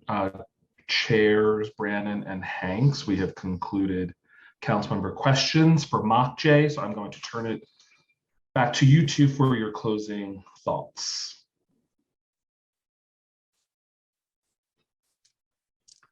So thank you so much. I appreciate everyone that came out today for this very important hearing. Thank you to all of Mock J who testified, and we look forward to hearing more information as we discussed in some of the line of questioning that I had. I thank my colleagues for coming out and answering those really powerful questions. And thank you so much. And I will hand it over to Chair Brennan, who will close it out. Thank you, Chair Hanks. Yeah, I echo Chair Hanks's sentiment, and as we look at public safety holistically, Mock J is a big part of that. So, and it's sort of is at the intersection of a lot of the challenges we're hearing that we've been hearing for a while, right? I mean, this administration is barely 5 months old, but with procurement challenges, this is something that needs to get fixed from the top down. But when you're talking about public safety and the work that Mock J does, I think doing what we can to fix the broken procurement system is going to go a long way in keeping some of our most vulnerable a lot safer. So it's really critical work, and we're here to support you however we can and to be partners in doing this work. So we appreciate your time today, and thank you so much. Thank you. Thanks, Central Staff. Thank you, Jack. Thank you. Thank you. Thank you, Mock J. We're going to just pause for a few moments while we switch over to Do It. And for the last portion of the hearing, we just want to recognize that we were joined by Council Members Moya and Velasquez. So everyone bear with us. We'll switch to the Department of Information Technology and Telecommunications in just a few moments. In the meantime, we will do audio checks. Commissioner Fraser, can we just test your audio? Testing. Coming in loud and clear. Deputy Commissioner Antonelli. Testing. Loud and clear as well. General Counsel Richard. Tanya Richard here. Thank you. Chief Operating Officer McGrath. Testing. Thank you. I'll switch over your name.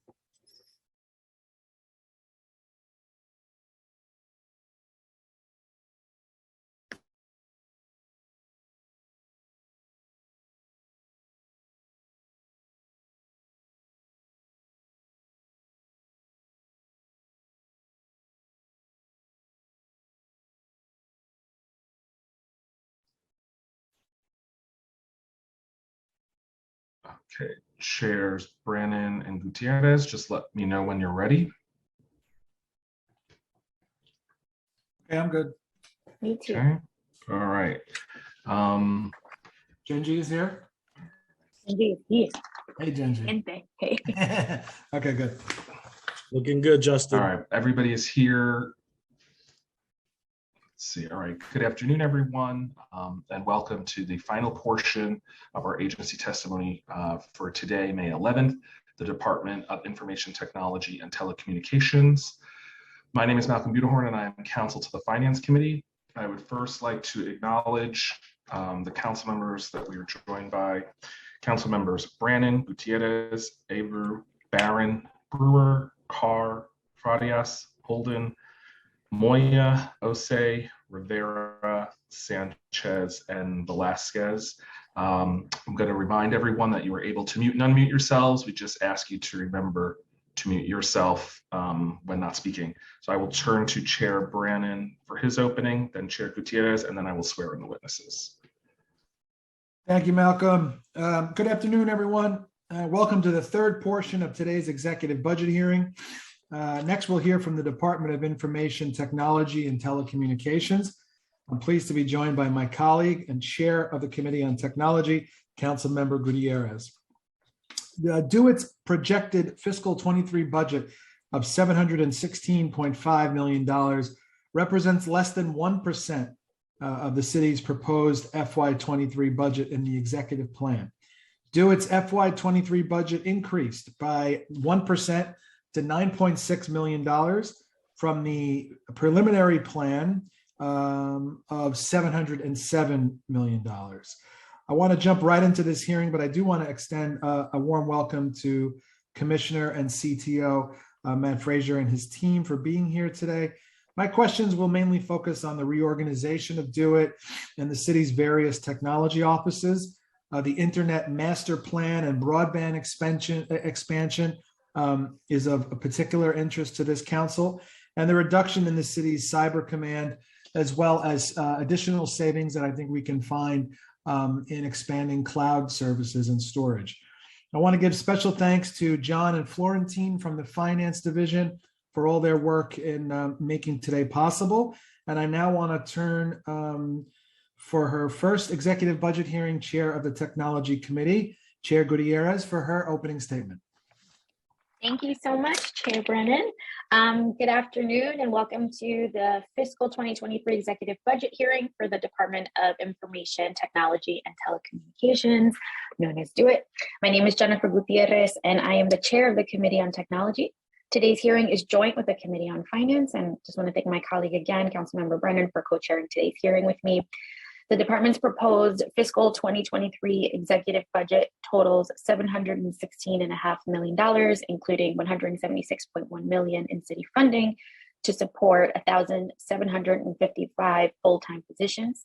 The budget also includes $540.3 million in OTPS, of which nearly $282 million is allocated to contractual services.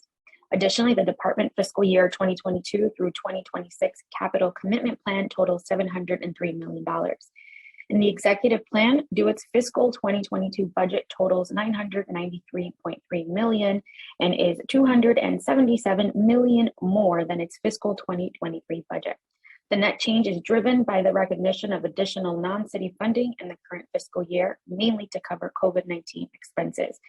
At today's hearing, it is my hope to examine how the department is currently managing operations with significant vacancies of 224 positions and how these vacant positions impact DUIT's overall performance. We will also hear how DUIT has been utilizing federal funding in response to the pandemic. Lastly, we will dive deep into DUIT current capital projects, specifically how the department is rolling out its broadband initiatives. As the office continues to consolidate the city's various technology offices into a single entity, the Office of Technology and Innovation, or OTI, we look forward to working with DUIT to ensure that the department has sufficient resources to carry out its duties in the most efficient way. In closing, I want to thank the committee staff for working on putting this hearing together, including Florentine Kapoor, John Russell, Irene Byofsky, Charles Kim, and my chief of staff, Anna Bessendorf. I'll hand it over. Thank you, chairs. The following members of the administration are here to testify and or answer questions. Commissioner and CTO, Matthew Frazier, Deputy Commissioner, Management and Budget, Joseph Antonelli, General Counsel, Tanya Richard, and Chief Operating Officer Michael McGrath. I will first read the oath, and after I will call on each member from the administration individually to respond. Do you affirm to tell the truth, the whole truth, and nothing but the truth before these committees, and to respond honestly to council member questions? Commissioner Frazier? I do. Thank you. Deputy Commissioner Antonelli? I do. General Counsel Richard? I do. And COO McGrath? I do. Thank you, everyone. Commissioner Frazier, you may begin when ready. Thank you very much. Good afternoon, Chairs Brennan and Gutierrez and members of the City Council's Committee on Finance and Technology. My name is Matthew Frazier, and I'm the Chief Technology Officer of the City of New York and the Commissioner of the Office of Tech and Innovation. I'm joined today by Joseph Antonelli, our Deputy Commissioner for Management and Budget, Tanya Richard, our General Counsel and Deputy Commissioner for Legal Matters, and Michael McGrath, our Chief Operating Officer. Thank you for the opportunity to testify on OTI's fiscal 2023 executive budget. Furthermore, I'm excited to update the committee on the consolidation of the city's legacy technology offices within OTI and how we are leveraging the technology to improve service delivery to all New Yorkers and close the digital divide. Since my testimony in March, we've made 3 key appointments to OTI's executive team: Kelly Moan, Michael Fitzpatrick, and Ruby Choi, who will be driving OTI's efforts on cybersecurity, information privacy, and strategic planning and implementation initiatives, respectively. Kelly Moan is our new citywide Chief Information Security Officer. Kelly leads OTI Cyber Command in the protection and defense of the city's digital enterprise to ensure continued security and integrity of our operations and ability to get stuff done for New Yorkers. Michael Fitzpatrick is our new citywide Chief Privacy Officer and leads the Office of Information Privacy. Michael will ensure the administration and its agencies zealously protect New Yorkers' information privacy while maximizing allowable data sharing for interagency coordination.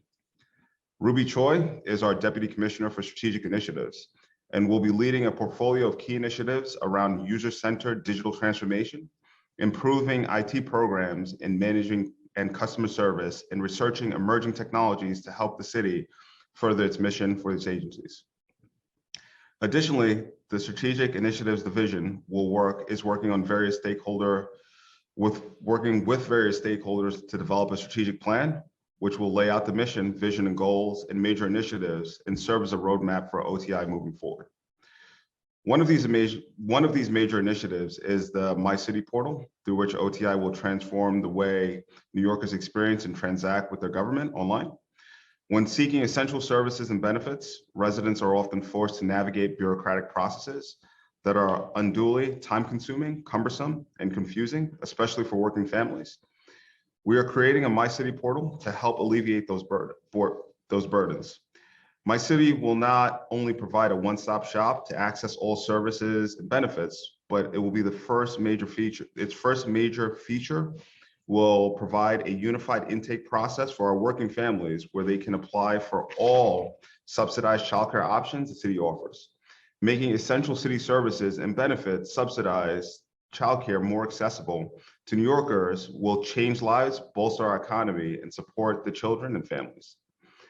OTI's new needs for this budget cycle reflect our commitment to improving, modernizing digital service delivery across the administration. For example, additional funding will go towards ongoing 311 application modernization, which will extend 311's customer service management system to provide significant enhancements to the 311 application. Enhancements will include multi-language capabilities and developing solutions with Esri to improve location accuracy for service requests, conditions across mobile, portal, and call center channels. New Yorkers will be able to navigate the application in their choice of 10 different languages and access the content translated by native speakers. Beyond our new needs, OTI's fiscal 2023 budget provides operating expenses of approximately $716 million, allocating $176 million in personnel services to support the 1,755 full-time positions, and $540 million for OTPS. Intercity funds transferred from agencies will account for $146 million, or about 20% of the total allocation of telecommunication costs, represent the largest portion of the intercity expense projected at $141 million for fiscal year 22. For fiscal year 22, the expense budget appropriation increased by $24.7 million from fiscal year 23 January's financial plan to the executive plan.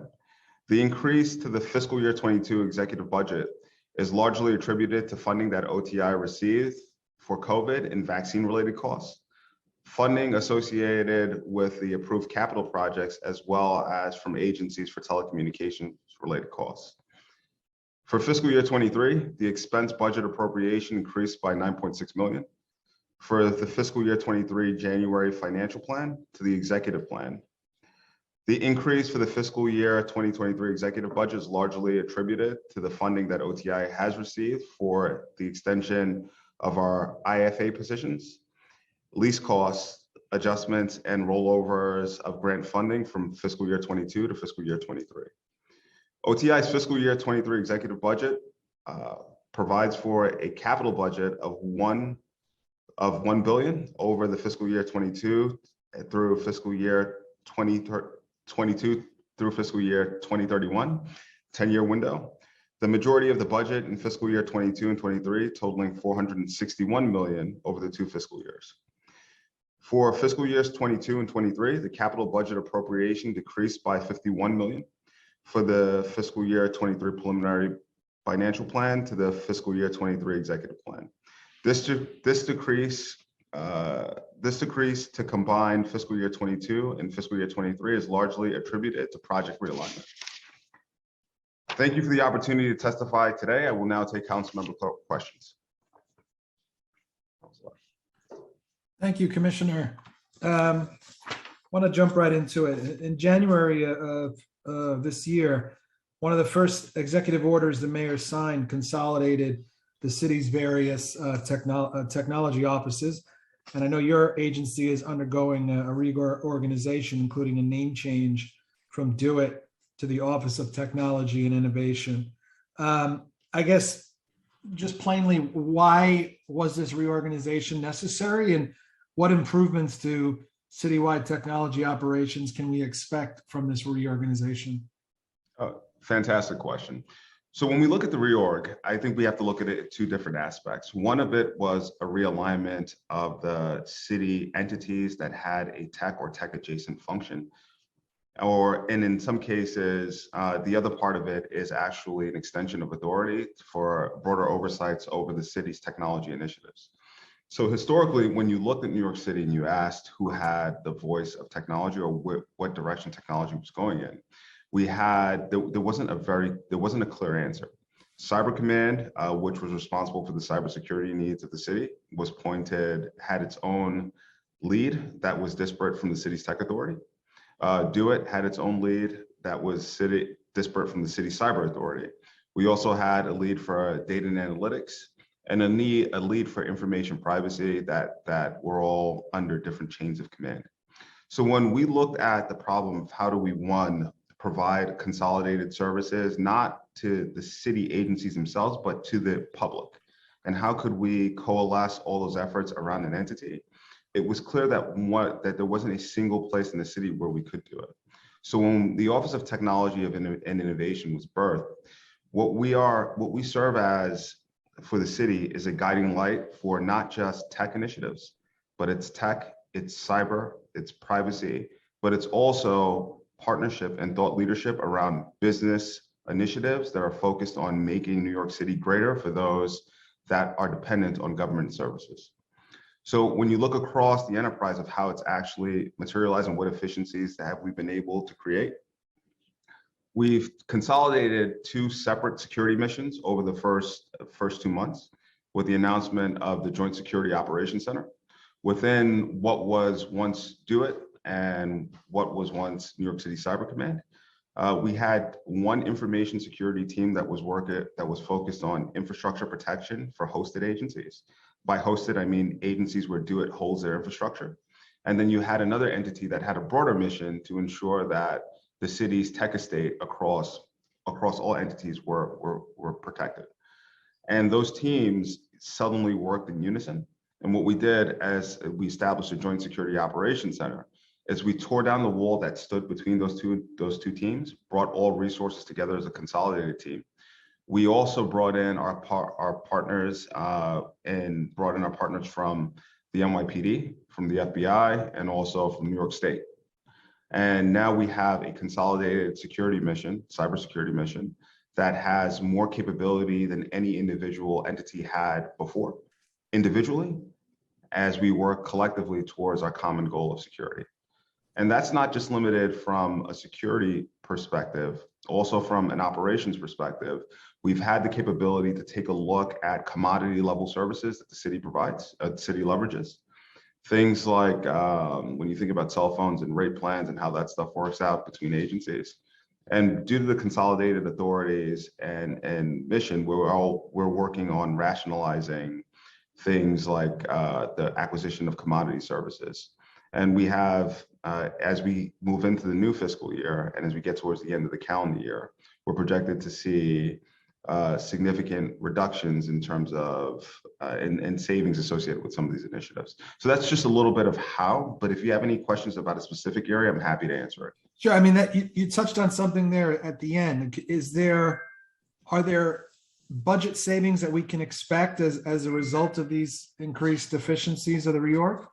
Yeah. So if you look at how the entity or that do it or any of these entities has operated year over year, and you look back historically, the budgets seldomly shrink. They more often than not expand. And with that expansion, if you measure the value in terms of output and what the public has received, I think you'd find varying results. So what we're hoping to do is, instead of seeing significant expansions, reappropriating costs that we're saving towards initiatives that affect the lives of those that are dependent on the government. And we expect, in many cases, for some of the new initiatives that are coming up, to self-fund them through reappropriation of programs that we may deprecate or we may consolidate. Does that answer the question? Sure. Yeah. I appreciate that. I want to talk about the Internet Master Plan and the broadband expansion. So in 2020, the de Blasio administration launched the Internet Master Plan. One of the primary goals of the Internet Master Plan was to establish a robust marketplace by leveraging city assets where internet providers would compete to bring the best and fastest low-cost internet to all New Yorkers. Will Do It Now be, in this administration, continuing the Internet Master Plan from the de Blasio administration? So also another great question. We're looking at the Internet Master Plan holistically, and the reason why we're doing it is part of the Internet Master Plan and part of what's proposed is infrastructure build out across the city using some city assets. But given the fractured nature of what was once the legacy CTO's office and what was Do It, there wasn't a concerted effort to use all of the infrastructure or make available all the city's infrastructure from a fiber perspective. So there's a possibility that in the existing proposal that we may be looking for resources to build out infrastructure where the city already has infrastructure present. So what we're doing now is doing a review and a deduplication to ensure that we're not wasting any money associated with it. It's a $160 million initiative. And although it was started in the last administration, anything that moves forward from this point, it's this administration's burden to ensure that's the best thing for the taxpayers.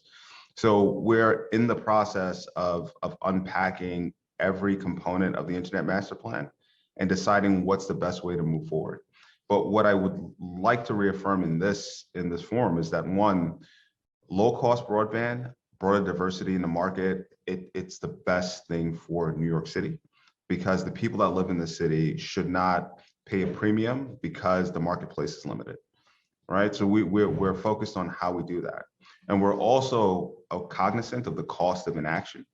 Every day that a New Yorker that needs access to the service, especially kids that are in school that needs access to service that doesn't have access to it, that day brings them further and further, or extends the digital divide a little bit further. So what we're looking at, although the Internet Master Plan is under review, We have options that we're executing out now that will fast track delivery of broadband services to places including public housing. We've already done it across homeless shelters, and we're looking at other ways that we can expand broadband capacity in near term without depending on some of these longer term programs. Yeah, I mean, as you noted, and I think I know we're on the same page here. I mean, definitely a priority of this council, as well as the budget negotiating team of this council, as well as the speaker and myself personally. We are dedicated to prioritizing expediting universal broadband to low-income New Yorkers and treating internet access like the necessity that it is, and not the luxury that may have seemed to be not too long ago. You mentioned public housing. How many NYCHA buildings currently have free and low-cost internet access? So free broadband access. So we have the Queensbridge Connected program, which provided wireless access for all of the developments within Queensbridge, all of the units within Queensbridge housing. Beyond Queensbridge Connected, it's sparse, right? And it's far less than it should be. What we're aggressively looking at now is a way that we can expand that universal broadband access beyond the few areas where it exists to the entire NYCHA development population.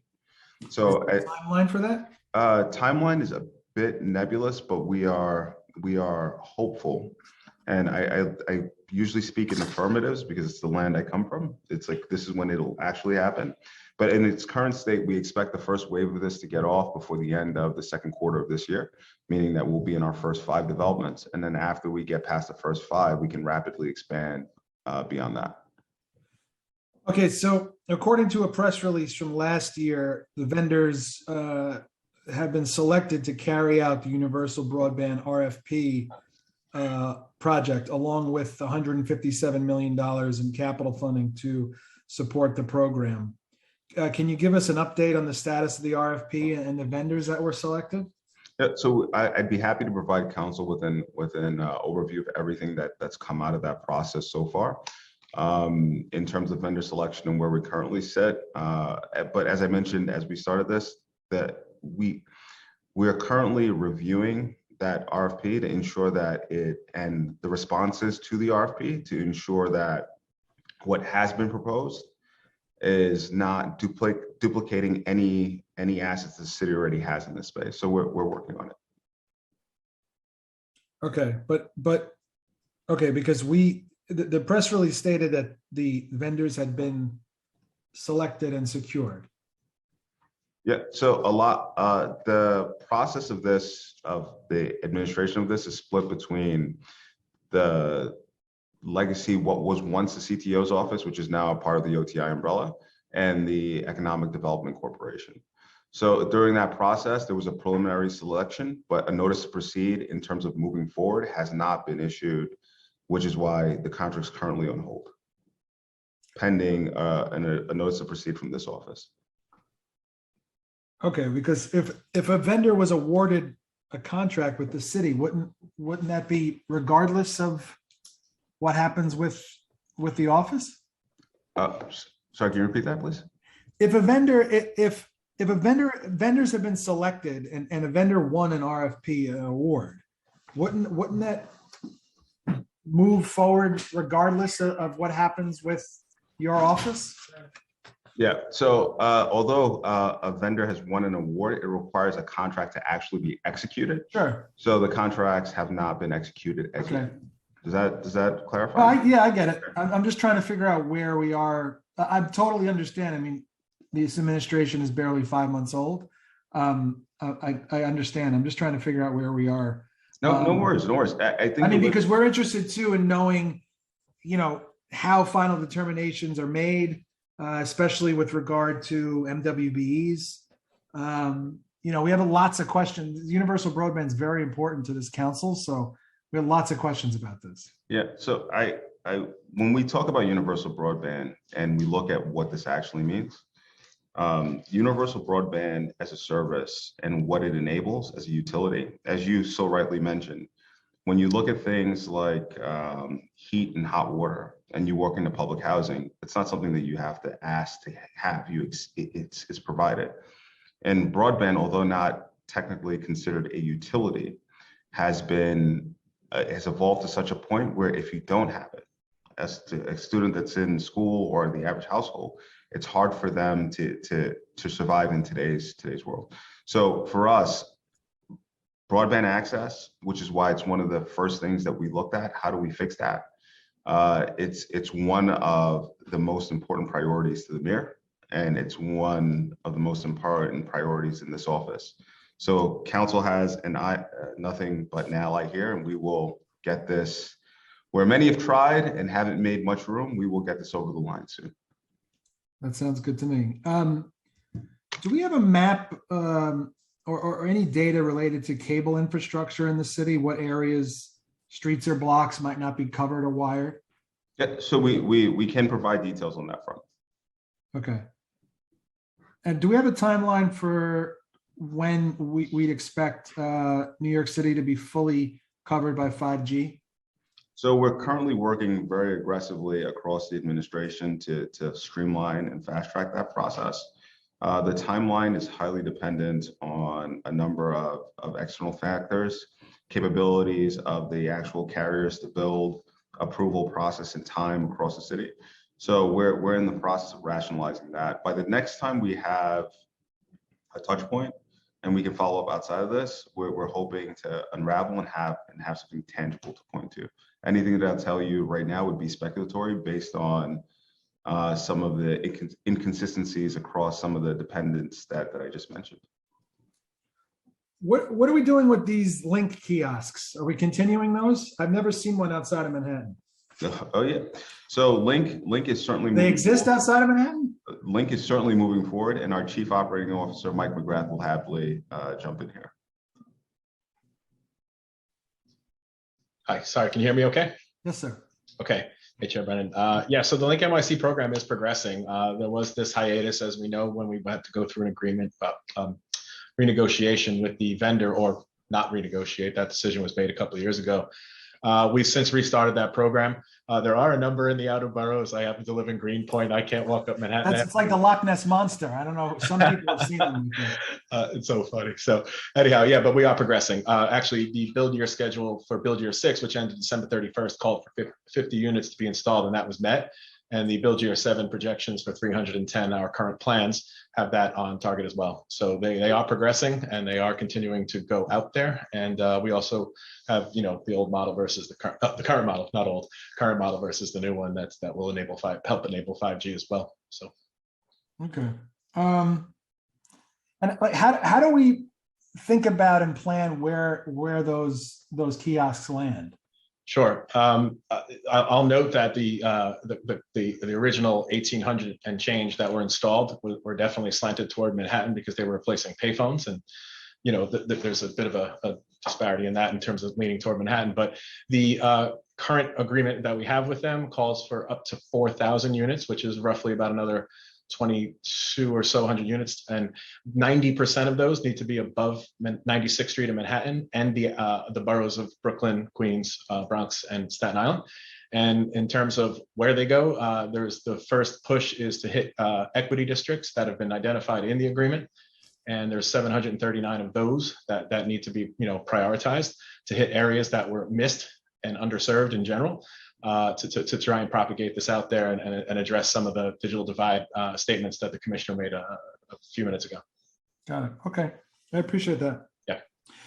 Going back quickly to the affordable internet access. I know the DOE in New York State, I think in Buffalo, work with ISPs to provide affordable internet access to students through bulk purchasing agreements.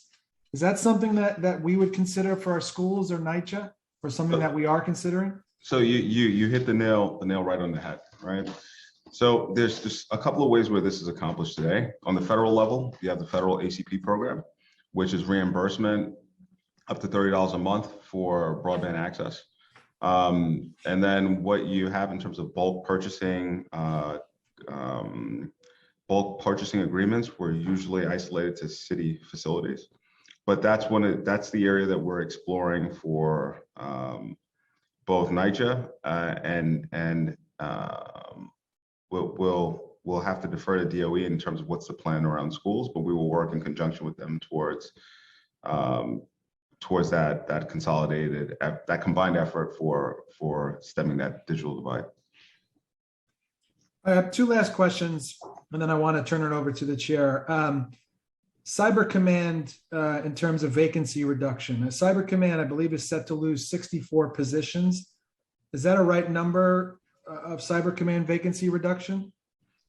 So what I just want to reemphasize on the Cyber Command piece, because we've consolidated Cyber Command with the legacy DoIT's information security team, Cyber Command's total headcount associated with who's actually people that are actually in seats has increased because we've combined the two teams. What we are looking at eliminating is vacant positions. It's not people. So for the vacant positions, the exact count, our Deputy Commissioner for Management and Budget, Joe Antonelli, can attest. But from an efficacy and a resource staffing perspective, we've increased the number of bodies that we have dedicated towards the combined security mission by consolidating the two teams. But Joe? Sure. I think the number 64 that you're referencing is actually the current number of Cyber Command vacancies at this time, and we're not actually set to lose those. That's just the current standing vacancies right now. Okay, so where are we at? Because then I'm confused, because I thought we had. I understand what the commissioner is saying with combining the two teams. So how many spots are vacant? Are we eliminating spots still? So and I'll let Joe jump in right after this. So during the initial run of the plan, as we rationalized the budget during the last go round, we took a look across OTIs, the enterprise, and we looked at any vacant position that we had, regardless of what function it was associated with. And then we did analysis to see where could we give back where necessary, especially considering the efficiencies that we would gain as we consolidated the teams. So Joe can talk to what the historic give back was on that front, or we can come back to you after. But Joe? Yeah, I mean, I'd have to get back to you with the exact numbers on the historic look back. But just basically to reiterate, what we're looking at right now is based on the current division makeup, which the chief technology officer has kind of talked at what we've looked at. We do have 64 vacancies there that are not being cut. Okay. And the current city policy requires that city employees have a residency in New York City.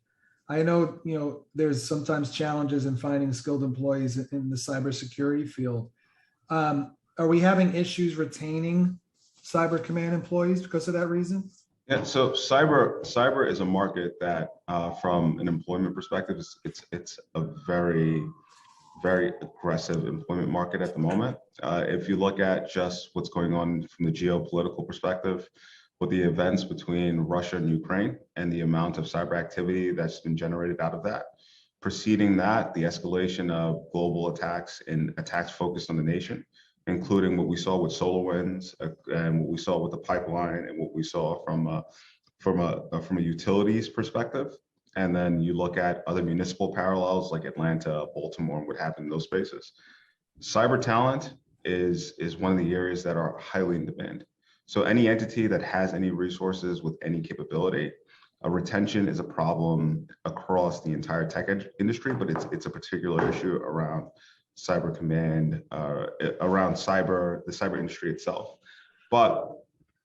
And we don't really use that. We don't look at it as an insurmountable challenge.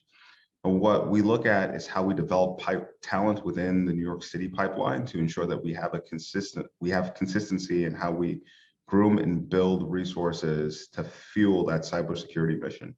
So to that end, we baseline security training so that we can take resources that have come in as entry or mid-level employees across the city in a tech area and build cyber capabilities amongst those, employing some of the best practices that are used by both the FBI and other national security parallels.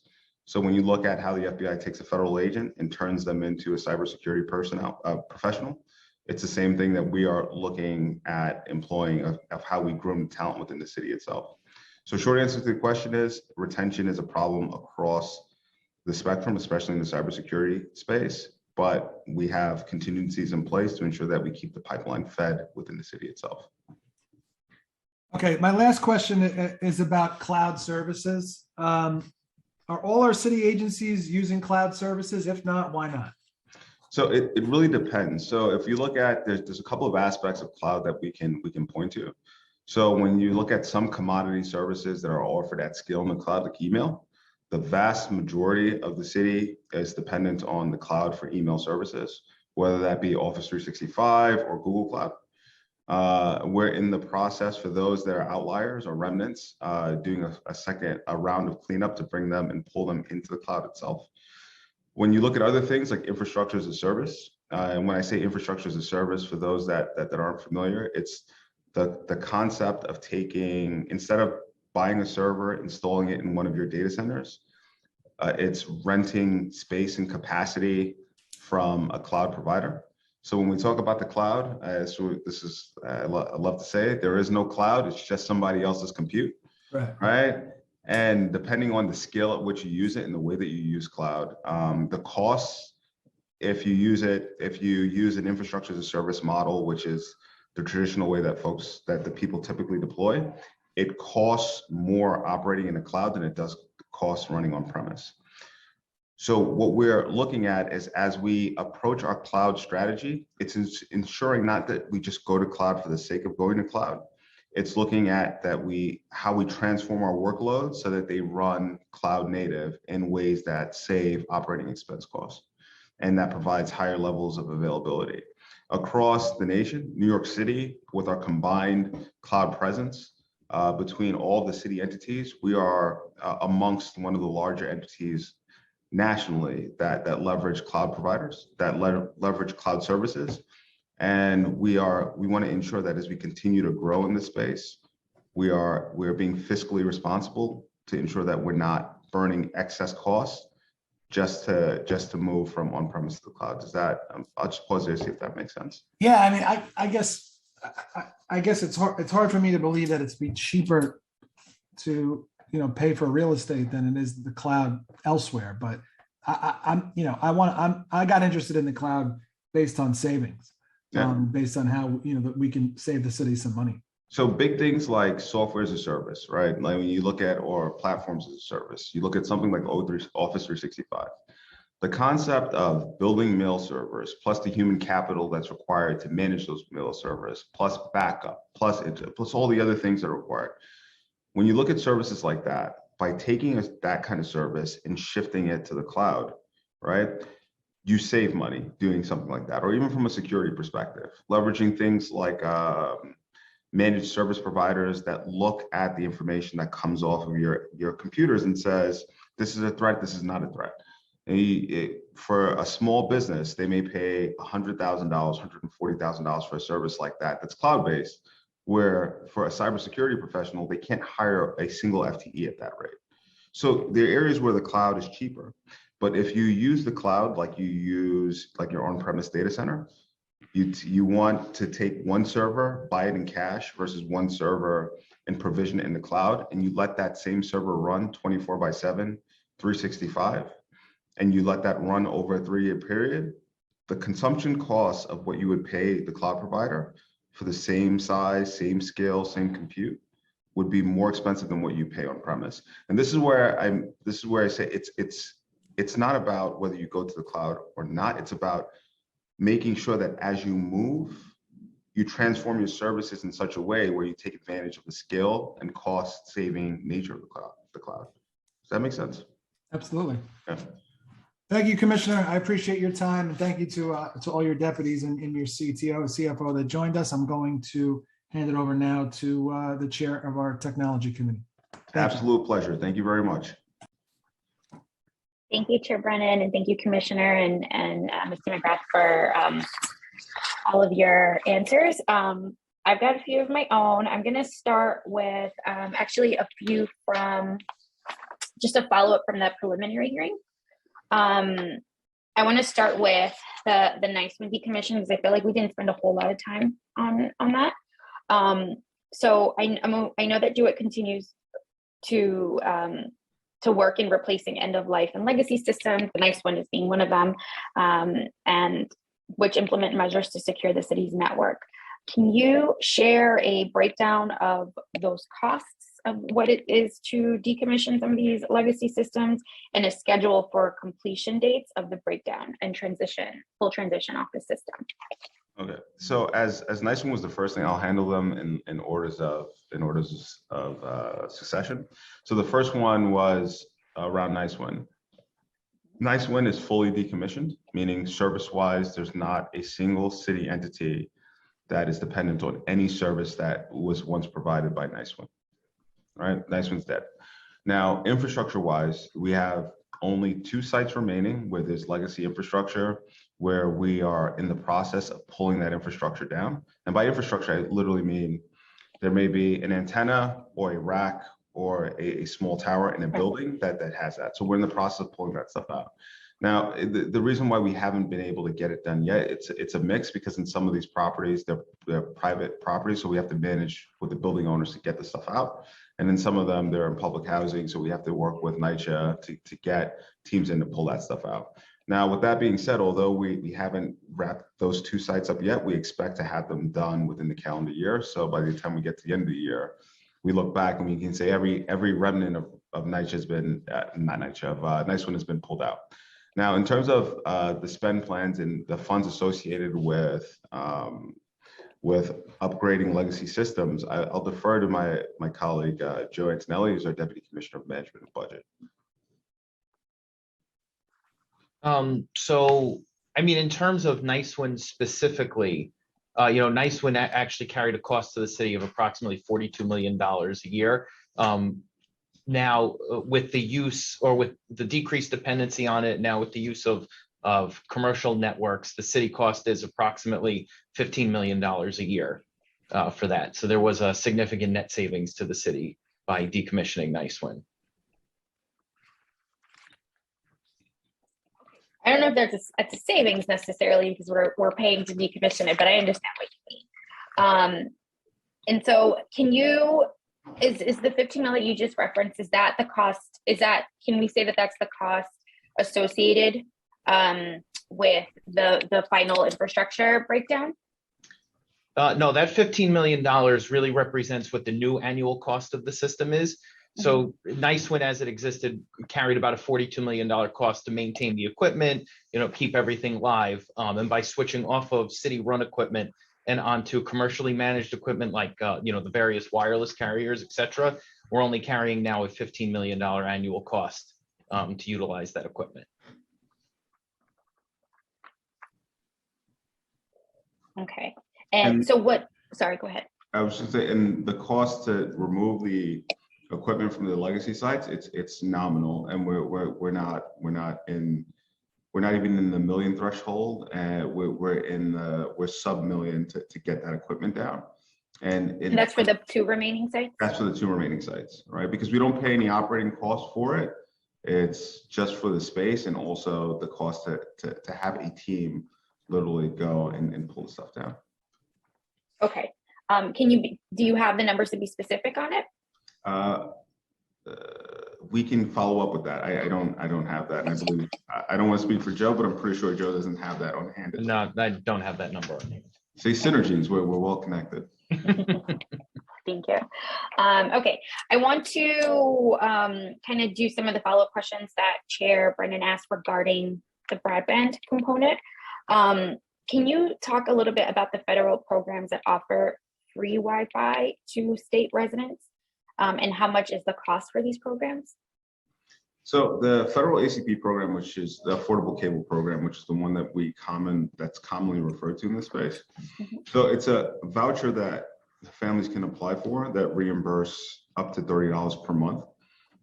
in spend associated with broadband. Now, in each one of the carriers that provide the service, each family is responsible for reaching out, contracting with that service provider, and then using the ACP voucher to reimburse the services for that. The important thing to note about the federal program is that it's not baselined into perpetuity. The program is scheduled to exist for the next, I believe, 2 years, 3 years. And then after that, it's unclear whether federal funding will continue to be provided in this space, which is why we as a city, when we look at the need, our need goes well beyond 2 to 3 years, which is why the broadband initiatives that we're looking at now are focused on sustainable baseline expenses associated with providing that utility-like service. So thank you. And thank you for specifying how long, like what the timeline is for it. So does that 2 or 3 year investment, does that, I guess, where does it meet with the city's plan for broadband expansion? I'm just curious to know kind of what that intersection looks like, specifically since the city's prioritizing broadband expansion for NYCHA residents, and they are going to be the primary population to be eligible for this ACP program. So I just want to know kind of what is the city's plan around where these two programs could potentially intersect? Yeah, so currently the federal program doesn't allow for bulk reimbursement, meaning if the city wanted to make a bulk application on behalf of the residents that live in public housing, the program doesn't currently allow us to leverage it in that way, which is one of the things that we are in conversations with the federal government about to see how we can expand it a bit so it can help cities help the city help its residents by providing consolidated services. Now, beyond just the population of folks of people that live in city operated buildings like NYCHA or some of the homeless shelters, it's the affordable cable program ACP program is extended to all those that meet a certain income threshold, right? So when you look at our working families, they extend well beyond public housing. So what we're looking to do is expand our messaging campaign and awareness about what's in that space, while providing baseline coverage in the facilities where we actually have control. So in terms of the intersect, what we look at the digital divide as is it's a complex, multi-layered problem, and we are putting in solutions that address each one of those layers. And the ACP program is it's an important tool in the belt to help those that are at that income threshold get access to the services at low to no cost. Thank you. I just have a kind of a quick question because I know Councilmember Menon has piloted a program in her district. Are residents that are signing up for this program, to the best of your knowledge, are they aware that they're signing up for a program that's got a lifeline of about 2 to 3 years? And is the idea that in those specific NYCHA developments, the city's broadband expansion will then be able to cover those whose voucher has expired? So I cannot attest to the messaging campaign that went out with this particular program. The mayor and I both support any program that focuses on providing free access or near free access to broadband services. So it was one thing that we were happy to see the council taking initiative and pushing forward on.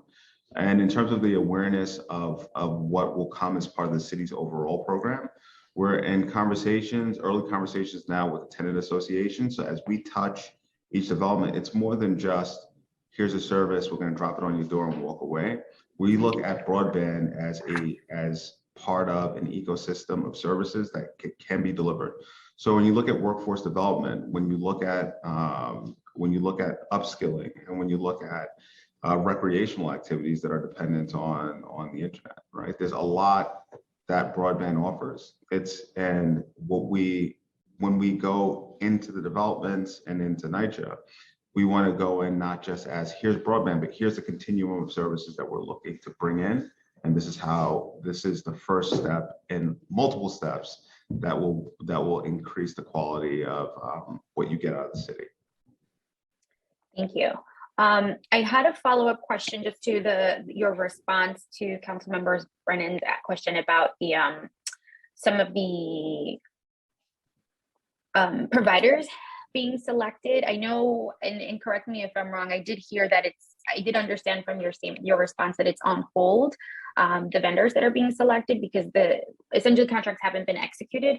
Can you go in a little bit more on what that challenge has been? Why are these vendors' execution of the contract on hold? Specifically, what are some of the reservations that you as the commissioner have to move forward? Yeah. So when we look at $165 million spend that comes from a legacy entity, and especially one that's on the verge of execution, I think that's the biggest thing. It's in terms of flag, just the sheer dollar amount that's associated with it causes, all right, 165 million. Let's make sure that before we sign on this, we know where everything is going and that it's in the city's best interest.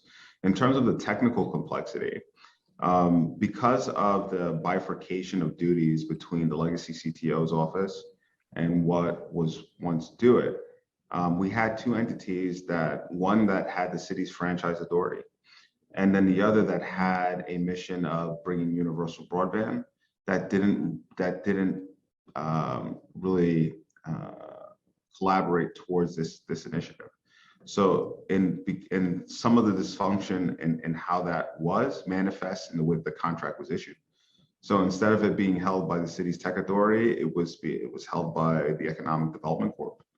And that in and of itself shows like how that communications void manifested from a contract perspective, the same thing manifested from a proposal and the service availability perspective.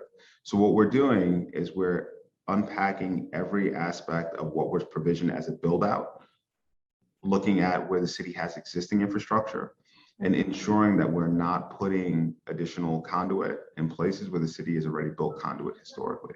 So that's the thing that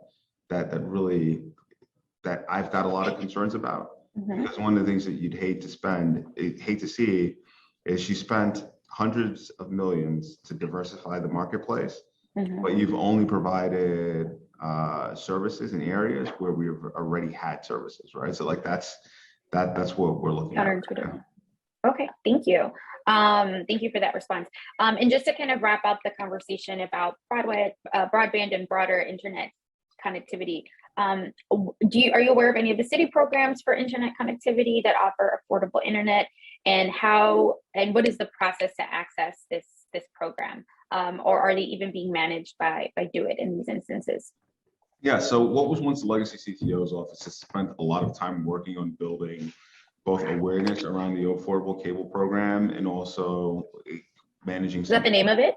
Yeah, the ACP. It's the federal ACP program. Oh, it's the same one. Yep. So it's the same program, but we as a city had historic messaging campaigns that went out around the availability of the program. We had initiatives focused on getting people enrolled. So we still have sites up on NYC.gov that accommodates that enrollment and redirects resources for people to that program. So those programs were more so focused on, as I mentioned before, someone going to a cable company or an ISP saying, I want service, I want a contract with you. Getting that lower level rate plan, then getting a voucher, using the voucher to reimburse for the use of that service. What we're looking at now is removing the process of one needing to negotiate your own connection with the cable company, working, rationalizing and standardizing the rate plan, and removing the dependency on the voucher for public housing and city-run facilities. So that's what the big difference is. But like I said, the legacy programs will still be used in our tool belt to help capture those that aren't in city facilities. Thank you. Now I just want to transition over to a few follow-up questions from our last hearing regarding Link NYC, which was a marathon of a hearing. The last time we had the hearing last week, Chief Operating Officer Mr. McGrath testified that they had just completed the physical audit of kiosks, and we're going to draft a report. And the report was currently being internally reviewed. I had asked if this report would be made public, and so I would like to know if that is still the case, or if the report is even ready yet, and if not, what is the expected timeline?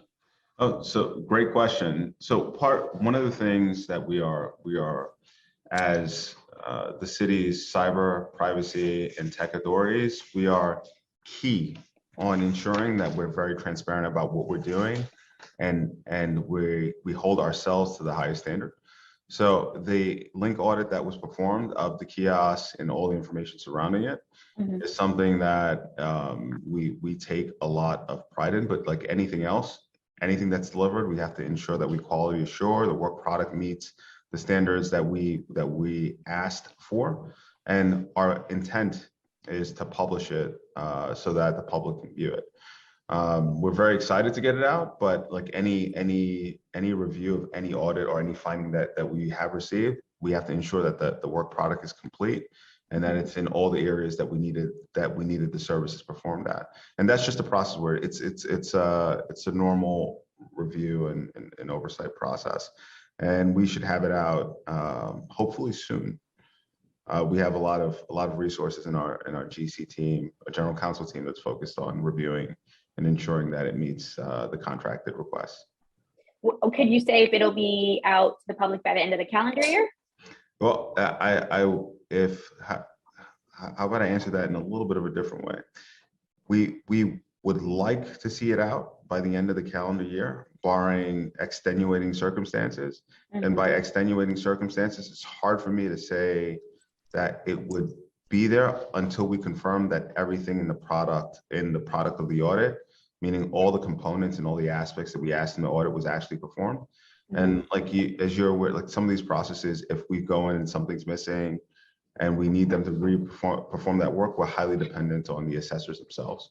So as it stands right now, we have no reason to believe that it will not be ready by the end of the year, right? But it's hard to say that definitively until we get through the assessment of this. Does that make sense? No, absolutely. I appreciate the thoroughness. And so, yeah, would love to review it once it's ready for the public.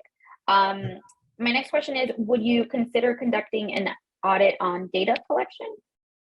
On data collection? Well, I think any service or any areas where we actually collect or house information, we're dependent. We are responsible for ensuring that those align to the city's best practices and aligns to nationwide best practices from a privacy and security perspective. So audits are something that we're always open to, and we will look to see what's been done historically in the space, and we'll unpack it where necessary. Thank you. Still on the Link NYC hearing, Mr. McGrath also testified that the additional revenue stream would be from leasing 5G equipment. Would you or Mr. McGrath, I know you're here, would you be able to elaborate once again on that statement? So our Chief Operating Officer, Mike McGrath, is very eloquent with his words, and as he is the person that testified, I'd like to give him the floor so that he can do so. Any area where necessary, I will jump in. Please, Mike. Thanks, Commissioner, and Chair Gutierrez. Good to catch up with you again here. Yeah, relative to, can you repeat the question again? I just want to make sure I answer. Sure. This was in the portion of the hearing where we were talking about revenue streams, and you said that the revenue stream would come from leasing of the 5G equipment, an additional revenue stream would come from the leasing of the 5G equipment.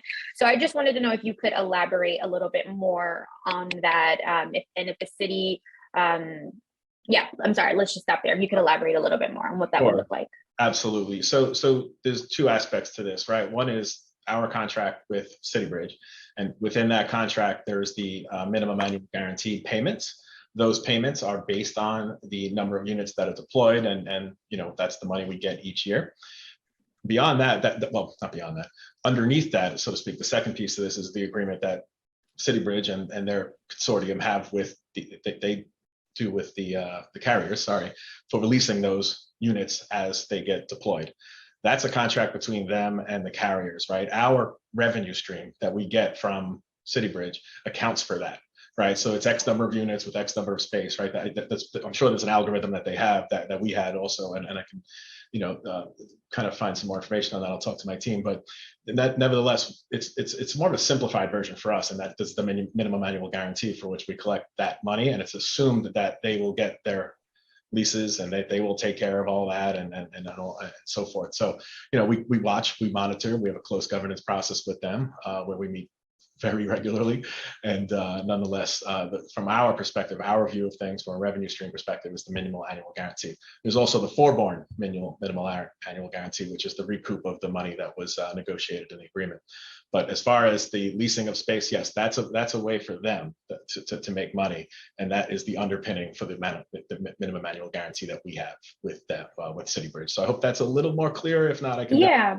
So that's a way for City Bridge. That's City Bridge's additional revenue. Yeah, that's how they make their money to then kind of underpin how they pay us, right? So it's we don't get involved in any of that leasing, but it's assumed we do because we govern them, right? And we want to make sure these go in places that need them.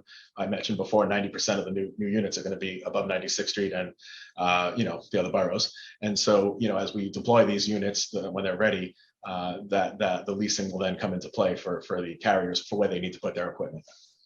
Got it. And I just want to confirm, because I think you may have covered it. So would the city receive any portion of these payments for leasing 5G equipment from City Bridge or leases? Well, we receive it as an avenue of the minimal annual guarantee. That's how we get that. They made forecasts and we agreed with them based on the money they think they're going to make, right? And the number of more units that get out there, the more that increases. And then there are, I'll call it, accelerators at 100 million and 200 million if they happen to get that high. That's where we could actually make a little bit more money, but that's a future tense thing, and we have to see how the carriers actually lease the space in those, and we'll keep a close eye on that. Like I said, we govern City Bridge pretty closely, and we take this seriously in terms of what they need to be doing. Absolutely. So would the forecast then increase as you see this down the line, as you see more of their revenue increase? Would that mean more money for the city essentially? It could be, yes, and I'm happy to share details offline as to what that means. It has parameters and assumptions in there as any forecast would. But yes, there's a baseline MAG, as they call it, minimum annual guarantee. And then if they hit certain numbers, if it's super successful, so to speak, then yeah, we can certainly make more money off that, and there's provisions in the agreement for that. Fantastic. And those are benchmarks that GUID has agreed to as well as part of the contract? Yeah, it's in the agreement that we signed last year. Last year or late the year prior. Sorry, timing is not my head. Yeah. Thank you. Thank you for that. So these are my last two questions on some of the feedback that we got from the Link NYC hearing. One of the questions that I had asked, and I know it went unanswered, was if you are aware of the number of kiosks that are located near homeless shelters and or NYCHA. But if you have any of those numbers, I'm curious to know if you're able to provide those numbers today. I can't provide them today, but I have them, and I just need to verify them with City Bridge. So we followed up, as you can imagine, we took the notes on that as well. We did talk to City Bridge. They provided some preliminary information. I just haven't had a chance to sift through that with them to make sure I can tell you intelligently and accurately that this is what we have. But they did provide them, and I can at least give you the context in terms of it's X number within X 100 feet per around the city. To remember also, the units can't be installed in residential districts right now. So, there's a footage of 300 feet, 400 feet, 500 feet near a resident, but it's obviously based on commercial or manufacturing space that's nearby. So we have the numbers. I just need to get through them and clean them up. But sorry, that's a bad statement. Not clean them up. Make sure I understand them so that I can intelligently tell you that and accurately tell you what they represent. But we do have a draft of that already. Thank you. No, I got it. I understand what you mean. And then my last question is, do you consider the location of shelters and NYCHA developments when you're citing the kiosks? I know earlier at the top of the hearing, you mentioned obviously that those the first rounds of kiosks were being installed or where decommissioned payphones were. But I think obviously when we're looking at a third of the city lacking access to broadband, when we're talking about the communities that I think are in most need of access, what is the strategy now moving forward with the installation of these new kiosks? And will you seriously consider their distance to homeless shelters and NYCHA developments? Yes, it's definitely part of all the discussions. So what we do is we work together with City Bridge to identify areas where we need these. Now, in the agreement, it's very specific to there were a number of equity districts that were called out, and there's a certain number of units that were targeted. I say targeted because there could be more or less depending on our discussions with the borough president and community district and community boards within those areas. But yes, we not only replace PBTs, there are what we call greenfield locations, sites where it didn't exist. and we actively work with the community members to make sure that they have a say in where they go, as well as try to promote other areas. Now, we do have to stay in those commercial and manufacturing lanes for right now, but we are hoping later this year to get approval for the residential areas. And to me, that's paramount, because I think it might be obvious if that's where we need it most, right? And to your questioning about relative location to NYCC locations and shelters, yes, that we try to look for areas that need it the most and focus on that. It's a big part of the agreement that was negotiated with them, and it's a big part of what we need in the city. I think we all agree with that, and we do lean on City Bridge hard to keep that as the focus, and they've been great so far with that in the new agreement. Thank you. Next, I'm just going to transition over to the conversation around state staffing and vacancies. Commissioner, I know you touched on a little bit on this on Chair Brennan's questions. So at the in the executive plan, the fiscal 2023 budget for 311 technical support decreases by $21 million compared to the current budget. The pandemic has shown how 311 services were essential, as New Yorkers rely on these services. At our preliminary hearing, you testified that 311 is now stabilized. How will the budget reduction impact 311 operations?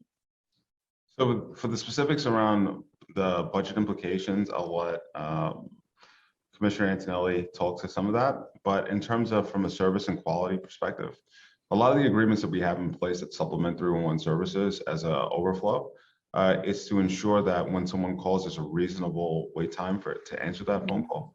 And especially there are periods in time where we see bursts in activities, whether that's during storms or other high volume times, like during the summer when fireworks are a big issue.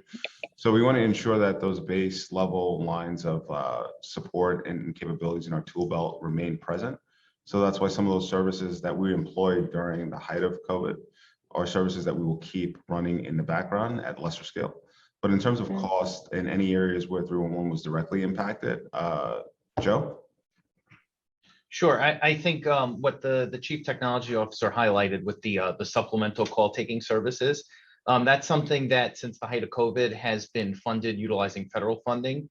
The approximate cost for that has been around $24 million a year. So the drop off in funding you're seeing is that we don't have any federal funding in the budget for next fiscal year.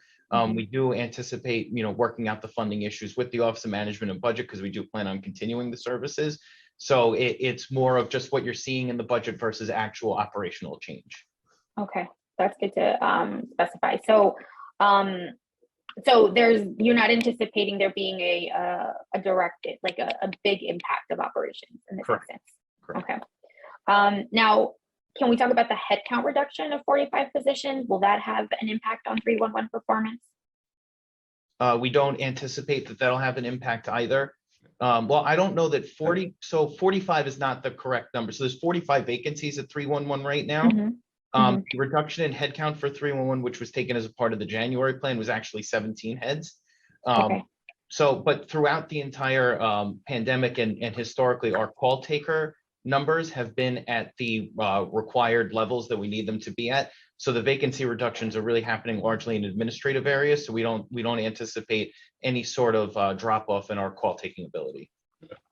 So what we're looking at is holistically with 311, as the good commissioner just pointed out, we want to ensure that one, when someone picks up the phone and they dial 311, the quality of support that they get and having someone available to answer the phone is a priority. And any area where we projected a cut does not impact our capability to provide that basic level of service. So like as Commissioner Antonelli pointed out, it's largely coming from administrative areas which have no impact to our capability to answer and triage phone calls. Thank you. I want to just ask a question about 311 operations before handing it off. I know we have a couple of council members with questions. So regarding 311 operations, during the preliminary budget hearing, we brought questions regarding 311 complaints on homeless individuals. Are complaints on the 311 line related to these individuals are they continue to be redirected to NYPD? So when you look at 311 from an operations perspective, Our mandate and our mission around 311 phone calls is to intake a call and route them to the appropriate entity. In terms of the processes around homeless services and who responds to homeless related complaints, I would respectfully ask the chair to direct the questions to the NYPD and the Department for Social Services, as they're the primary entities that are responsible in the city for dealing with that. Our role is simply call triaging and routing. And that's how we've operated, and that's how we will continue to operate. But are they being triaged to, I mean, I'm happy to ask this question to PD and DSS, but are they being triaged to the PD, for example? That's something So depending on the type of call that comes in, and depending on the type of complaint that comes in related to a homeless call, it could go to the NYPD, or it could go to DSS, or in some cases, it may need to be transferred to 911, depending on the egregiousness of the interaction. Mm-hmm. So as it comes in, both PD and DSS have a role in homeless related phone calls. We would have to break down a specific call type, specific condition to tell you specifically where it would go. But short answer to the question is there are a portion of calls that are routed to PD, portion that are routed to DSS, portion that are redirected to 911 based on the call type. Yeah, I'm curious to learn a little bit more about what that process is for the operators. I know that they oftentimes are encouraged to ask certain questions just to obviously to better triage. And I know that there are certain words that could trigger kind of where it gets triaged. So I'm curious to know kind of what that looks like and what those conversations look like in an effort to triage to the appropriate agency. Makes sense. We can share a sample of what the decision tree looks like when routing that, so that gives the insight that you need. Thank you. I'm just going to ask a couple of questions very quickly on the capital plan, and then I'm going to pass it over.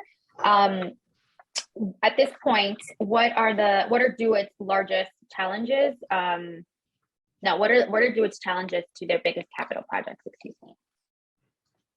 So challenges, I think at this point for a lot of what we're moving forward, whether it's our foundational infrastructure programs or any of our other outlying programs that focus on replacing legacy infrastructure, they're less of, I'd phrase them less as challenges, but more as complexities in dealing with systems that are as old and delicate as some of the things that exist within the enterprise.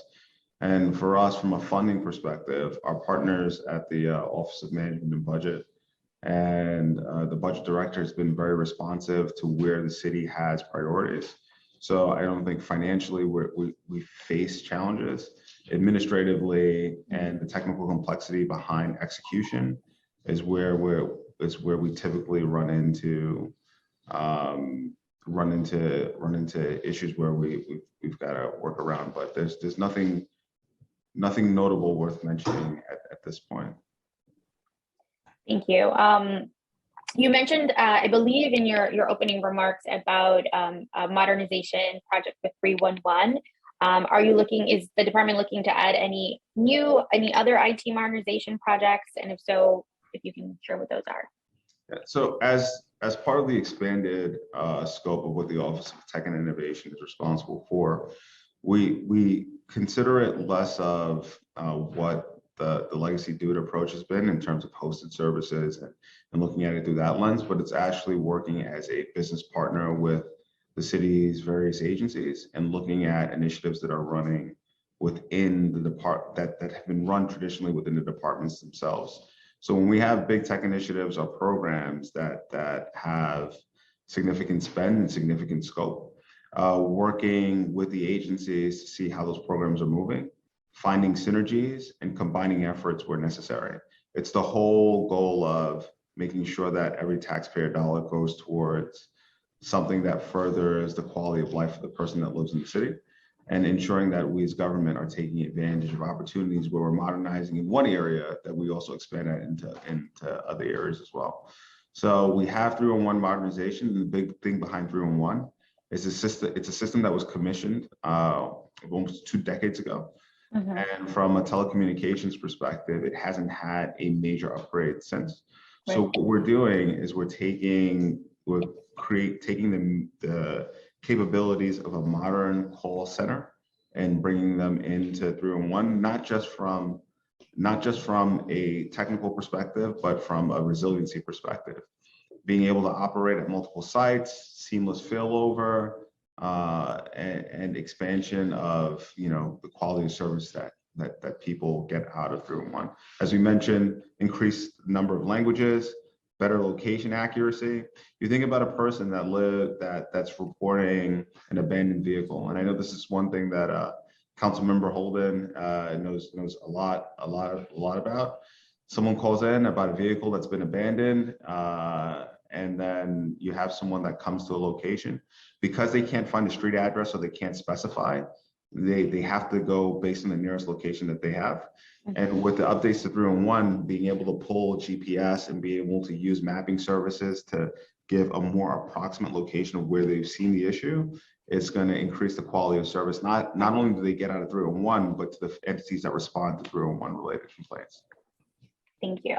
Absolutely. My last question related to capital is, we saw that the capital plan includes $17.4 million for the implementation of a project named Do It Alarming Service Now. What is this project? What does it entail, and what is the direct service? So the ServiceNow program. So the alarming, it's an interesting. What is it? So ServiceNow is a case management system for service desk tickets. So when you dial the citywide service desk and you say, I have a problem with the computer, or I have a problem with the system or service, the system that the problem is logged in and then routed to someone to triage and fix, that's what ServiceNow does. So this is an internal, it's for the internal for the employees. It's an internal case management system? Yeah, it's a case management system for people that work on the service desk, not limited to OTI itself, but across the city. So there's a number of agencies that are dependent on what was once Remedy. It's the old service desk ticket system. We've updated that from Remedy to ServiceNow. Okay, fantastic. Thank you. I'm going to pass it off to our moderator, who then we'll call on our members to put questions. Thank you. Chair Gutierrez, always a pleasure. I'm here. I'm not leaving. Don't say goodbye to me yet, though. But thank you, Commissioner, and thank you, Michael.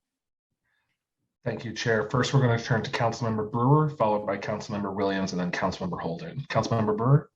Thank you very much. I have some little questions and then a couple of big ones. The little ones are, we all care about NYCHA, and in addition, Julie Menon also involved the education superhighway group out of California. So I wanted to know if you know, because I don't know the group, if they can help with this issue of trying to make sure that people can get online for $30. That's number one, even though it's sometimes hard to work with Spectrum and Verizon, in my experience.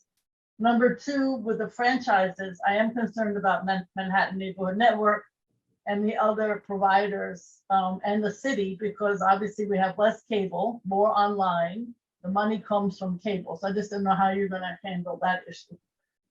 With the kiosks, I think there's two issues. One, the current ones, as soon as the Dr. Off put them in, I knew he was going to have a problem with the internet, so they cut it off because too many people were using it. So I just didn't know if they would also be cut off in the new kiosk.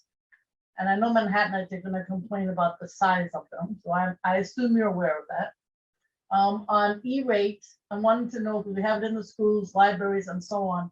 I love it to be a hotspot. I tried to go to the FAA, have not been successful in the past, so that you could have opportunities for free Wi-Fi in the area. I didn't know if you were thinking about that. And in terms of 311, you always have city employees, King, which is your, I assume, still your contracted agency, and CUNY students. And I just didn't know, if they're still the three partners. Obviously, we want as many city employees as possible. And then the larger questions are, there are a lot of companies that want to provide internet options applied to the universal broadband solicitation, as you know, but not all of them have heard back from the city. So I wanted to know the status of the universal broadband solicitation. And I believe the last administration put in 157 million. And I didn't know how the build out and the 157 million were coordinated. And then of course, I'm always dealing with the private providers, and they're always challenging. But do we have a plan for how to make it easier for companies to build the internet network throughout the city? I know Maya Wiley sued Verizon because they weren't doing it. And these new broadband franchises are in place, but some of them rely on Verizon to schedule conduit reviews and deal with the costs. And I just didn't know because Verizon, at least in my opinion, is always slowing things down. So I didn't know how you were dealing with Verizon. So those are my questions. And thank you very much. Councilmember, thank you very much for the questions. So I will try to answer in succession, and any area where I miss, please feel free to pull me back in. So in the first question around education superhighway and the work that the council member did in terms of partnering with them to increase the advocacy and awareness of the program. There are many entities that play in the space around advocacy and that we're able to partner with. And as the city, we are exploring all opportunities to leverage partners that can extend our voice as far as possible, especially about free services that the city can leverage, that our residents can leverage. So we are very open to partnership opportunities, and we are actively exploring all viable paths that we can do that with. In terms of the viability and what we're doing around, the availability of services and what we're doing in NYCHA as a whole, and exploring how we can expand that free $30, use that $30 a month for broadband. The initiatives that we're focused on right now is democratizing the process for enrollment. So instead of having the tenant be dependent on an individual process to connect with the provider to come in and establish the service, it's more so having the tenant connect with someone just to schedule installation. And let's remove the burden of them having to enroll with the service itself. And as you've mentioned, sometimes dealing with the companies can be a bit complex in navigating how you get to these service offerings. It may be a bit challenging for the residents, and that's why we want to use this opportunity to demystify and scale back the level of engagement that's necessary to get this critical service. So I'm going to pause there for a second to see if that makes sense. Makes sense. I'll probably follow up. I don't want to take too many people. I know places like Silicon Harlem, there are 3 such groups in Manhattan under the previous administration. I don't quite know what they're doing, except they're trying to do the same thing. I think it is complicated. I've been trying to do this for many years. So, and these carriers are challenging too, because in the past, if you didn't pay your bill, you might walk. All right, keep going. I'm sorry. All right, I think we should describe it. We should talk about it later at this point. No, so we'll be very happy to follow up offline on this front. And, and thank you for all efforts that you've done in the past trying to push these things forward. I mean, for us, it's important to have allies and advocates in the right places, and you are certainly one of them. Okay. And the franchises? So the franchises, can you just? Sure. The issue is you guys, I think they're up next year. And so they're not going to give you cable money. So then what are going to happen with all of the, the M&Ms and so on, because they're not going to get that cable money. And so we're in the process of exploring all of the existing franchise agreements, and we're looking at for those that are up and those that have lapsed, and how we can bring them back into compliance and standardize them in a way that continues to ensure that the city collects revenue in the areas where they're actually being utilized. So the team, both from our general counsel's office and our franchise administration, are working very diligently to try to bring these into compliance. Now, this isn't an issue that's new in this space. I mean, a lot of these agreements have been expired for or have been in extension mode for years. So it is our goal during this administration's term to rectify and establish a new baseline. Okay, and you're going to worry about the municipal channels and M&Ms. Yes. On E-rate, we all have them in the libraries and the schools. Can we make some hot spots out of them? Yeah, so we've been in a lot of contact, a lot of conversation with the New York Public Library and a number of other entities about having these, using some of these community sites, including the libraries, as a hub for as they've been for generations, go to the library to get a book, but you can also go to the library to connect and leverage some of these services. So we're in conversations to see how we can fast track and partner on some of these efforts. And So outside into the neighborhood. That's what I mean. Outside. oh, outside, like in the perimeter? Yeah, outside. We've been trying to do that. That's what I'm wondering. Oh, yeah. So we are actively pursuing not just in building, but we're also looking at, as we look at other areas like niche developments, as we look at pursuing build outs in other places like homeless shelters, not just on the inside of the development or in the units, but also in the common spaces, in the atriums, and in the public areas. Yeah, but So the issue is with the libraries and the schools, you have the E-rate. So the FAA would have to agree to let you do it into the neighborhood. That's the problem. Yeah, so we will follow up with you offline on that front and make sure that we're all working on the same page. At 311, do you have, is it still King and CUNY students and city employees? It is so. Okay, and then do you have Spectrum? Does the city have Spectrum? Spectrum. From the cloud, buying Spectrum. Do we buy Spectrum? I don't know. I was just wondering. Buying like regular. Broadway operates with Spectrum. HITN has Spectrum. Yeah, so the city owns various degrees of spectrum depending on what you're looking at. So we own radio spectrum. We own a number of other things that entities like our public safety channels use for communication.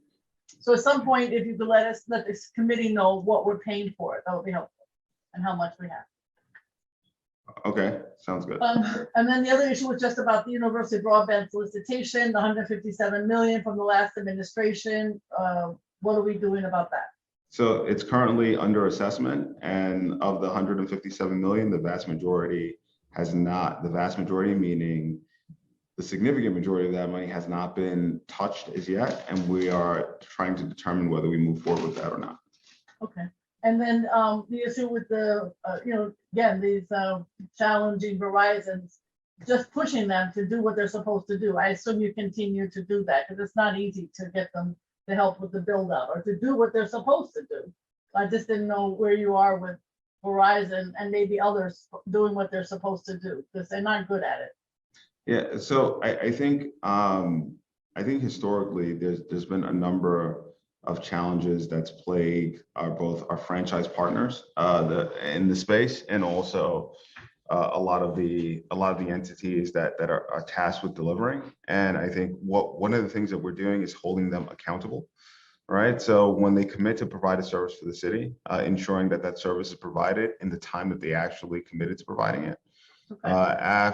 What we've seen historically is big commitments and a limited amount of follow through, and we are in terms of what this administration's motto is, get stuff done. We have to ensure that we hold them accountable so we can get the things done that we want to get done. All right. Thank you very much, Madam Chair. Thank you. Councilmember Williams. Starting.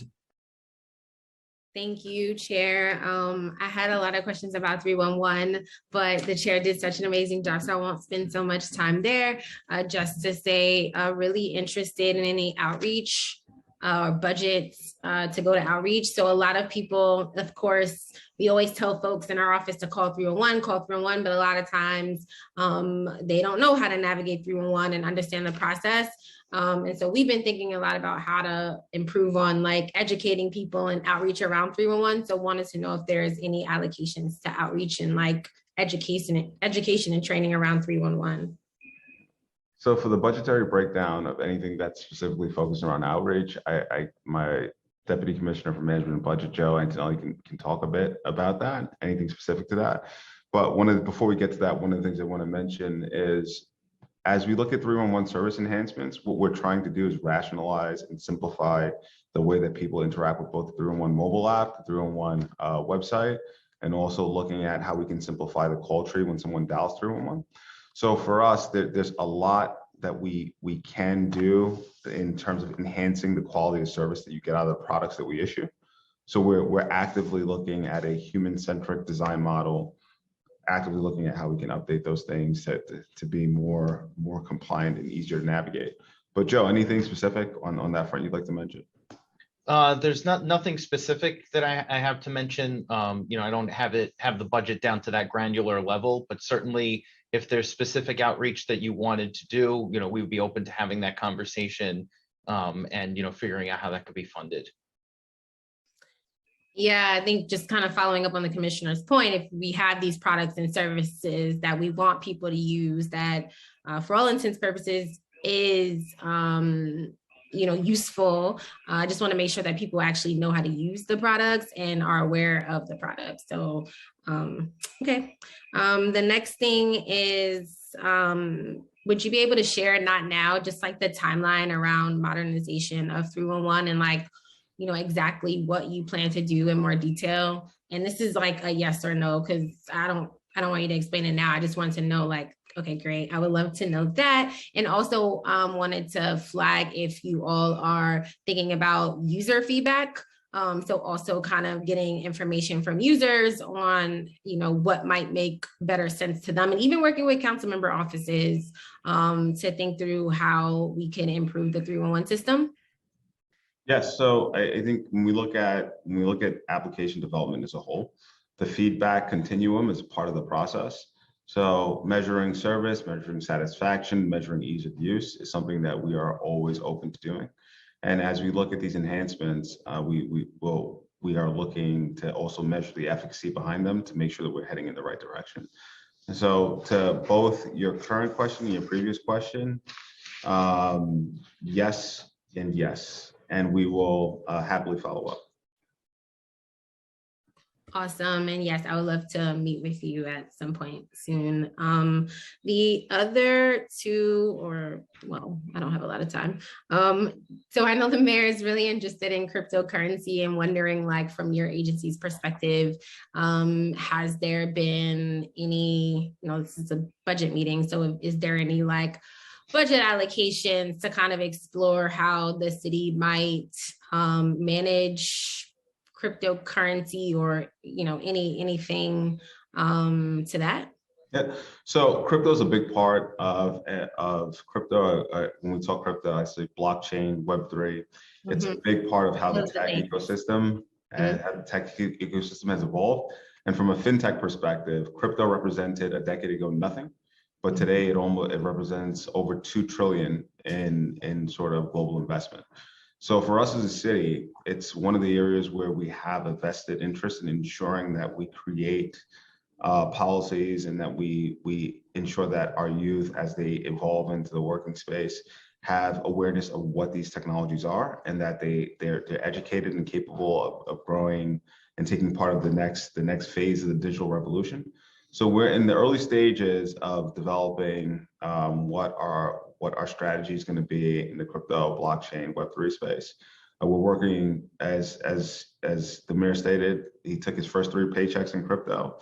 That's the initial sign of how much how important the space is to him. And then we're currently working on building something out. In terms of budget allocation for this, we're leveraging our existing innovation pipeline and our existing innovation budget to build our strategies and policies around this stuff. So it's nothing explicit that's in the budget, but it is a work in progress as we speak. Okay, I would love to also follow up with you. And Chair, may I have just 1 more minute? Okay. 1 minute. I have 1 minute. All right, so I won't ask you this question, but just in terms of like the automated decisions, I know this has been like a conversation in the past around like the algorithms, and so would love an update on that at some point. You guys put the timer up for 1 minute. I love that. Yeah, so I'd love some information on that in the future, and again, as it pertains to the budget, if we could follow up. And then this could just be statement and follow-up question in my last 30 seconds at another point is also wanting to see how we can like decentralize the chain of command for like different agencies and even community boards that always have to kind of go to do it to like make any changes, even if they're super simple changes. And so I just wanted to have a conversation, understand budgetary, administrative wise, logistical wise, programmatic wise, if there's any conversations around how to sort of like decentralize the authority around like making certain changes online for the agencies. Time expired. Yeah, so I think great questions. We're always looking for ways that we can create broader levels of efficiency. So any area where it's the process is a bit cumbersome and we can make it better, I'd be happy to know. You know, if they, like they say, if you want to make any positive change in any parts of the way that you operate, it starts with having an honest conversation about the ways that you can do that and where we can. And I'm any areas where you see it, I'm happy to have a discussion about it.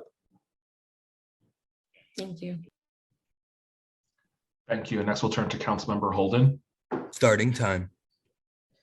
Thank you, chairs, and thank you, Commissioner. And I guess I'll try to be very brief. I guess my first question would be directed to COO Michael McGrath. You know, I mentioned this at the last hearing, but I'd like a commitment, sort of, if you can do it, that these Link NYC kiosks could be, when possible, be installed close to, you know, like bus stops, because my constituents are asking for that. So can we make that a priority, at least where possible? Yes, Chair Member, I'll say this. We have a list of citing guidelines that we are governed by, and proximity of one unit to another, you know, other street furniture is something we need to consider. I will commit to you that I'll talk to the team about it and see what we can come up with relative to ideas and possible recommendations on what we could do.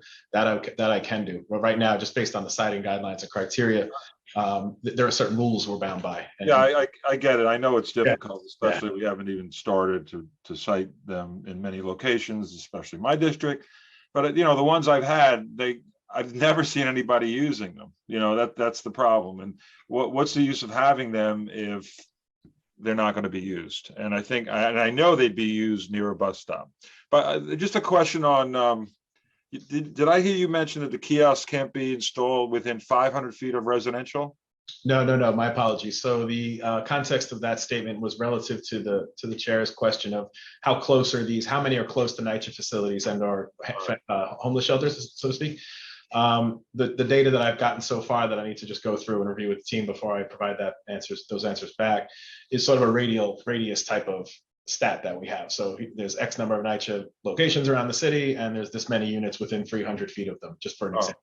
That's what I meant to convey there, if that wasn't clear. So my apologies. But what is the regulation close to residential? Right now, it's how the zones apply. So right now, we are approved to install the units in commercial and manufacturing zones, for example. We are not approved to install them in the strict residential zones. That's the guiding principles. No, but at the last hearing, I mentioned when you answered me, because I said I have a lot of mixed use areas, just like the chair has. Yeah. So if it's residential, let's say, would it be right outside a window of a residential if somebody's on the second floor above a store? Right, and my apologies, mixed use is approved as well. And so with that, there's, again, I refer back to the citing guidelines for how we can install them and where we can install them.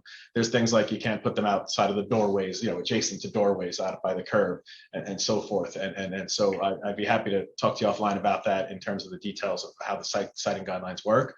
And if there's some ideas there and we can maybe put forth some recommendations on to change them, that's fine too.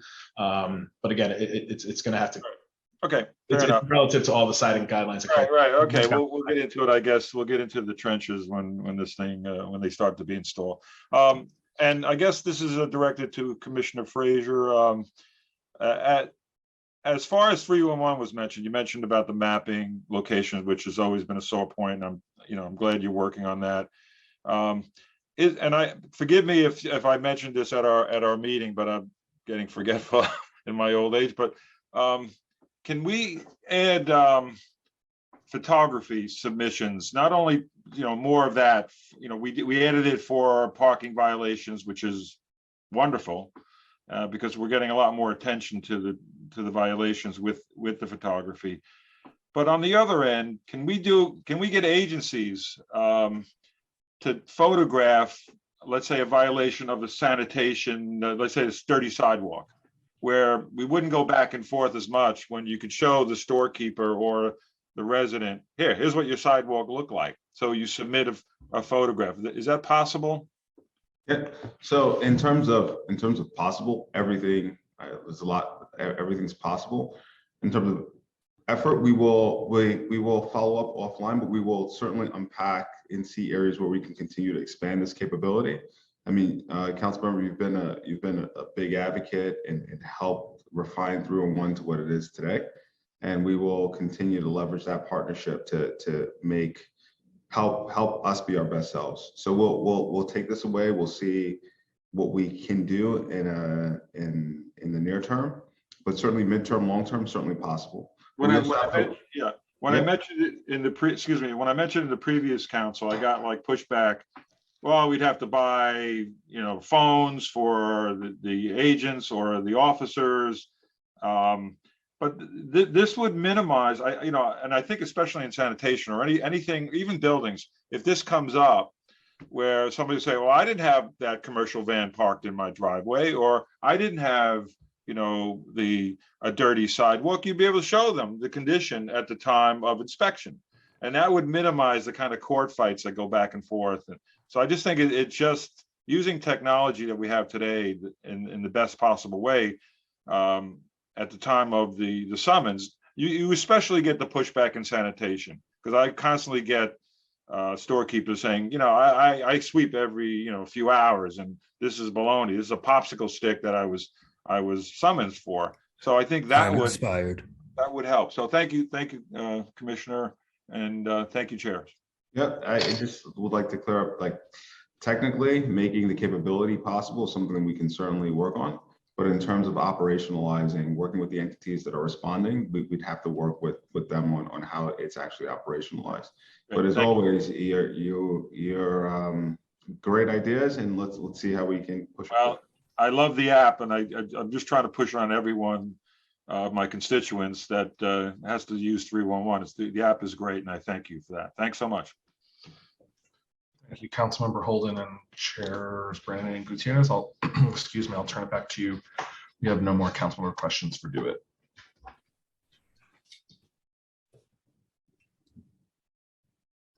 Genji, you got something? I just want to thank everybody. Thank you to the commissioner. Thank you to the Do It team for today, for your responses, and just a shout out to my committee team for all of your assistance in preparing for today. And looking forward to continuing this conversation and how to just create more access and equity for all of our constituents. Right on. Thank you so much. Thank you to all my colleagues. Thank you, Commissioner Frazier and your team, for answering all of our questions. If there's anything that we need more clarity on, we will send it in written form, and it'll help in our negotiation process. So thank you to the whole finance team. Malcolm, thank you so much. And with that, this hearing is adjourned. Thank you all.